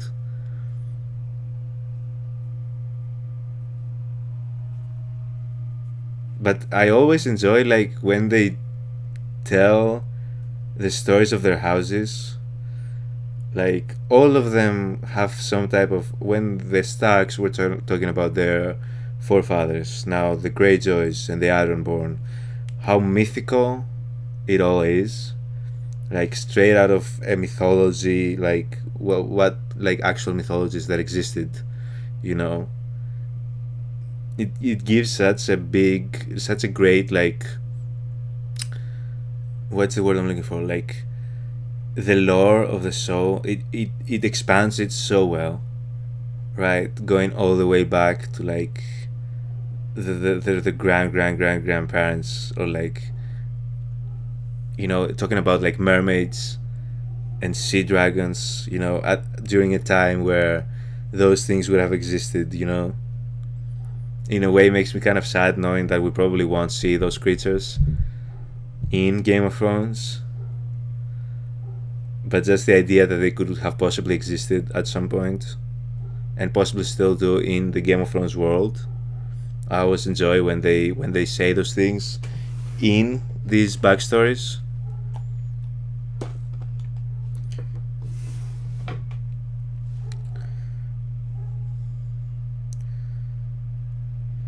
Yeah, spoilers free, please, guys. If there's anything spoilery, I won't scroll up too far.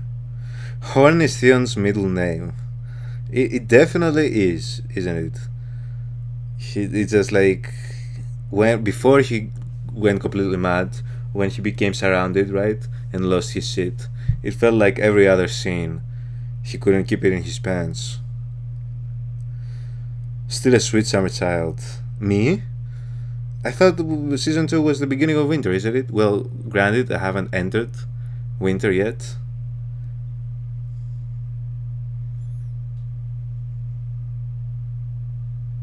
How do you take a mermaid to wife?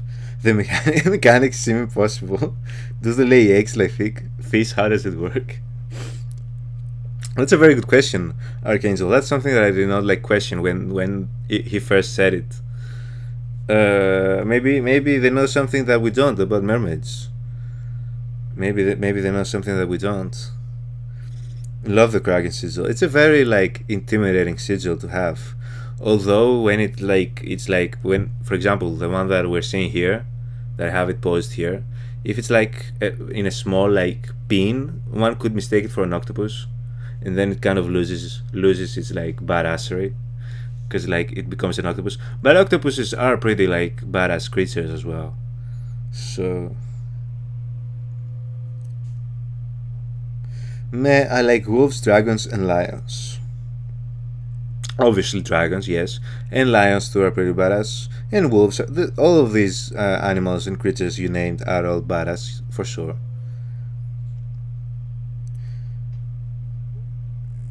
Yeah, exactly, River Mist Fae, exactly. Like I am such a sucker for good world building, such a sucker for it. And when you go the extra mile and like create these backstories, it's like 10 out of 10.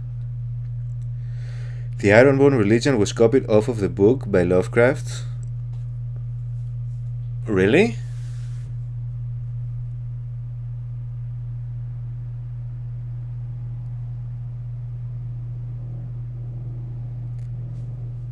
You'd say pay homage to Lovecraft. Like Lovecraftian horror? That's what you guys are talking about?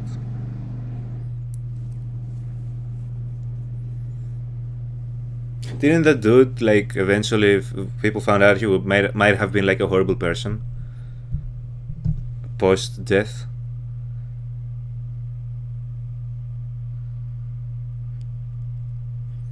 It's just, yeah, Cthulhu, right? The Cthulhu mythos and that stuff. It's aesthetically pleasing too, the Kraken sigil. It looks great on the flag, sails, etc. Yeah. I mean, how can you not, like a freaking Kraken, and you like seafaring people, and you attack with ships? At that point, you're just waiting to see someone, like how the Targaryens were riding on the dragons. You're just waiting for someone to come in riding on the Cthulhu or the Kraken.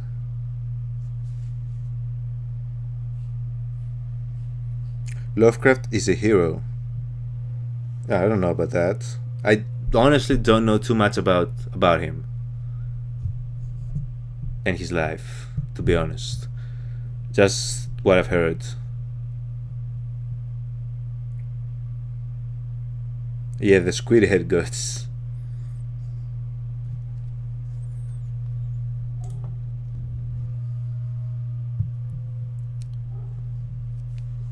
Ooh, Stannis is going to tell us about the Greyjoy rebellion. The Iron Throne bored him. He cared little for justice and less for rule. If it weren't women or wineskin, he had no use for it. Without the stalwart Jon Arryn as Hand of the King, the challenge to Robert's crown would have come much earlier than it did. The Iron Islands have never lacked for treachery. They respect only strength, and honor is as foreign to them as the Seven. After 6 years, their ruler, Lord Balon Greyjoy, wagered that King Robert had not won the support of the great houses of Westeros, many of whom still named him usurper. Lord Balon declared the Iron Islands independent and sent his Iron Fleet to Lannisport. Lord Tywin Lannister was careless, and the Ironborn caught and burnt his ships at anchor. Lord Balon and his raiders controlled the Sunset Sea.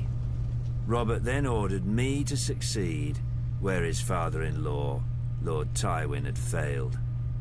Beneath Robert's fury, I sensed relief. War he could understand. He would smash Lord Balon as he had Rhaegar. I raised Robert's fleet and sailed around Westeros to the Iron Islands. I set a trap for the Iron Fleet off Fair Isle. As sailors and warriors, the Ironborn are unparalleled. But they're not soldiers. They have no discipline, no strategy, no unity. In a battle, each man fights only for his own glory, and their longships are built for lightning strikes and shore raids. When the captains rushed in, I smashed their longships with our larger war galleys. The strength of the Ironborn is in their ships. With the Iron Fleet broken, I had assured Robert's victory. He could now transport troops and siege weapons to invade the Iron Islands. And contrary to Balon's hopes, Robert had plenty of both. I've never seen such allegiance as Robert could inspire in war. Enemies who tried to kill him one day would be drinking with him the next under their own fallen banners. Sounds like Robert. In rebelling against the Iron Throne, Lord Balon did more than Robert ever could to cement his rule. When Robert came to the Iron Islands, he brought with him the full power of Westeros. That's a badass outfit. Selmy of the King's Guard led the assault on Old Wick. Yeah, Selmy. While I subdued Great Wick, the largest of the Iron Islands. But Robert saved the seat of House Greyjoy, Pike, for himself and Lord Eddard. Robert would later boast of the battle's bloodiness and how he could have torn down the island into the waves if Lord Balon hadn't bent the knee. But if I'd have led the assault, Balon's neck would have bent, under his sword, because I do not forget, I do not pardon. His time will come, all their times will come. That's the difference between Stannis, right? That's why they were like saying they don't know how good he would be for like a king, for things like this, right?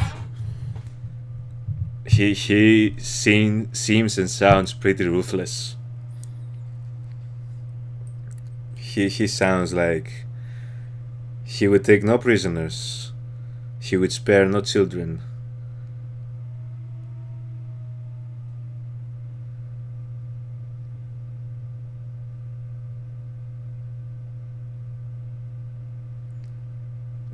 Archangel. Yeah, I like Stannis. I like Stannis. What did you miss, Heather? It's alright, we're only like 13 minutes in. We've done like 3 stories so far. My queen, Marjorie. I anyways wanted to watch The Fifth Element, so I'll definitely add it in the list of reactions. Right, Ruthless. That's, you know, we knew that about Stannis. We knew that about Stannis. Everybody who described him, that's the first adjective that they'd use about him. Right, like he only sees one thing, and he doesn't have too much room for like forgiveness in his heart.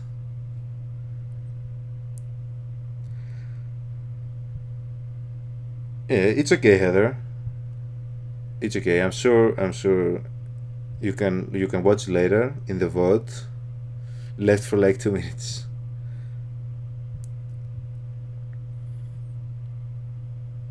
I'm seeing a lot of support for the Fifth Element idea, so I'll definitely be doing that on the channel.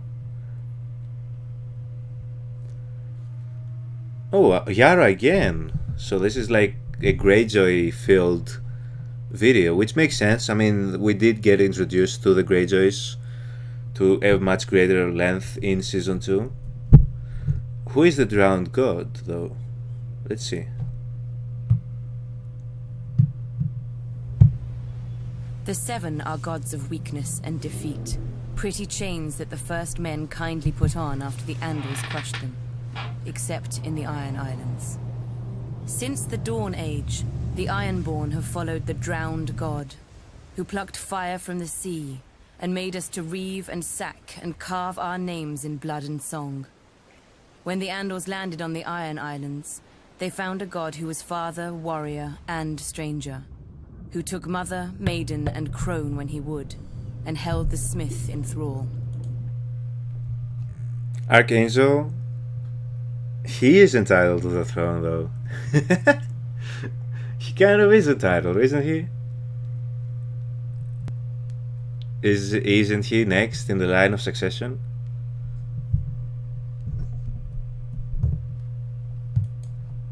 His priests are the drowned men, who are clothed and armed. Let me go back a little bit on that one. Who took islands. They found a god who was father, warrior, and stranger, who took mother, maiden, and crone when he would, and held the smith in thrall. His priests are the drowned men, who are clothed and armed by the sea itself.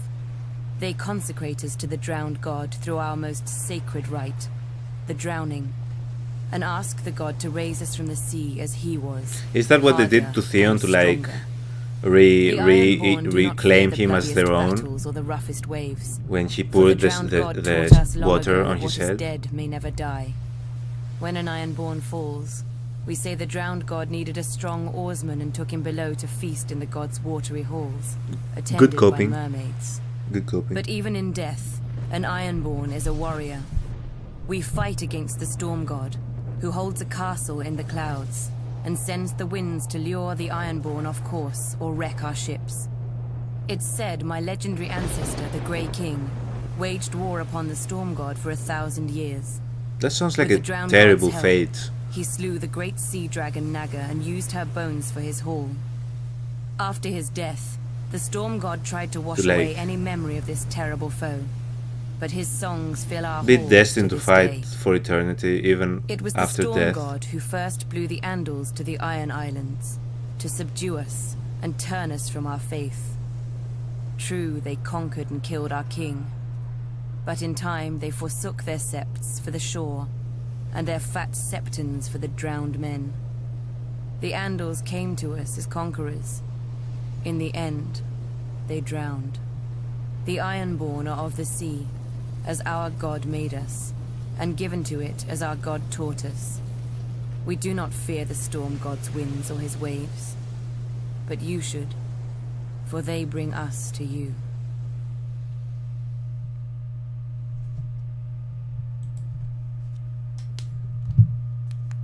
That was an interesting like lore for like their like god, their lineage to their god, right? That whole like thing that they said about like kind of like a baptism, right? That all the Ironborn in a way have to do. That was the thing that they did to Theon, right?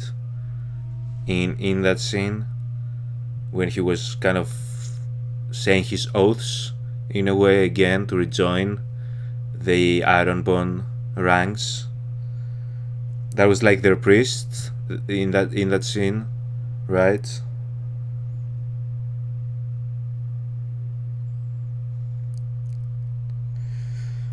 Okay, sure, he is in line. If that's the only thing that matters, then yes, he is. In the long line of one Baratheon king, he's next. He's next in line right next to the king that was last there. It did not look at drowning, no, but like I guess this was like a way to symbolize it. Right? Wasn't it like in a way symbolic to that? Or did I misinterpret that?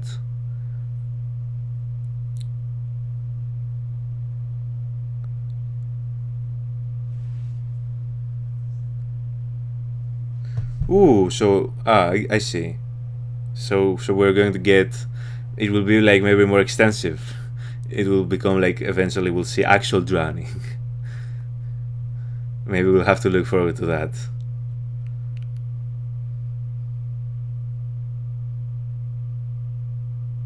Or are you like, Miss Faye, are you like hinting at like they never fully welcomed him back? Right, River Miss Faye? They like never fully welcomed Theon back. That's why they kind of like gave him the half-assed version. Stannis is the one true king. He doesn't care if you agree or not. Stannis will do his duty. Hear that, Archangel? He will not. So I'm seeing your eye emoji, River Miss Faye. Am I onto something here?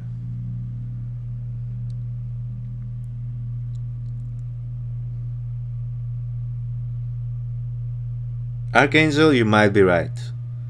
I think that like I fantasize about Stannis chopping Joffrey into a million little pieces, or like completely like what he did to that dude in the siege, that guy that he cut his head with a swing of his sword and like cracked his skull open. I want him to do that to Joffrey, definitely. I'm not gonna lie. If it's between Stannis and Joffrey, is there even a question for who I'd rather lead? At least Stannis like fights his own battles. He's like first in line to like fight the wars that he wages.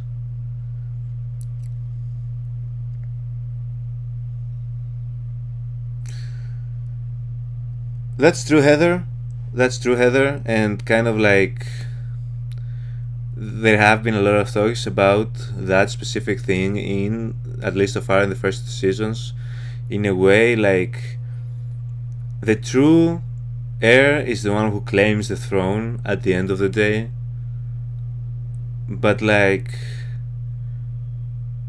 I can respect that if the person who claims the throne wasn't somebody who acted like the royalty or the line of succession or any of those things meant anything.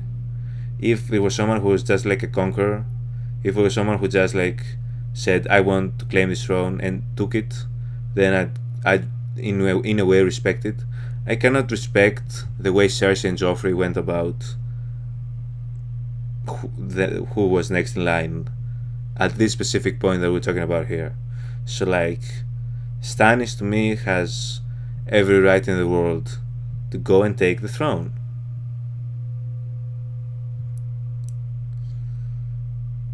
Thank you, Archangel. That's what I'm asking. Like, if it's Joffrey, and Stannis in a room with a sword. We just want Stannis to be the one walking out of that room. That's all we want.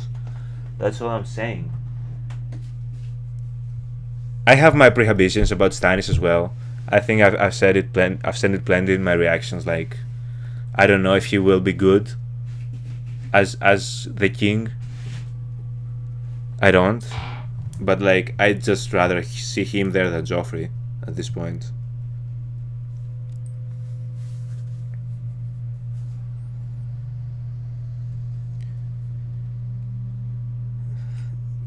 Taylor coming in the defense of the Baratheons, and I see her point.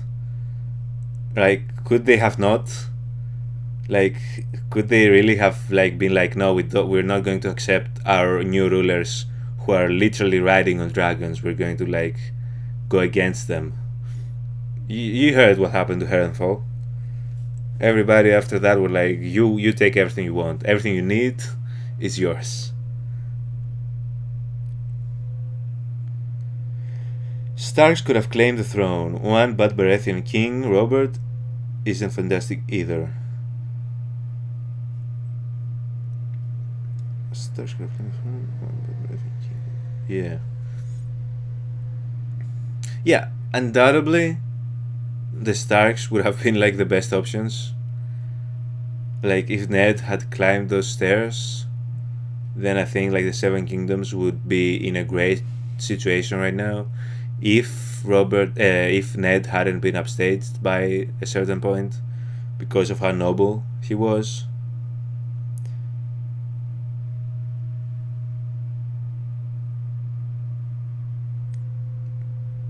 River Misfate, this is my prohibition about Stannis getting the role. Like, I already said it. Like, I don't think that him subscribing to that fire cult was a good thing. If it wasn't for Melisandre and that whole like cult thing, I would have been 100% behind Stannis. Now I'm at about like 60-65% behind Stannis.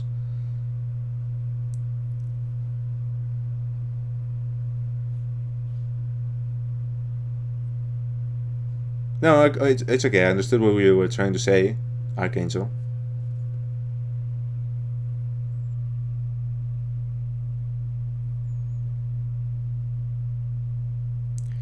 Yeah, but like, he could have like gone up against Jaime, and if he had killed Jaime, he could have taken the throne. But like, Ned himself said that was nothing he was interested in doing anyway. So, but let's see what Robb has to say about the Greyjoys. That will be interesting. Will Robb say the story from a perspective after Theon has betrayed his family, or is he going to? Let's see. This will be interesting. Dark wings, dark words. I was only a boy when the Raven came to call my father, Lord Eddard Stark, to another war. Balon Greyjoy had raised the Iron Islands in revolt and burned the Lannister fleet at anchor. King Robert Baratheon again needed his old friend. My mother Catelyn was not happy to lose her lord husband to Robert again. 6 years before, he had left her to avenge his father and brother against the Mad King. History keeps repeating But itself. now he had sons and daughters of his own, and, unspoken, another son who wasn't hers from the last time he went to war. My brother, Jon Snow. But she knew that in marrying my father, she had married the North. We hold our honor and duty as dear as our old gods. When the time came, my father marched south to restore peace and order to the realm. My father always told me the Iron Islands were a strange and dangerous place. Its people, the Ironborn, keep neither the old gods nor the Seven, and despise all honest toil. Their ancestors ravaged the western shores, raping and slaving and putting it to the torch, and their songs still ring through the halls of the Ironborn, while everywhere else they're whispered to wayward children at bedtime. Perhaps Lord Balon thought Westeros had not healed from the war against the Mad King, and was as fragmented and suspicious as the ancient kingdoms his forebears had terrorized. Robert's navy corrected him at Fair Isle when they smashed the Proud Iron Fleet. Robert and my father corrected him at Pike, his own castle, when they pulled down his towers and breached his walls. My father never liked to speak of his battles, but from other men I learned what transpired. Thoros of Myr was first through the breach with his flaming sword. Not far behind him was Jorah Mormont of Bear Island, my father's bannerman who earned the knighthood he would later shame, and lords from every Jorah corner of Mormont the was Seven there, Kingdoms. All day, through every passage in the castle, they fought side by side. My father with our ancestral sword Ice, and King Robert with his warhammer against a horde of axe-wielding Ironborn. In the end, Lord Balon bent the knee. King Robert generously allowed Lord Balon to retain his title and castle.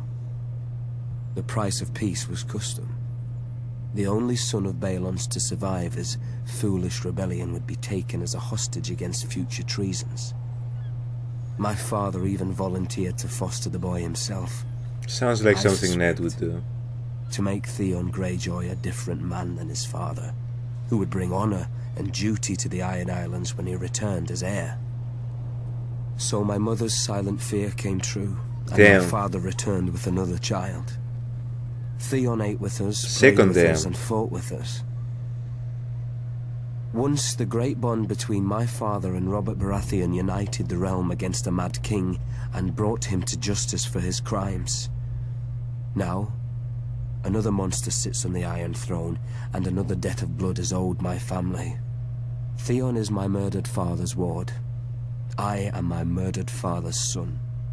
Like my father and Robert, bound in blood, if not by blood, we are brothers. So that was a little bit before Theon did what he did. Damn, if Ned's goal for taking Theon was to like change in a way the fate of the Ironborn and like raise a noble ruler like Ned was, it's such a shame the way that Theon's story has transpired where we are at right now.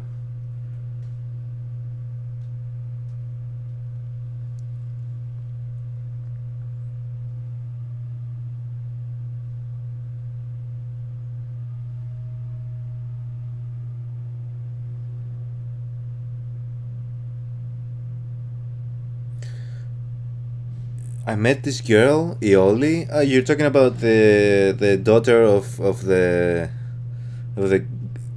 she's not the daughter, I think she's like the nephew of the guy that I was telling you about that has one of the bigger energy providers in Greece.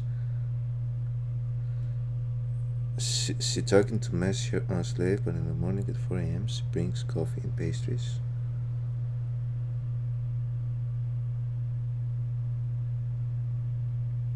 I'm not quite sure I understand what you're saying, Marzo.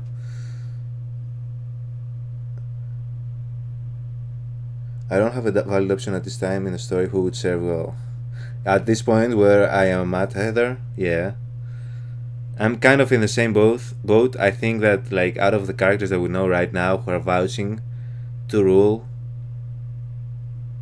the Seven Kingdoms, Daenerys is the best option in my eyes.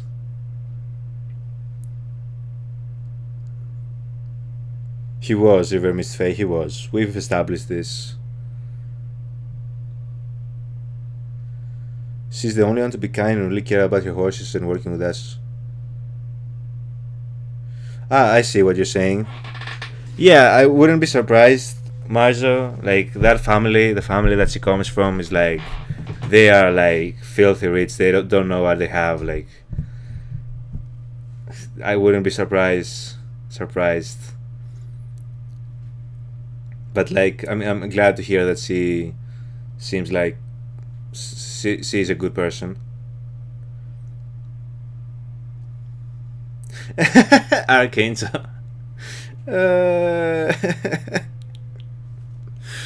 It seems like that's a big like that like is a bragging right for whatever reason in Westeros and like in Game of Thrones in general.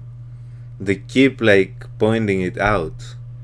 I mean, obviously the morality, like, that was different during the times that Game of Thrones is supposedly depicting. Although even in Game of Thrones, like, I don't think that many people look upon like rape as something like to brag about. Well, some do, unfortunately.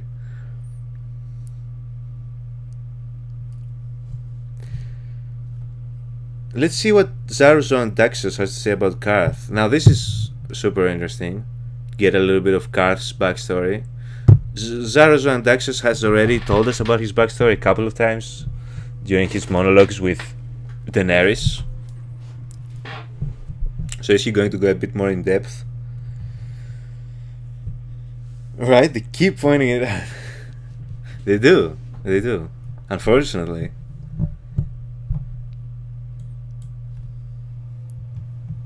Karth has always and only belonged to the Karthine.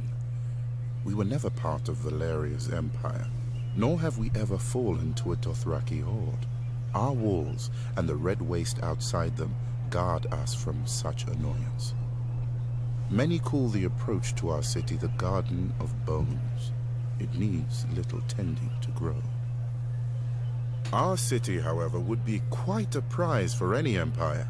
Karth straddles two worlds, a greedy and curious west, and a rich and mysterious east. The marvels of Yiti and Ashai pass through our markets, and share berths with the riches of the free cities and Westeros.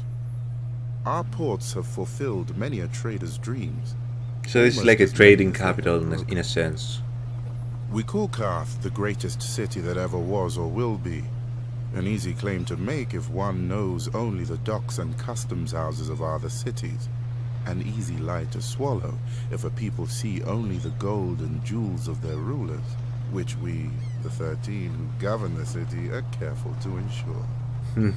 The proud Karthine shook off the yoke of unjust kings long ago, so they are told at festivals by the pureborn, the king's direct descendants who have controlled the 13 ever since. Only now, instead of scepters, they use ships. A merchant only remains on the 13 until the others are no longer afraid to deny him, or too afraid to deny his replacement. That's very interesting. Except for the warlocks. They alone hold a hereditary seat, a relic from when they had powers, or at least from when the world was younger and more easily duped. Over the years, we have developed an understanding with them. Are they the ones with the magic? Councils and at affairs of state, provided they never come. Rare is the civic problem that can be solved by cryptic nonsense and shade of the evening. Thankfully, they need little encouragement to confine themselves to their House of the Undying. Yet perhaps we Karthine are too confined ourselves. We feel safe behind our walls and our laws, which no visitor can hope to follow, and by which any citizen who vouches for a guest always pays with his life. But like a ship in the summer seas, a city grows becalmed without fresh wind. The greatest city that ever was or will be? An epitaph. I would prefer the greatest city that is. That was beautiful. That was beautiful. I can't lie, Zarazon Daxus was a visionary. Which is like, I'm kind of upset the way that his character went. I felt like he had more to give as a character. So like, I was a little bit like, I was glad for Daenerys for doing what she felt was right at that moment, for being betrayed. But as I've said, like, Zarazon Daxus, like, he was a man, like, he was a visionary. He had a very correct idea of like how a city that you hope to be prosperous for its people, right, should be managed, right? It's like, as he said, he had great perspective from coming from nothing and making it. It's in a sense like they're trying to say like Karth is kind of like what the American dream, like anybody can make it. In a sense, that's what Zorazon Daxos kind of maybe hoped for it to be, right? I really liked his narration.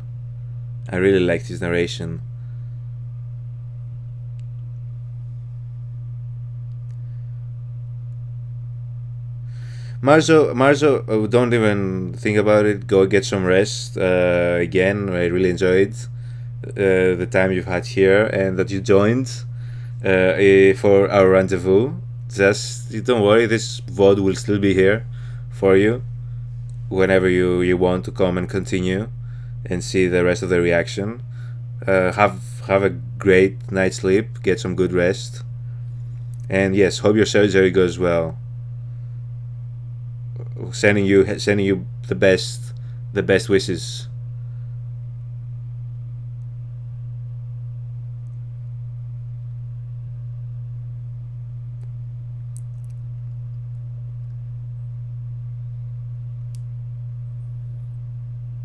It's such a bizarre thing to brag about. I don't know if they did back then, Archangel. Back in those, like even in our world, right? Like back in medieval times, if we say like Game of Thrones kind of depicts medieval period times, I don't know if they like kind of like lied about the rape. I think it just like, it was like this is what it is, unfortunately.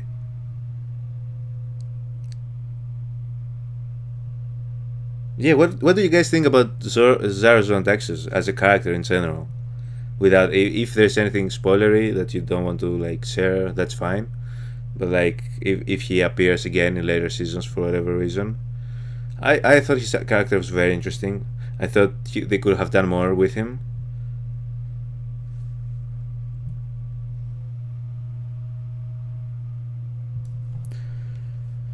Zorazon Daxos was more interesting in the show than in the books. That's very interesting.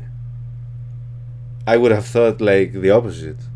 I would have thought that like they fleshed him out a lot more in the books, and like for whatever reason they had to cut his story short in the show. It just felt like he had a lot more as a character like to do, but then they just kind of like dispatched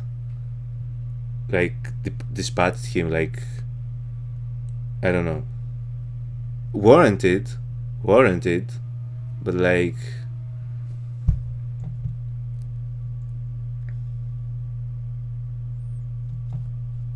one thing they don't mention on the show is that if he and Dany were to marry, he'd own half of everything she owned, including the dragons. Oh, so yeah, he had a lot of motives to do that, and I assume Daenerys had no idea of that would have been the case. Pray for me and Zula the Cockatoo. I will, Marzo, I will. I hope everything goes fine, everything goes great.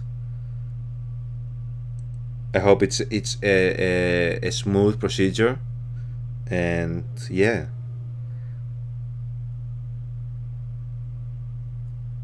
Best of luck to you.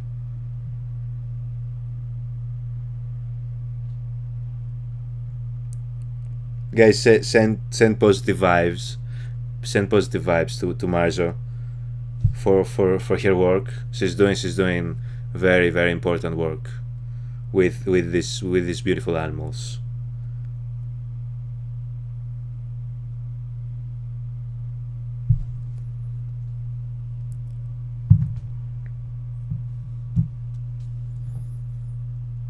Yeah, oh, more Zorazon Daxos.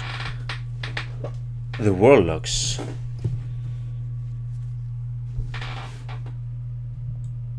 Let's see what he has to say about the Warlocks. The East is plagued with mystics who claim many dread powers but prove only one, separating the foolish from their purses. Not so with the renowned Warlocks of Karth. they demand a much dearer coin in return for their parlor tricks. Respect. Once, the warlocks truly were mighty, or so they would have us believe. I do not doubt they have many secrets. They are an old order, and one does not obtain a seat on the 13, the governing council of Karth, without making 12 of our most powerful citizens afraid to forbid it.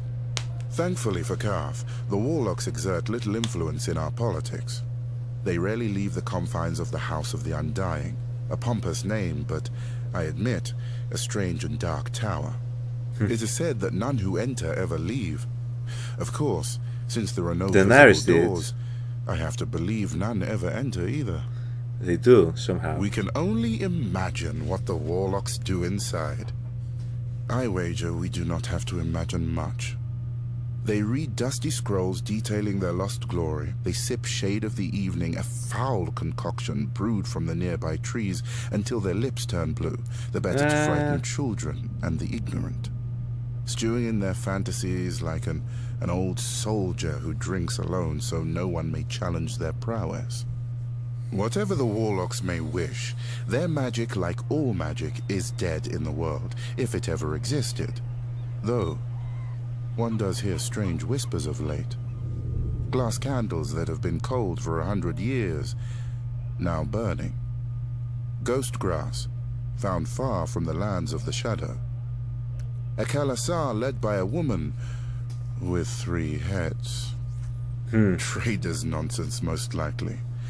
But should the warlock's vaunted magic ever return, that would be a dangerous day for Karth. I shall need to keep my eyes on them. Indeed. So is that why he decided to work with them once once he realized that the rumors about Daenerys and her dragons were a thing? Did he start thinking maybe there is some truth to what they say about the warlocks and their magic?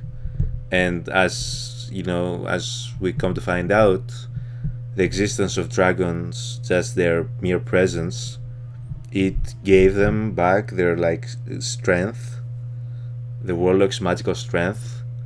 That's why they wanted the dragons there, to keep them there along with Daenerys, right? So that they can have those powers back.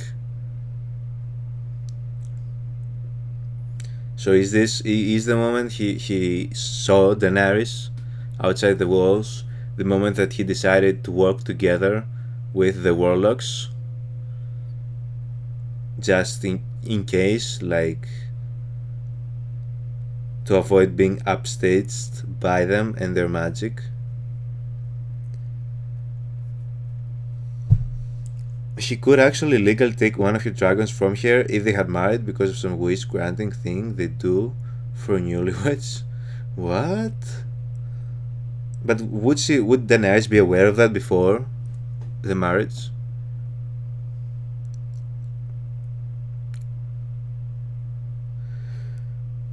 Right, River Miss Faye? I that was I wish they went by the book on that one.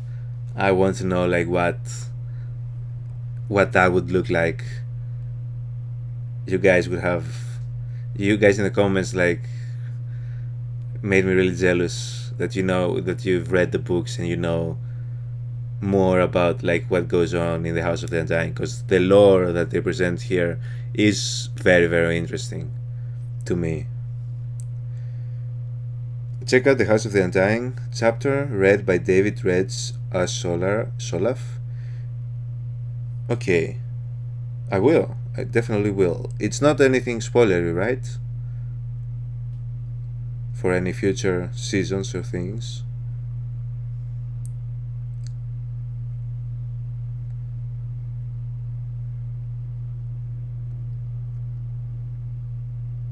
He's brilliant. I love his dunk and egg readings. I might have to check it out. Because I am very interested in I've told you guys I wish they did more with the magic in the show, right? Those supernatural aspects of the world. I wish they leaned more into those. Yeah, I'm just asking Taylor, like, if it mentions any characters or anything that we might see in future seasons. You know how sometimes that can happen, like when they talk about, you know, the lore about certain places, you know, just to be on the safe side. That's why I'm asking.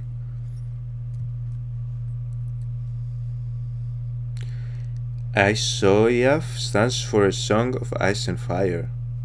That's interesting.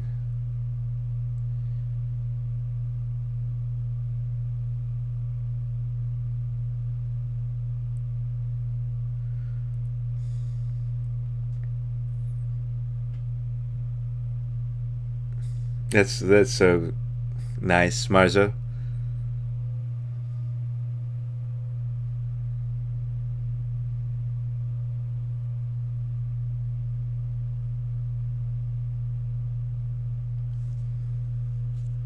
I'm sure Archangel will appreciate that. As long as it is in the first 2 books, it's not a spoiler for you. Okay. Oh, so it's like every Game of Thrones season is like 1 book, basically.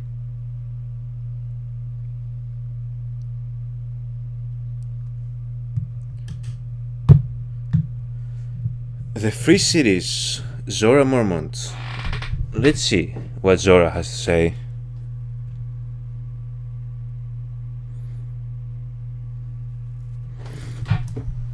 Do you have social media? I can send you a link to the chapter if you want.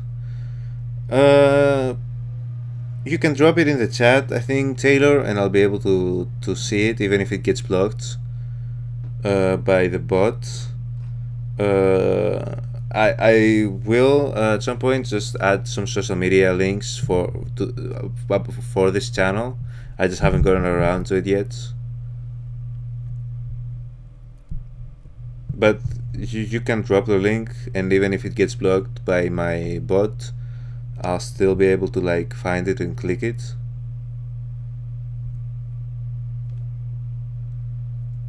For the first 4 or 5 seasons, yes. So like it follows the books, like each season is 1 book up until the 5th season, and then they kind of go rogue.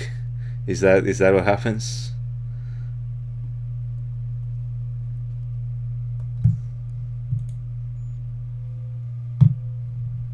At its height, the Valyrian freehold ruled over half the known world. Not bad for former shepherds, but the doom fell on them and sank their capital into the sea. Now Volantis is the ember of old Valyria, ensuring its flame does not go out from this world, as any Volantine will tell you. Pentoshi say the same about Pentos, Lycians about Lys, and so on. But after enough time in the 9 free cities, it's hard to see them as anything but ashes of glory. Volantis is the oldest, the first colony of Valyria. After the doom, that's where Talisa says she's from, supposedly. Build the empire under their rule. They failed, not least because the last Valyrian with dragons, Aegon Targaryen, entered the war against them. Now they are content to dominate only their lower classes, or so they say. Braavos is the strangest, a city erected not by the freehold, but against it. That's where the man illusion and deceit to hide the refugees from and like our beloved swordsman after the doom was from. The city emerged from the shadows to become one of the greatest banking centers in the world. A man can get anything in Braavos for a price, especially death. Your own if you offend one of the swaggering swordsmen that pollute the city, or if you're very rich or very desperate, anyone else's. Lys is the easiest of the free cities, full of pleasure houses catering to every taste, no matter how peculiar. Many men lose themselves in Lys and are never found, at least alive. When a man runs out of coin, the Lycians may grant him their other speciality on the house: poison. Wow. Pentos is the most ruthless. The Magisters make a great show of choosing the Prince of Pentos from the great families and granting him the powers of trade, justice and war, as long as he checks with them first. On the new year, to bring good fortune to Pentos, this prince must deflower the Maid of the Field and the Maid of the Seas. I confess I don't know how each is chosen, or what becomes of them after serving their purpose. But if a crop should fail or a war be lost, the Magisters will slit the prince's throat and choose another. The other free cities are known for what they make. Mia has its lenses and finery, Norvos its axes, Quohor its smiths who can reforge Valyrian steel, Tyrosh its colors. I'm sure Lorath had something to the world, but I can't think of it. Frankly, the 9 of them. Thank you for your contribution to the lore, Zora. They hire the same soldiers to fight the same wars for the same rulers, the rich, be they called magisters, archons, or what have you. When a Dothraki Khalasar approaches, they gift the same tribute to avoid the same sacking. For thousands of years, the disgraced of Westeros have drained east to pool in the free cities, where a man of honor counts for less than nothing, unless it raises his price. Better men than I have learned that what a man sells for gold, he can never buy back. He must earn it, by fire and blood. The first series sounded extremely interesting. Extremely interesting. I'm really eager to see if we're going to like explore more of them in the upcoming seasons. We did get a bit of Pentos at the beginning of season 1, right? This is where Viserys and Daenerys were in the beginning of their story. We've seen people from Bravos, as I already mentioned. From Volantis, we know of Talisa, mainly out of the current crop of characters, who supposedly is from there. But like even that half, like he wasn't remembering a lot of the things, Zora, which I thought was hilarious. But like even those short descriptions made me very interested in the free series.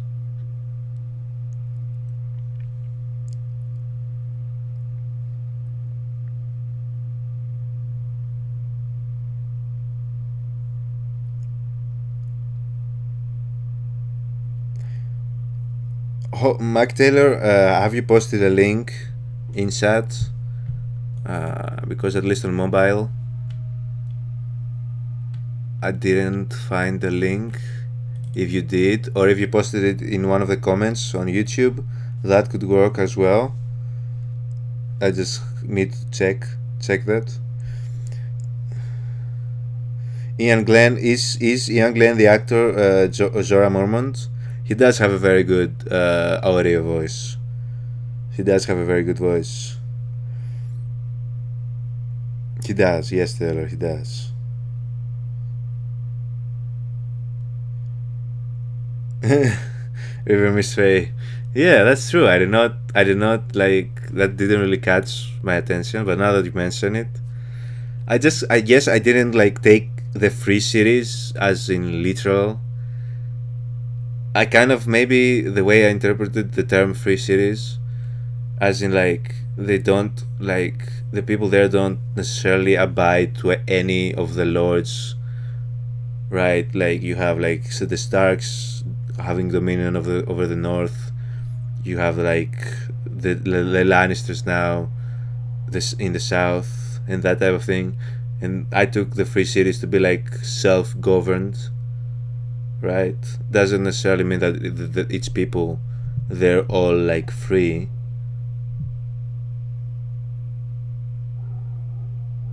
I posted it and disappeared. Damn, my bot is doing a hell of a job, because I can't even see it like in the deleted like section. Usually I can click on something that was deleted by the bot.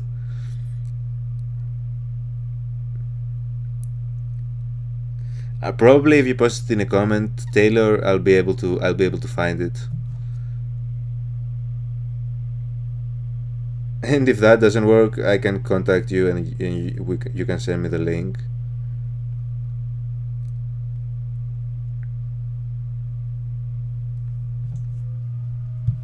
But I hope we get to visit, like actually like explore the free cities a little bit more in this upcoming season, hopefully, or like just in general in future seasons.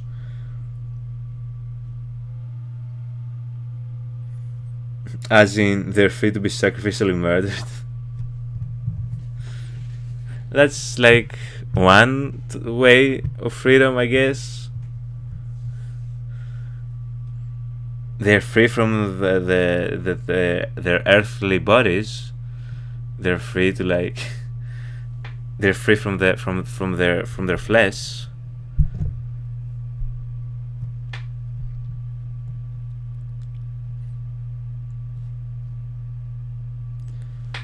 So like we jump into Robert's rebellion from the Free Cities again by Stannis. So Archangel, you can mute this this part of the video.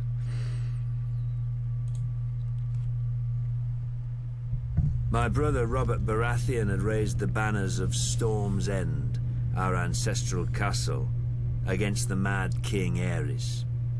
Jon Arryn of the Vale and Eddard Stark of the North stood with him, and Hoster Tully of the Riverlands would join. But their lands were far from ours, and separated by the combined strength of the West. The Tully sigil is a bit like King's Landing pathetic itself. compared to the rest. Even Now that I'm Robert's seeing own it, lords were against it.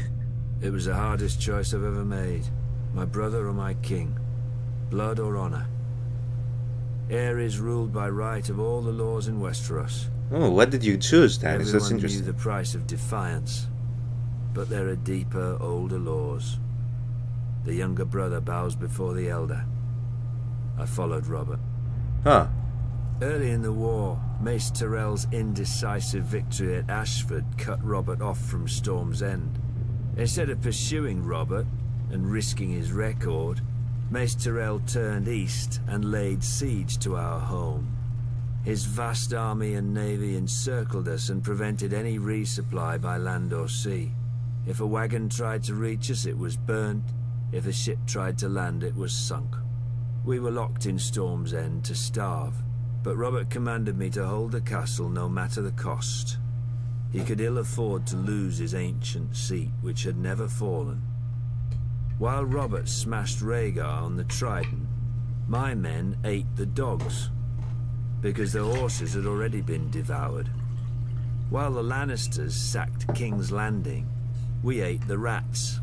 If the smuggler Davos had not slipped through the Tyrell blockade with That's the his story onions, that he kind of we'd told eaten our during own season dead. 2. But I held the castle until Lord Eddard remembered us and marched to lift the siege. The tone of his voice is Tyrells so didn't funny. even put up a fight. And Robert threw a feast to celebrate Lord Eddard's victory. I was sent to the Royal Island stronghold of Dragonstone to deal with Viserys and Daenerys, the last surviving Targaryen children. Is that where he found Before I Melisandre? arrived, however, they escaped across the narrow sea. Robert was furious. He stripped me of Storm's End and gave it to that prancing fool Renly, my younger brother. What did Renly do, I could Stannis? keep Dragonstone. Now Robert is dead, and a bastard pretender soils my throne while the realm fills with schemers and traitors. These are But facts. the rightful king is coming for them all, and I will not stop until I have scoured this land clean of abomination. The Baratheons say, ours is the fury. I will show them. Fury burns.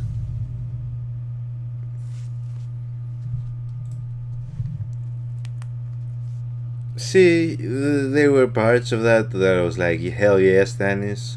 And then there were parts of it where it's like, you know, he's a troubled man.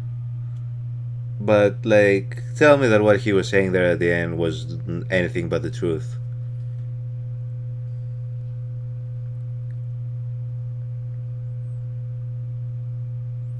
Trout, a ferocious animal.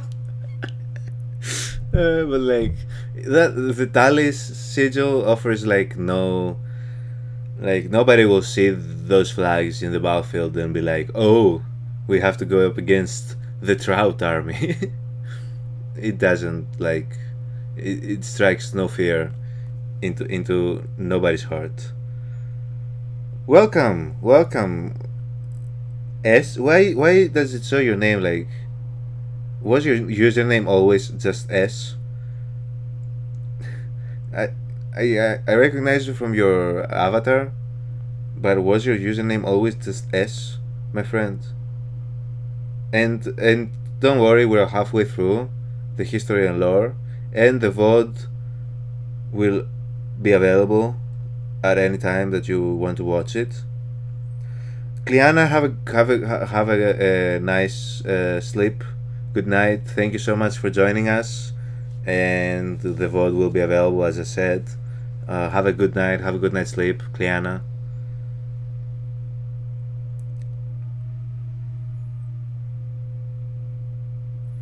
He does, doesn't he, River Mrs. Faye? He does. He does. I can't deny that.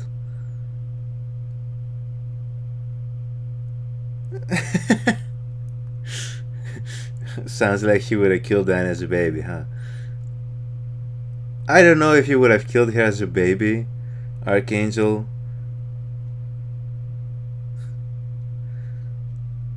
Although I see your trick, trying to tug on my Dany heartstrings to tear me against Stannis.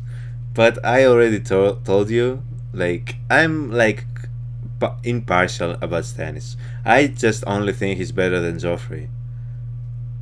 And he's like, I like the portrayal by the actor. He literally just said that. Listen. Robert said that he would murder Daenerys. What did he say when he was on his deathbed, though? What did he say, Archangel?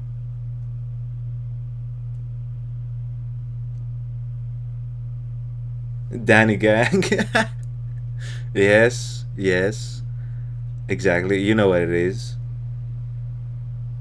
Oh, Sunny, is Sunny your name? For whatever reason, it just says S in the chat.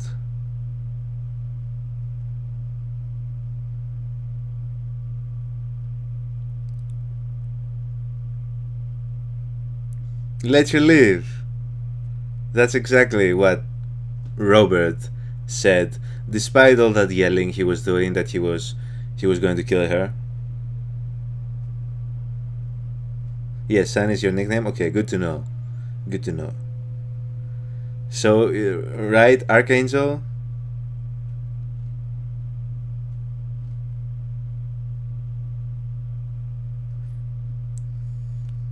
And Stannis was following the orders at the time, baby side. Listen, I already said he was a ruthless person, okay? I know this. Like, okay, I get it.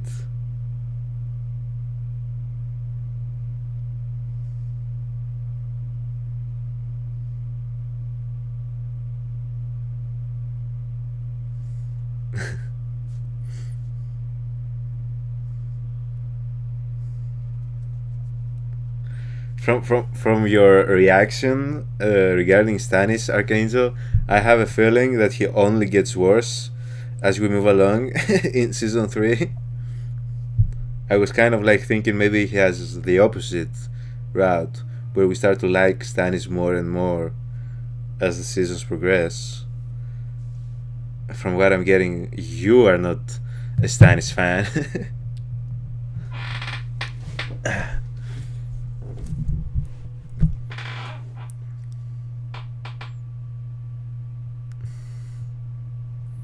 You don't like him either, Sunny?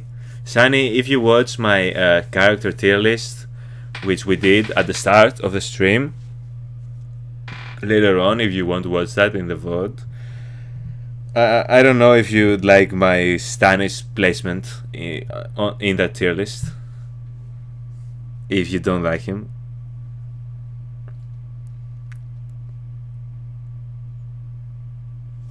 Let's hear more about Robert's rebellion from Catelyn. Family, duty, Oh my god. honor. It's the Every sigil. Tully child learns our words, but I was a woman before I understood them. Years before, my father had taken to foster the son of a wartime friend, a minor. Oh yeah, I meant to watch it. I was like, okay, but only if Dany is on top. Where do you think Daenerys will be, Sunny, in my tier list? Be honest, come on. Like, is the sky blue?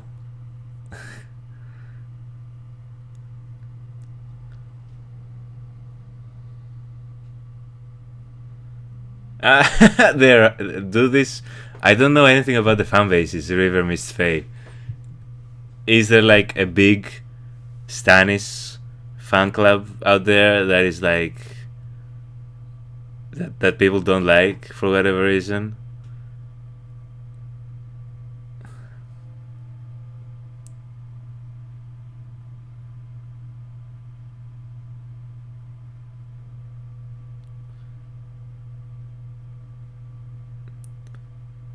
Yeah, Archangel. I see what you're saying.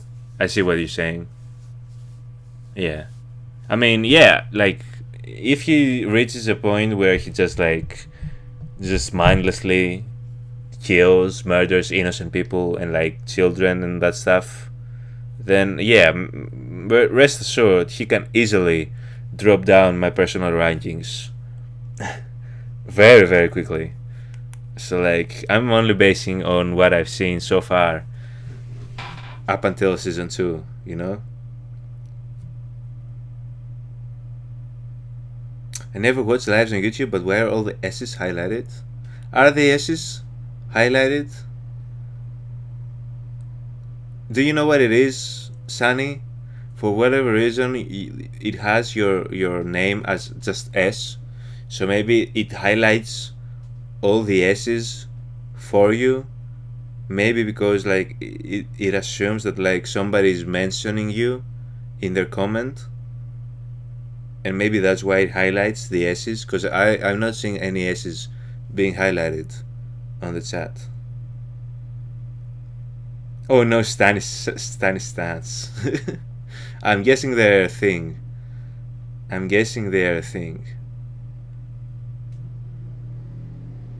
So sometimes that can happen, like a fan base can make other members of a show fan base to dislike a specific character. I've seen that happen so many times. Like maybe the character isn't fully at fault, but it's just like the character's fan base kind of ruins it for everybody. Let's take this Catelyn story from the beginning. Family, duty, honor. Every Tully child learns our words, but I was a woman before I understood them. Years before, my father had taken to foster the son of a wartime friend, a minor lord on the Fingers. The boy had arrived at our castle as Peter Baelish. Due to his home and size, my brother soon named him Littlefinger. Snake. When I came of age, called him his rightful name. Winterfell sought and won my hand. To my father, Brandon was heir to the north and a suitable match for a daughter of House Tully. To me, Brandon was wild and terrifying, never far from laughter or trouble. I loved him with all the fire of a first passion, much I came to realize as Peter loved me. When Peter heard of my engagement, he challenged Brandon to a duel. Peter survived only because I begged Brandon not to kill him. I still thought of Peter as family. Now, I wish I had let him die. Only days before my wedding, when I thought to be happy forever, Prince Rhaegar Targaryen abducted Brandon's sister, Lyanna. Hot-blooded as always, Brandon immediately rode for King's Landing to demand justice, which the Mad King Aerys Targaryen gave him, in his own twisted fashion. The day the Raven arrived with the news of my Brandon's death, I locked myself in a room and refused to Oh eat my, for so days. Catelyn has really been going from Until death of a my loved father one to reminded death of me a of my loved one duty. to death of a loved I one. was to marry Eddard, Crazy. Brandon's younger brother. A man whom I had never met, though of whom none spoke ill, or spoke anything at all.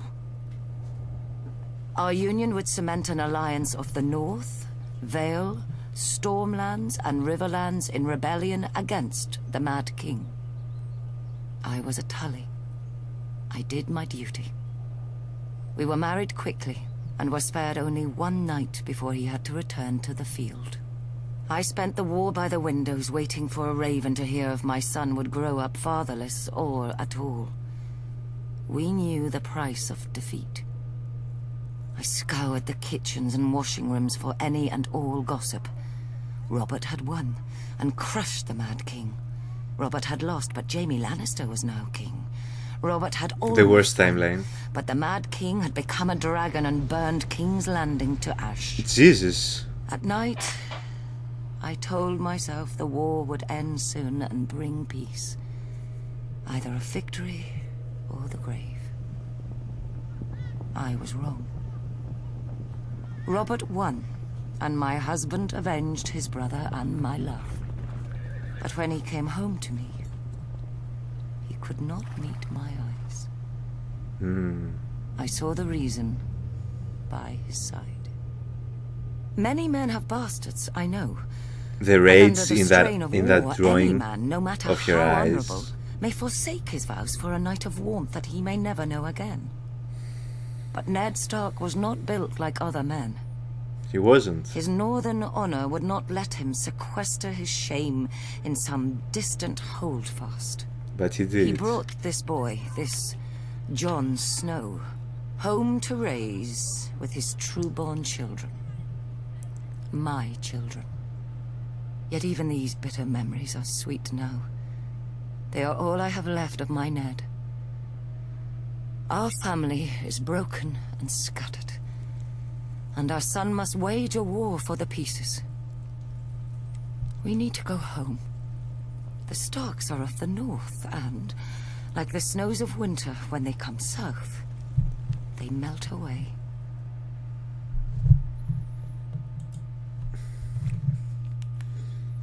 Poor Catelyn.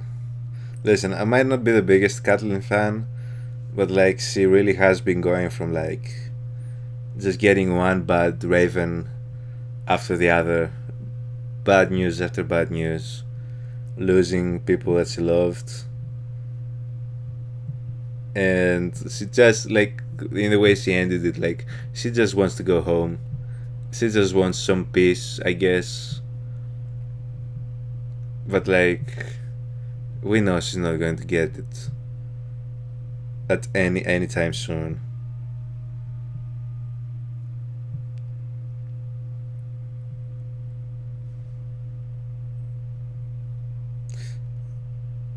Little snake.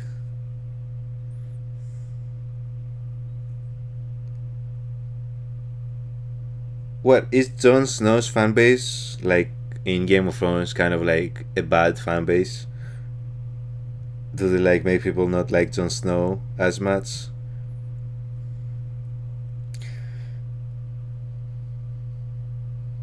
Imagine that. You're betrothed killed. You marry his younger brother cause war. Spend one night together and get pregnant. I was going to comment on that, like, damn, he only like he was on point. Just a night and he already has children. Ned was on it. Spend one night together and get pregnant. He goes off to war. No clue if he'll ever come back. Then he dies with Jon. You forgot the rest of the story. Then many years later, he goes off to King's Landing again, and you get a crow or like a raven informing you of his death. Yes, River Miss Faye, I don't quite remember what point you joined in the stream. I already talked about Catelyn during my tier list. I think you came after the tier list part of the stream. Yeah, she makes some very, very horrible, damn mistakes. But yeah, you kind of have to feel for her. We can't like ignore how many people she has lost and is in fear of losing. Love Jon Snow. I'm going to say, like, how bad could Jon Snow's fanbase be for people to dislike Jon as a character? Like, how can you dislike Jon as a character? You can't. Come on. So we have Davos now talking about Robert's rebellion. In King's Landing, if you leave the Red Keep and aren't careful, you may find yourself in Flea Bottom. In such a cesspool did House Seaworth have its glorious start. I got out as soon as I could, finding work on a smuggler's ship. Soon, every port on the narrow sea had a bounty on me, which they would collect if I didn't pay a percentage to the right people or pick the right tides. You know how to tell a good smuggler? When you talk to one, there's a head that talks back. I was very good. Davos of Flea Bottom had run with orphans and beggars, but Davos the smuggler... Fleet Bottom? Sounds like a Harry Potter surname. ...was received by merchants and lords, when nobody would catch them. Oddly, the only honest work came from pirates, like the notorious, bloodthirsty Salador San. Ah, our friend. An old friend. All he ever wanted was someone to buy his cargo quickly before the tide left, and sell it without telling where I got it.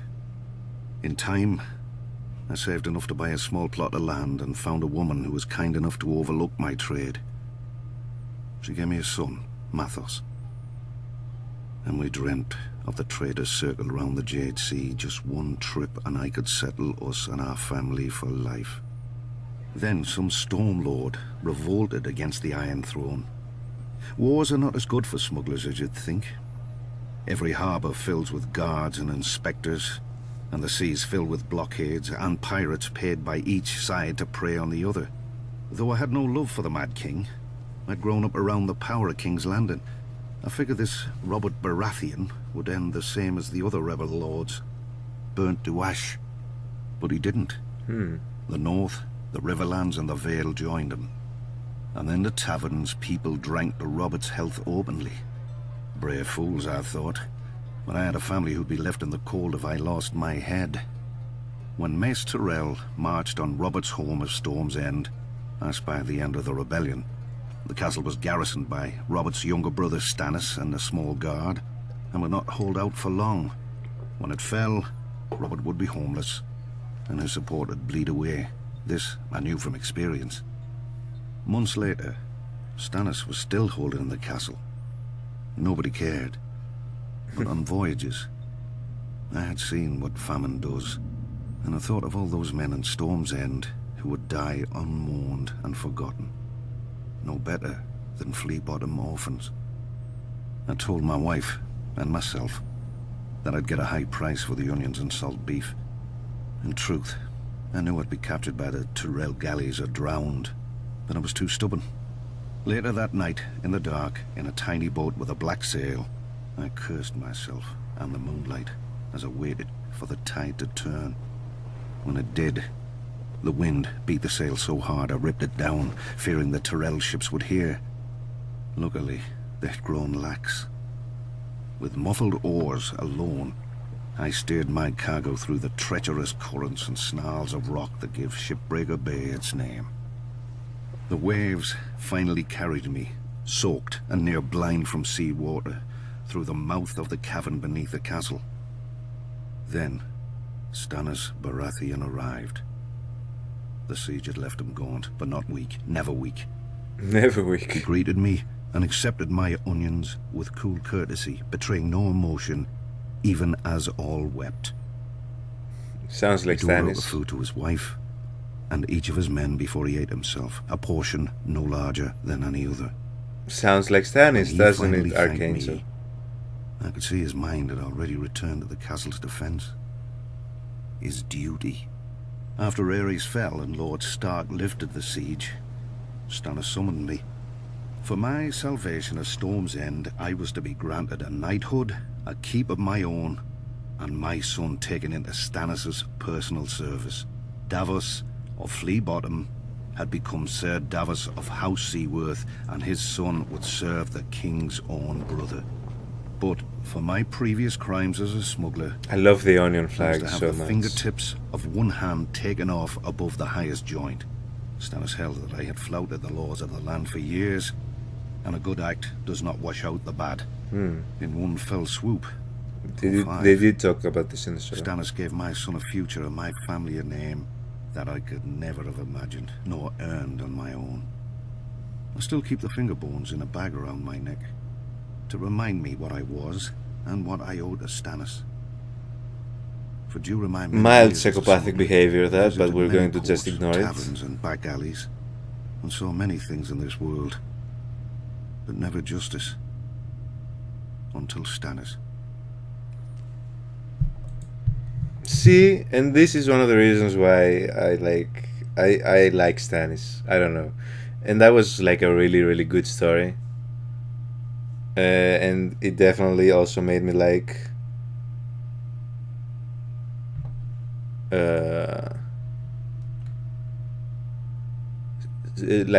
Davos a lot more.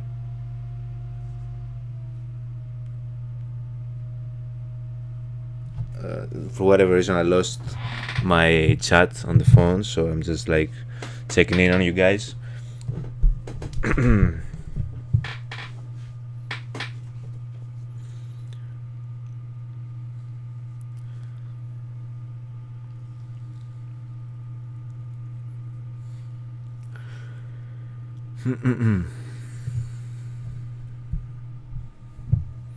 I don't think I know anyone who dislikes Jon Snow. Yeah, like how could you?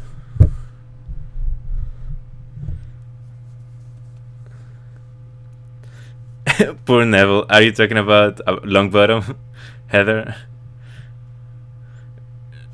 The name sounded very similar.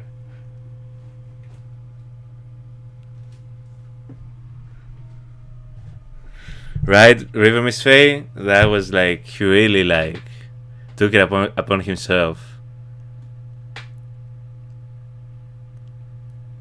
Best part of Stannis is Davos. Okay, I'll take that. Archangel, I'll take that.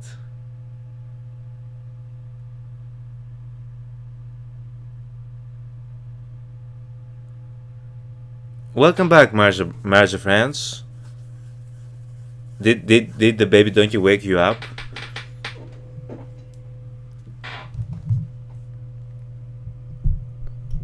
I think, I don't know, shouldn't you like be rested for tomorrow though, Marja France? Don't feel like you have to be here. If you can't sleep though, you're welcome to join us again.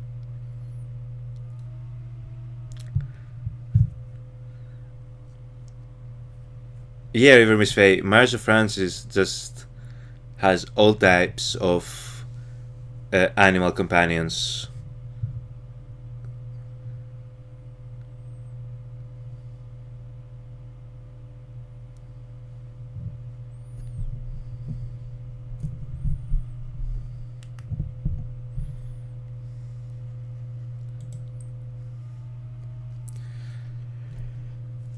Yep, rules are rules. That's Stannis. He'd sure be a hypocrite if he was willing to serve himself through I don't know, black death magic against his own brother, for example. Yeah, that was a bit bad. That was a bit bad. I can't defend that. Okay.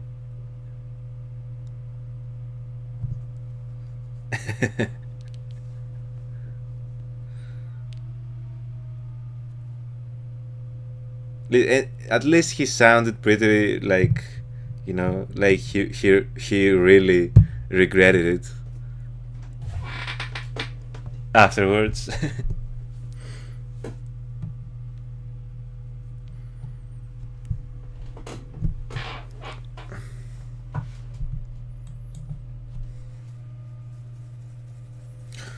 But the truth is that while the Starks and Lannisters fell to the Targaryens in defeat, House Tyrell rose. For thousands of years, our family served as loyal stewards to the kings of the Reach, until the last of their line unwisely burned to death, resisting the Targaryen invaders. To save the Reach from a similar fate, we yielded the castle of Highgarden to Aegon and his sisters. In gratitude, the Targaryens gave House Tyrell dominion over the Reach, and we became lords of the castle in which, for generations, we had served. Under the Targaryen dynasty, Westeros prospered. Gone were the petty wars of 7 kingdoms and the endless thirst for minor glories that drove them. The Westerlands enriched the realm. The North guarded it, and the Reach and Riverlands fed it. This harmony is what Robert Baratheon shattered with his rebellion against Aerys Targaryen. When the call to arms came, though, So we did not the want Tyrells to are like answer. Targaryen The Reach is a gentle land, fans. and honestly, the Mad King was not much loved. But we owed peace and status to his family.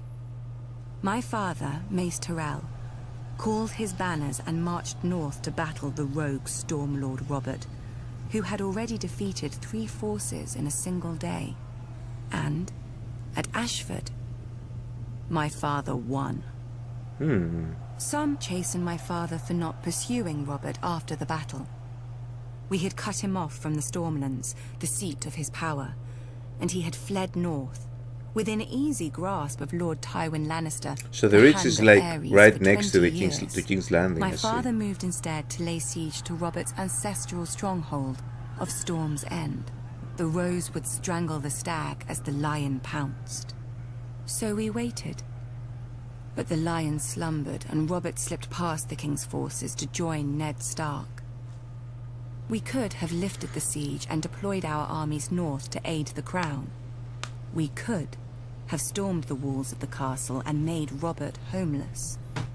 But we had ample supplies, control of land and sea, and most of all, patience. Our siege would succeed, eventually, at little cost of life to us. If Robert prolonged the war with minor victories, our capture of Storm's End would hasten his downfall. And if Robert won the war, well, it would not do for him to find us in his halls with the bodies of his brother Stannis and his sworn men. When the lion finally showed his colors and purged King's Landing, we knew our cause was lost. My father chose the peaceful route and bent the knee to Robert, who heartily pardoned us. Strange, considering how we'd beaten him and starved his brother to the brink of death. We were to keep our lands, castle and title, but we knew that we would never be welcome at court. It didn't matter. The Reach was still the most fertile of the 7 kingdoms, and under our hand. Every flower, even the rose, needs pruning. Then it grows strong. Like you have grown, and you're about to take over King's Landing, Marjorie? Is this what you're foreshadowing here? But like, I appreciate what we're hearing about Robert. He was really like, I can see why Ned kind of like liked Robert. A lot of the times he's shown himself to be merciful, if that's the right word. Like he did it with the Ironborn, the Greyjoys. He did it with the Tyrells, right? Even Marjorie was surprised herself that Robert like allowed them to still have dominion over the lands, even though they fought against him, and as Marjorie said, starved his brother. And the stronghold he had.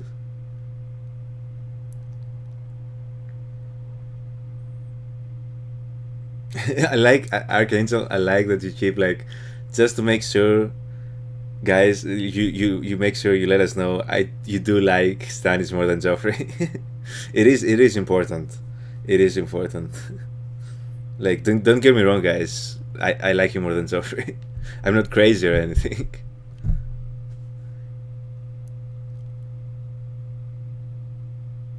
Don't bother, I'm used to be in shift 48 hours and more. That's rough. That's rough, Marjorie. But hey, you were here to see Marjorie give her tale. Regret in the quarter will get you 25 cents.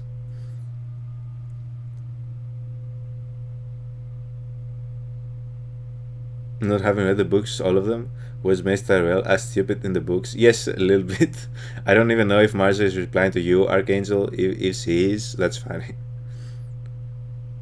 I don't remember him being any more intelligent.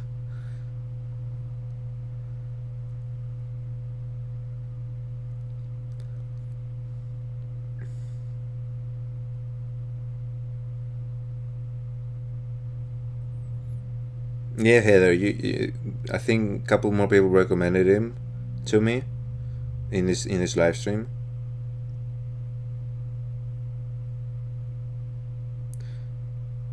Nana TL, Queen of Thorns, is the really ultimate boss. Do you mean Tyrell, Marzo? Is he a character that we have yet to see?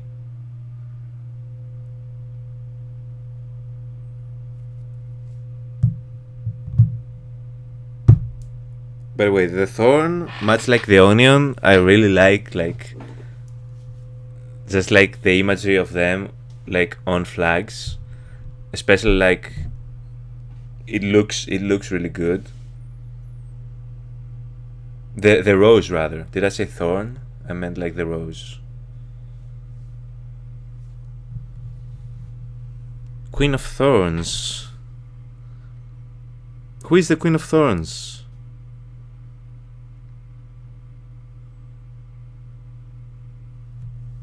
Who is the Queen of Thorns, guys?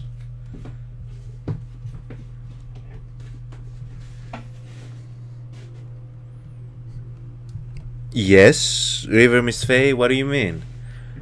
A rose on a banner is like badass. A fish on a banner? What are you, the Fisherman Army? Like, it's not even remotely comparable. We haven't met you yet. Okay, I see. So I should look out for a Queen of Thorns in the future.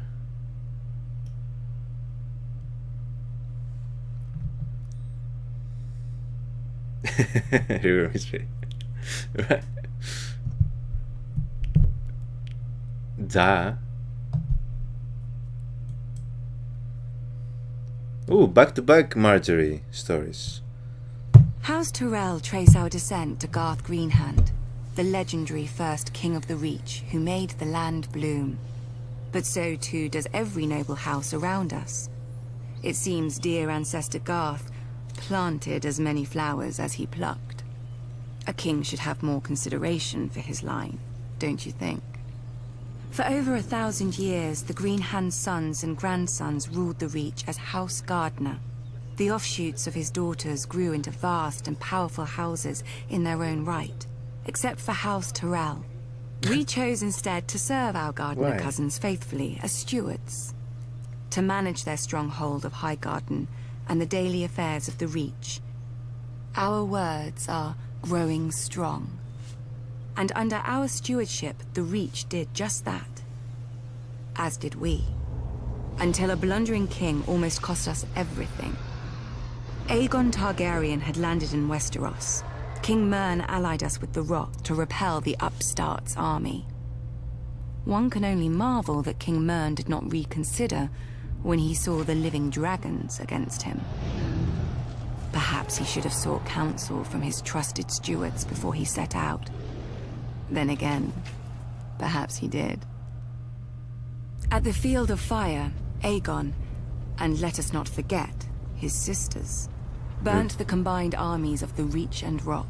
King Mern paid for his misjudgment with his life and that of his ancient family. In a day, the Reach had lost its king, its ruling house, and most of its army. Thankfully for everyone, my ancestor, Harlan Tyrell, had better sense. Until the Maesters sorted out the entail among Mern's cousins, Harlan the Steward was acting Lord of Highgarden. To ensure peace and life in the Reach, he would yield the castle to Aegon.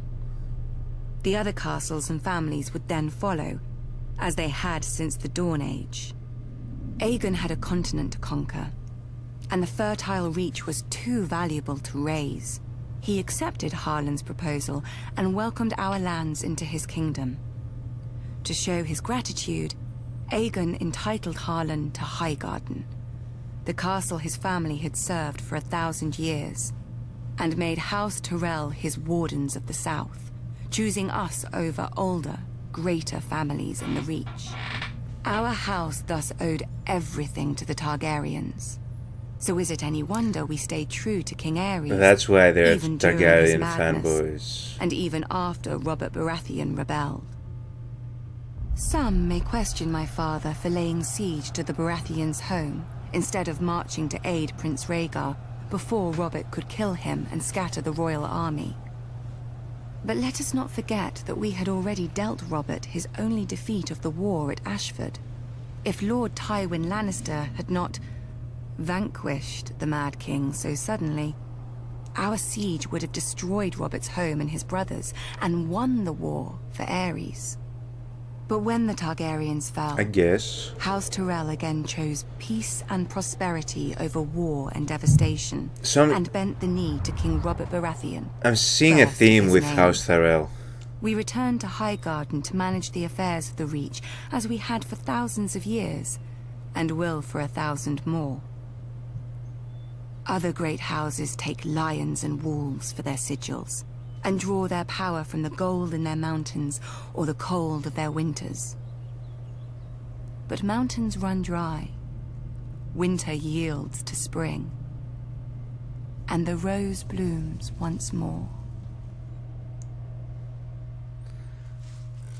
It's such a perfect, representation of what C was describing, and what the Tyrells basically doing is we are going to align with whoever comes into power next. We're not going to be the ones who are going to go against whoever is winning, because that would essentially just mean the end of our family and of our kingdom. So whoever, we will fight alongside the one that we have owed our existence to, and we have vowed to fight with. But then if that person loses, the Tyrells are not going to go against whoever the new person in power is. That's basically what I've gotten from these two stories about the Tyrells.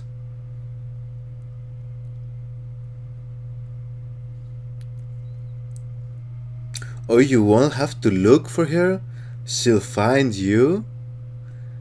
Heather, that sounded like a threat. That sounded terrifying. What type of character is that? Are you talking about Olenna Tyrell?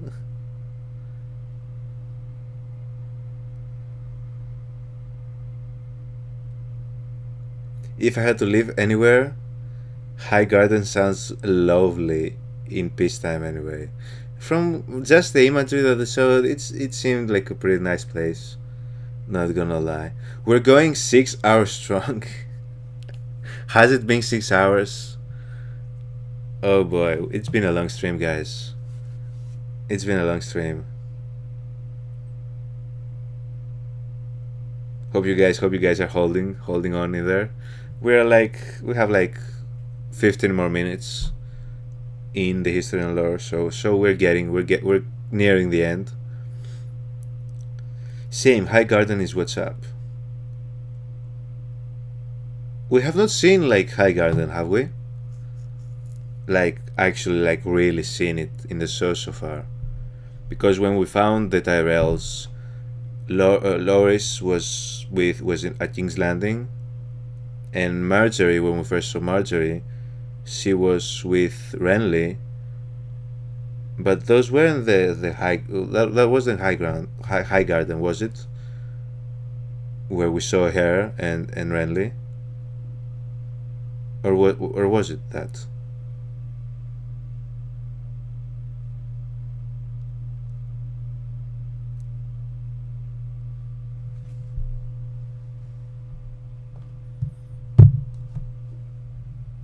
And we have Archangel's favorite doing the next narration of Dragonstone.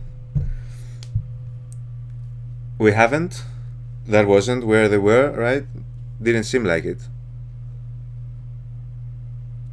It didn't seem like it.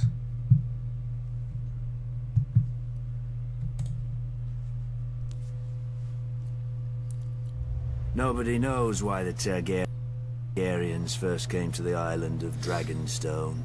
Old Valyria was then at the height of its power and the center of the civilized world, which ended at the Narrow Sea. Westeros was a filthy backwater with 7 kings squabbling over borders and minor glories. So much for progress. The island itself was and is nothing. It had no gold or gems to lure Valyrian nobility. All it has is rock. Mostly a shiny black stone, too brittle for war and too sharp for building. The Targaryens called it dragon glass. I call it useless. But the Targaryens managed to raise a castle here. Simpletons claim they used ancient Valyrian sorcery, forgetting that the Targaryens brought a small army with them from Essos. There's no magic in strong backs, though admittedly the castle is unlike any in Westeros. Foreign and strange. If the Targaryens ever regretted their barren outpost and longed for the comforts of home, the doom made their folly permanent. Valyria collapsed into the waves and was no more. To look east was to see the ruin of their homeland, the greatest civilization before or since. But to look west, as Aegon realized, was to see a fertile land ripe for conquest. Perhaps even a new Valyria. Though good for little else, Dragonstone was the perfect staging point for Aegon's invasion of Westeros. The Blackwater Bay granted easy access to the continent. The lands there were disputed by 3 kingdoms: the Reach, the Iron Islands, and the Stormlands. But their capitals were far enough away that none could mount a force before Aegon got a foothold, even if their kings had been able to stop bickering over whose problem he was. Then it was too late. Aegon had chosen Are they his first depicting camp the well, sea with the as bay like to fire? the east, the river to the south, and open fields to the north and west. That's really His cool. army would be impossible to take by surprise. A perfect site for an invasion, and one day, his capital city, King's Landing. The Doom had taught the Targaryens the prudence of refuge. After the conquest, Dragonstone became the seat of the crown prince and heir to the Iron Throne.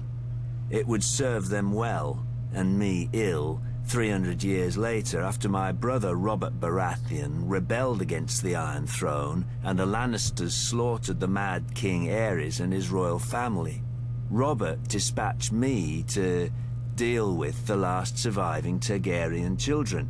But before I arrived, a loyal knight smuggled them across the Narrow Sea to safety. Hatred for the Targaryens blinded Robert. Unjustly, I was blamed, and stripped of our family's castle of Storm's End, and given Dragonstone in its stead. Over the years, whenever I demanded my rights restored, Robert would remind me of the island's royal pedigree and pretend he was doing me honor, as if I were one of his tavern girls to be so easily deceived and dismissed. But Robert is dead, and I, Stannis Baratheon, am the rightful king of Westeros. Let the usurpers and traitors sit on the Iron Throne. From Dragonstone, I will be the dagger at their throat. Very interesting. Very interesting. As I said, I liked if that was like a depiction of like the water, the sea as fire, because they were talking about the Targaryens. That was a very nice touch.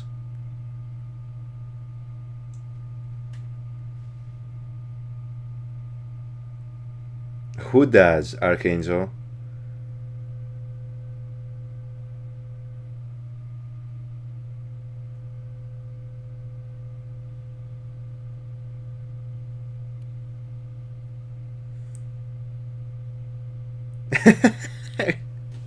River Mistfay.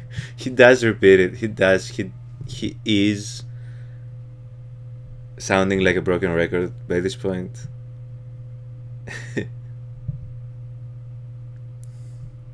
I don't know, Archangel. I don't know. Who was this talking? You could have been talking about me. You could have been talking about me. I don't know.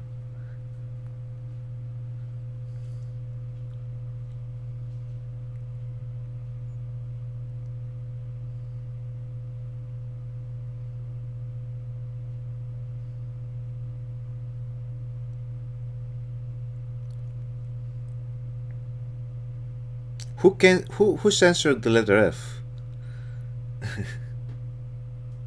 yeah, I got it, Archangel, I got it.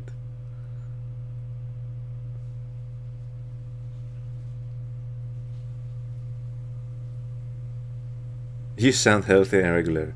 I greatly appreciate it. Come on, man. Does Stannis really sound constipated? I think you're looking for excuses to talk about Stannis in a negative light. I like Stannis' accent.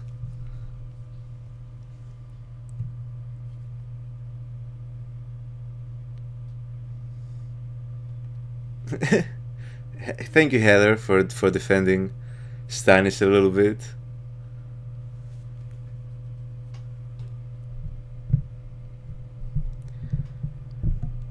Sandor Clegane. Okay.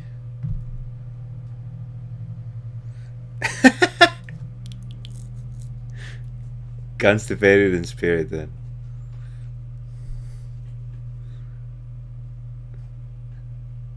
This is... I might use that, Archangel, just letting you know. Like, it's heavy to tell somebody that they're constipated in spirit. You have a constipated soul.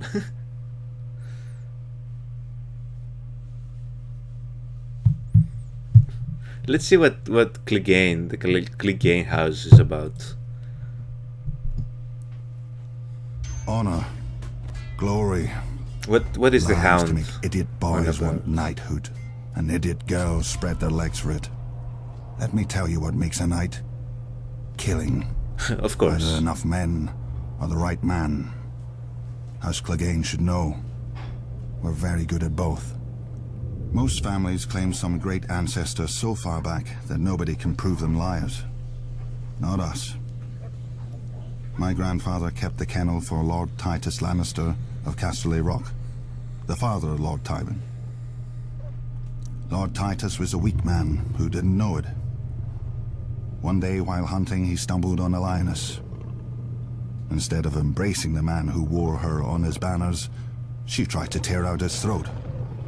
Luckily, my grandfather came up with the dogs and drove the big cat away. As a reward, the Cleganes got lands and a keep and a son to squire for the Lannisters. We took the 3 hounds who died for them as our new sigil. When Tywin Lannister became Lord of Casterly Rock, he wanted more from his former kennel master than fealty. He bet that training hounds to kill isn't far from training boys to kill. In just 2 generations, my brother Gregor and I proved him right. I gutted my first man at 12. Years after, servants started disappearing in our keep. Damn. And even a sister I don't remember. But nobody could prove anything against Gregor. Or dared if they caught him at it. For my father wanted a knight in our family, and thought he'd found one in Gregor, who at 13 towered over enough men that they called him the Mountain. Sure, Gregor looks quite the champion from a distance, but a mountain can't cleave a man in half with one blow, and won't break a wench's face if she talks. Through Lord Tywin's influence, Prince Rhaegar Targaryen kindly anointed my brother personally. A great honor for our family, everyone said. 1 year later, Sir Gregor chivalrously sacked the prince's city, brained the prince's baby, and raped and murdered the prince's wife, winning our family yet more honor from the new king and queen. Soon after, my father died. The disdain in the Hound's voice in a hunting during accident. that part. The same day that Gregor became lord of the Clegane lands, gold and anything under his roof, I left our home to take service at Casterly Rock. Lord Tywin is not like his father. Neither is King Joffrey, or the likes of me would never be on the King's Guard, with all those true knights. Between them, a man who serves the Lannisters will never lack for killing. I'll guard this king, such as he is. Gregor will kill the other ones, such as he does. When we're done, we'll see how many people still believe in songs and fairy tales.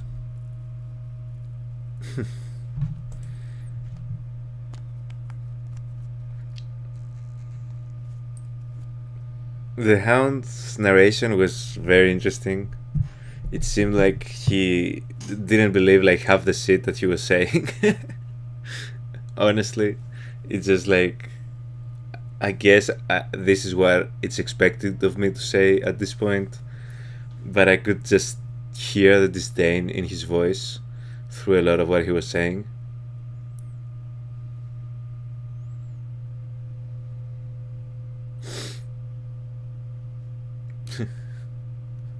Okay.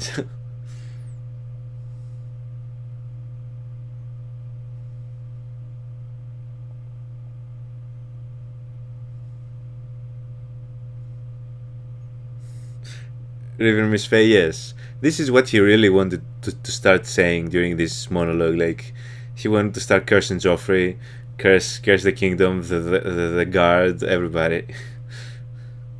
A bunch of idiots.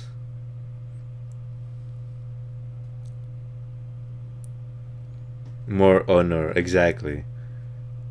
He did not view those achievements as honorable at all, what his brother was doing.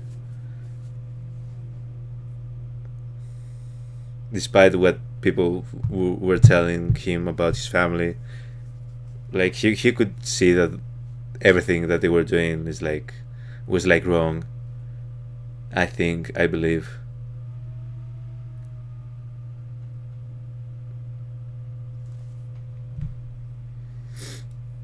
Wait, are we going to hear about the pyromancer here? Okay, that could be interesting. Dragons conquered the Seven Kingdoms, but to rule them, the Targaryens needed a less temperamental tool. When the great King Maegor saw the power of the Alchemist Guild, he blessed us with his patronage. In those days, we commonly transmuted metals and other wonders, but the king was most interested in our mastery of the substance, which those not of our order dub wildfire. A slight misnomer.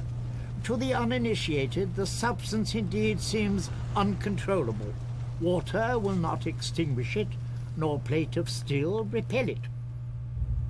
Our order alone knows its secrets. In bare stone cells beneath the guild hall, our acolytes prepare the substance with utmost care and ancient magic. Is he rhyming? Apprentices then remove Prepare the care jars to a secure storage. Overseeing its purity are the wisdoms, such as myself, who are adept in the alchemical mysteries. Should an acolyte prove unworthy and allow the substance to ignite, the ceilings are spelled to collapse and fill the room with sand. For once lit, only smothering or starvation will quench the fire. Many years did the Alchemist Guild serve the Targaryens faithfully, until we were beset on all sides by the envious, the Order of Maesters, who dismissed all learning but their own, and the charlatans who hawked green paint and worse in our names. After the unfortunate Prince Aerion Targaryen, drunk with wine, boasted that a draught of the substance would transmute him into a dragon, we lost our royal favor. Then came the wise King Aerys, second of his name. I was merely an acolyte when he restored our guild to its former glory. As had his great forefathers, he appreciated our secret arts, even naming Wisdom Rossart as Hand of the King. Together they punished his enemies as befits a true Targaryen. When he was yelling burn them all, is this it? I heard whispers that King Aerys had engaged our greatest wisdoms for an ultimate weapon against his foe. But sadly, King's Landing must have fallen before it could be used, and many of our wisdoms disappeared in the sack of the city, victims of ignorance and envy, as ever, I'd wager. Yet our order perseveres, like the substance which grows ever more potent as it ages. We perfect our ancient arts in darkness, forgotten by the world. We are masters of the fire, but we live only to serve. All we need is the right spark. That was cool. Oh, Ygritte is next. I love this narration. But like, they're essentially pyromaniacs, aren't they? Why won't we just call it what it is? They're like, and during like the Mad King, when he was like using their substance, he was also a pyromaniac. So like, it made sense that they found each other, but like they only develop like this fire substance. Is this what they've spent their whole life perfecting?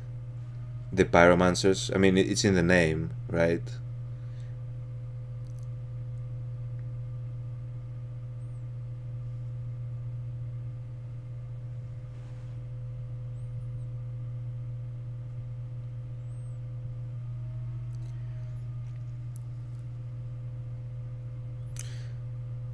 This next narrator is the official reader of the audiobooks. The guy that we just finished narrating.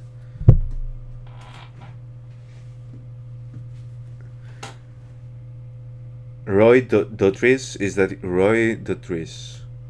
Am I pronouncing his name correctly? He died. Rest in peace. Rest in peace. He looked like he was an old man, if he was the same actor from the show.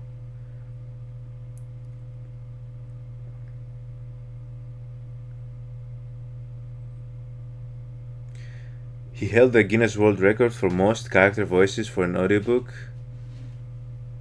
for reading a Game of Thrones. He did the voiceovers for different characters. River Mist Fae, is that what you're saying? What's hotter, Dragonfire or Wildfire? I assume it's Dragonfire since it can melt stone. Yeah, like I'd assume like nothing beats Dragonfire. It's the purest form of fire, like you can't really replicate it.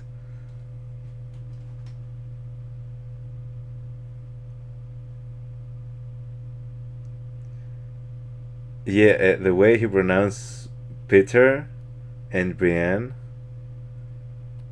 who the guy that was talking right now in this, the one that did that has the Guinness World Record.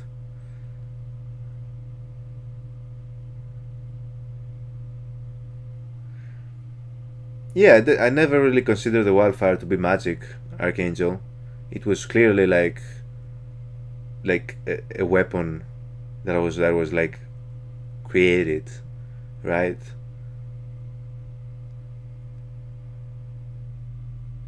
I never really considered it magic. Did they ever like claim that it was magic in any way?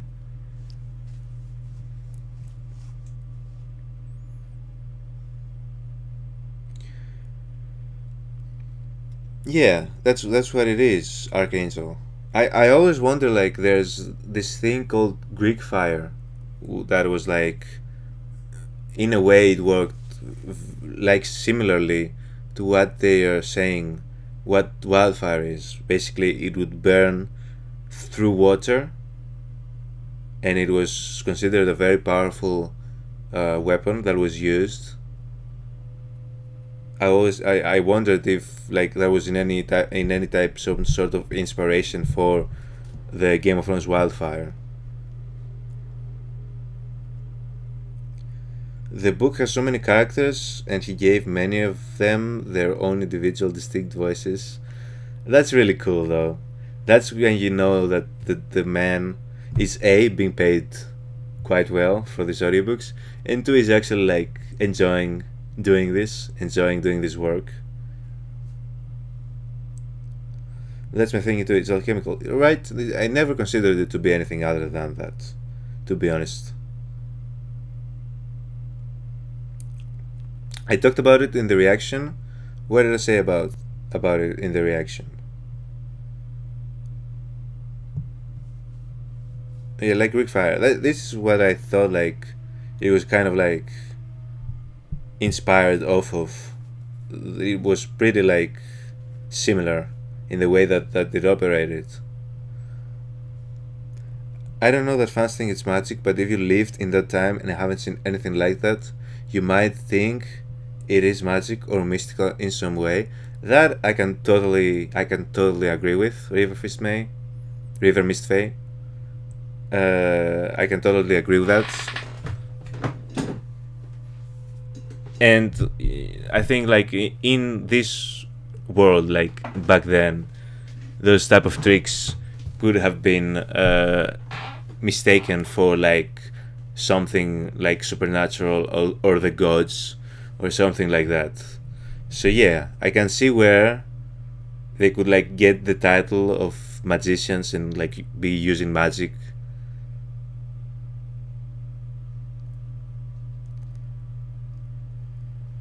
The wiki page doesn't list stone as one of the substances that can be burned by wildfire, so dragon fire wins. Clearly.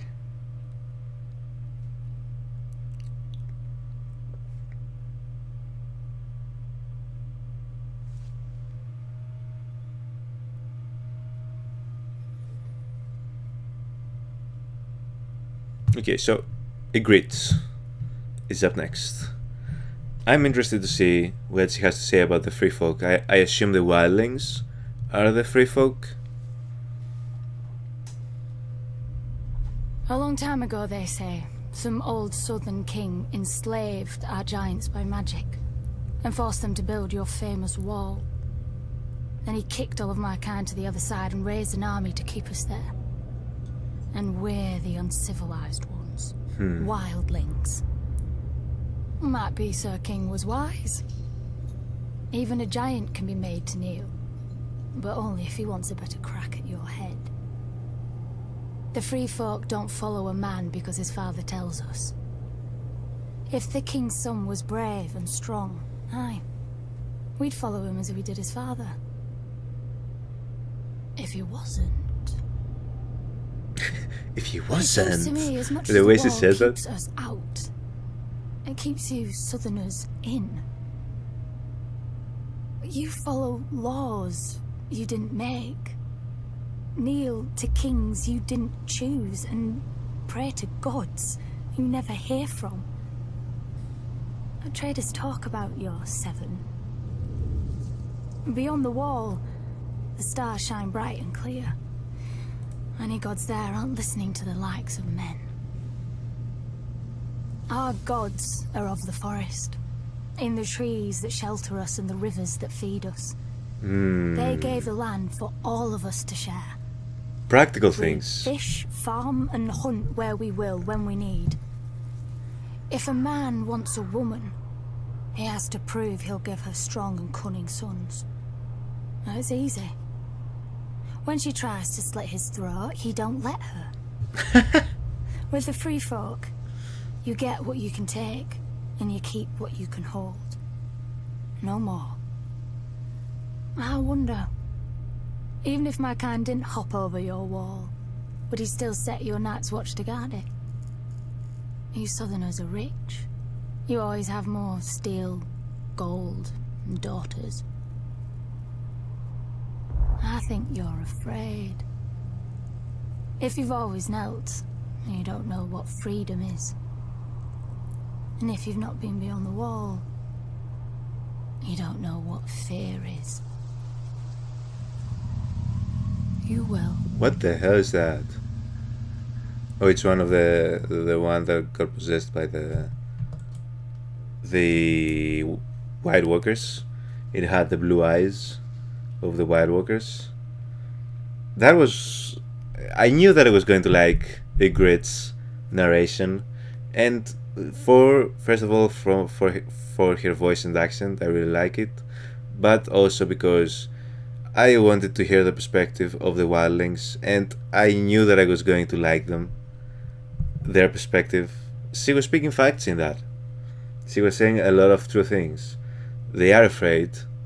They don't know what is at the other side of the wall. A lot of them really are going to the Night's Watch because that's what the costume is, what they're told is a thing that they must do. They do obey kings that they shouldn't be obeying. They are kneeling to people. They're not, essentially they're not free, is basically what she was telling them, and I can't argue with that. You can't look at, for example, the people at the Night's Watch and say that they're free, right? But then you really can't look at any like lower class citizens in these kingdoms and ever dare say that they're free people.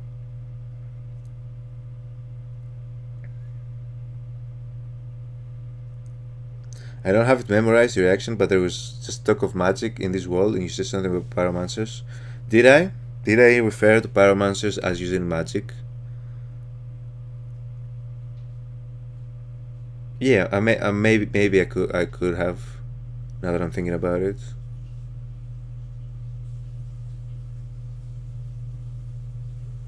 Shadowcats. Was that the creature with the blue eyes? Is that what they're called? Shadowcats? Yeah, River Miss Faye. I too am a big fan of Ygritte by this point.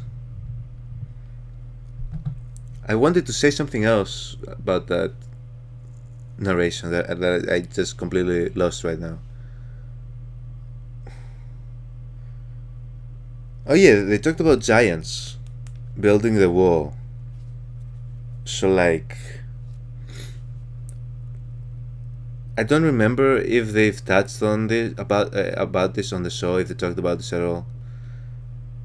But like, right, it would make sense that that would be the mythos behind how that wall was built, right?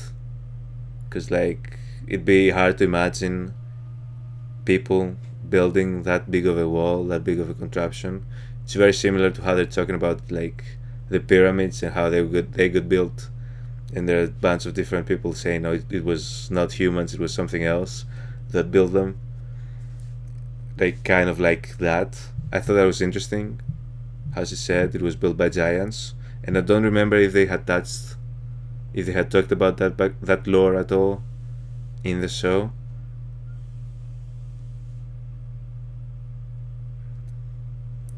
The wall stands 700 feet high. Yeah, that wall was massive. And they still were worried about the White Walkers climbing over it, I guess.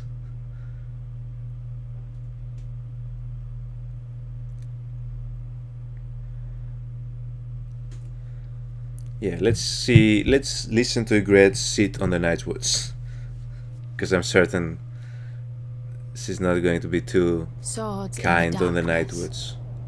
Nightwoods. Aye. The Black Brothers of the Night's Watch are that, at least. As too many of the free folk know. You Southerners are strange. A man murders, and you train him to kill better. A man thieves or rapes, and you send him where it's dark and private. Well, at least you make him promise to be good. Well, then you make him regret even that.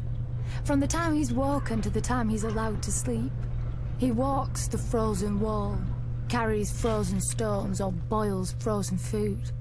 When he lies down at night, he can't have nobody to warm his frozen bed. Well, not unless the crows like to nest together. Do you think he remembers the stories they told him then? About when the White Walkers woke in the land of always winter, and how the Wall and the Night's Watch were raised to stop them the next time. Never mind trapping us on the other side. We free folk have our stories too. About how one of your king crows found something cold in the woods, with bright blue eyes. How he brought her home, through your wall, and declared himself Night's King. 13 years he and his queen ruled over his brothers, making sacrifices as black as their cloaks. Lucky for you Southerners, the free folk rallied to a king beyond the wall, as we will when need be, and marched on the ancient castle he'd taken for his own, the Night Fort. With the help of the Starks, we killed the demon and cleansed your precious watch. And then they thanked us, and kicked us back across the wall, as you always have. Gendel, Raymond Redbeard, the Horned Lord, each chosen as a king beyond the wall, each promising victory. And all falling to the Night's Watch and the Starks. But this time is different. Our new king knows your tricks. You called him a brother crow once, but you never forgot his wings. We know how you think. We know where you're weak. Watch for us from your wall if you like. With the cold, you won't even feel the blade slip into your back.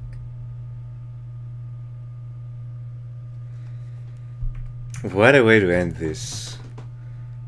What a way to end this.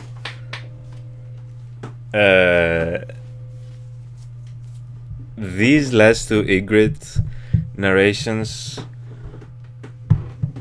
got me even more hype to continue with the Game of Thrones into season 3, because like I have a feeling I'm going to be very much on the side of the wildlings in a lot of this conflict that is about to occur, that I'm certain is about to occur. Yes, Taylor. Yes, Taylor. Yes, Archangel. Right? Those last two, and especially the ending, right? As it said about the knife, you won't be able to hear the knife. Like, so well narrated, and she's making a lot of valid points, right? And I'm surprised, like, I did not really consider just how misrepresented, is that the correct word? Like the wildlings had been, just because we only got the perspective of, as they call them, the Southerners, those who are at the south side of the wall. And the way they presented the wildlings, I too for a minute was like, okay, they're like wild people. And I'm so glad that, you know, we've gotten this, and in season 2 we got to know some wildlings more personally, but also in this history and lore, right? She put it to us very, very simply, but very, very nicely for us to understand. Like, oh, you think that what they're telling at that side, at the other side of the wall, is the facts. Well, we have our opinions too. We have our history too, our beliefs too. We've had our heroes too, you know. And I'm very excited to find out more about that in season 3. And I believe that Jon Snow will eventually side with them. That's what I think will happen with Jon. So it's going to be very, very interesting to see like how that unfolds. I'm very excited for that come season 3. Hello Zuko, welcome. Unfortunately Zuko, I'm well. I'm well. But you did join at the end of the stream, and it was a pretty long stream as well. But we just finished the history and lore for season 2. At the beginning of the stream, we also did a character tier list. Obviously, this will be available as a VOD as well. So at your time, whenever you feel like it, you can go and see all the reaction from the very beginning, as well as the tier list. In the stream, I'll make sure to like add timestamps, because this will be a very long VOD for this live stream. But I hope your day is going well. I assume is it a Saturday for you, or are you crossing over into Sunday? Where I'm at, we are in Sunday right now. I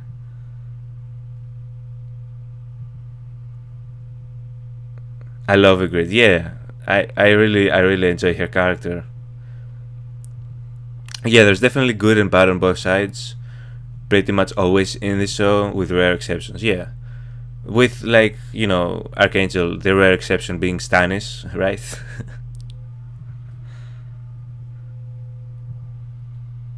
Saturday nights ago. I hope your Saturday has been great. Whenever you have a spare 6 hours, check it out. Exactly. Whenever you have like 6 hours to spend of your day, or you can be like 1200 podcast and just have it play in the background while you do other stuff. That is always an option as well. And this 1200 podcast, has he left us? Has he gone, I don't know, for sleep? Well, I can't believe I've been here for nearly 6 hours. Yeah, the stream drag a little late. I was kind of estimating around a 4-hour stream. It took us two more hours, but hey, I've enjoyed this. 6.5? Oh damn, we're nearing 7 hours. Damn. You deserve overtime pay. But you've loved every second of it, Taylor. I'm really glad. Can't speak, but I am very glad. I am so happy you guys are enjoying yourselves. This is why I do it.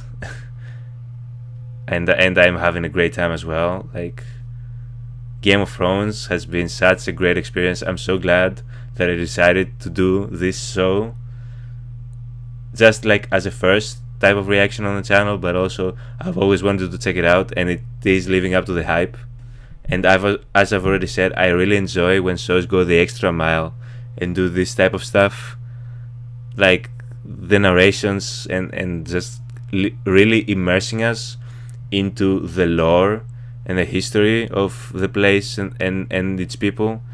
Really adds a lot to how I experience the world of Game of Thrones. So yeah, it's been great. So thank you guys for being here. I am going to end the stream now. It's getting really late here, so I could really use some sleep as well. Where are you? A mosquito just landed on my microphone. Season 3 tomorrow is we should be starting season 3 by next week.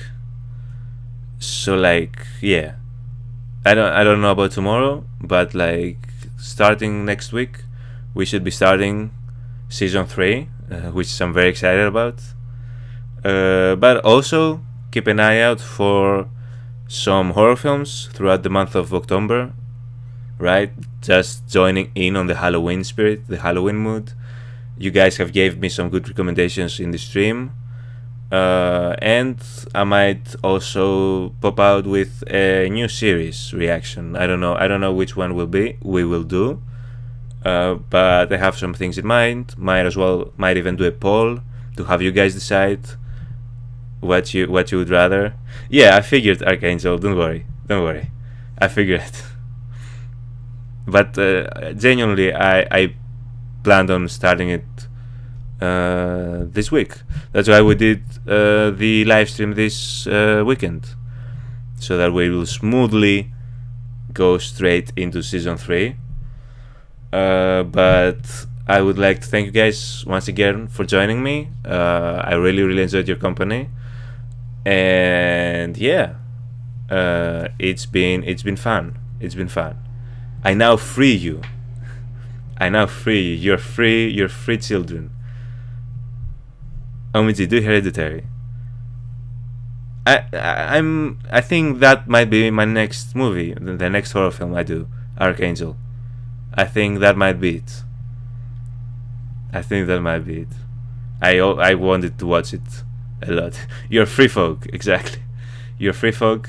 Have a great night, rest of your day, whichever time zone you're at, and I will see you guys in the next reaction video or season 3 of Game of Thrones, whichever it is.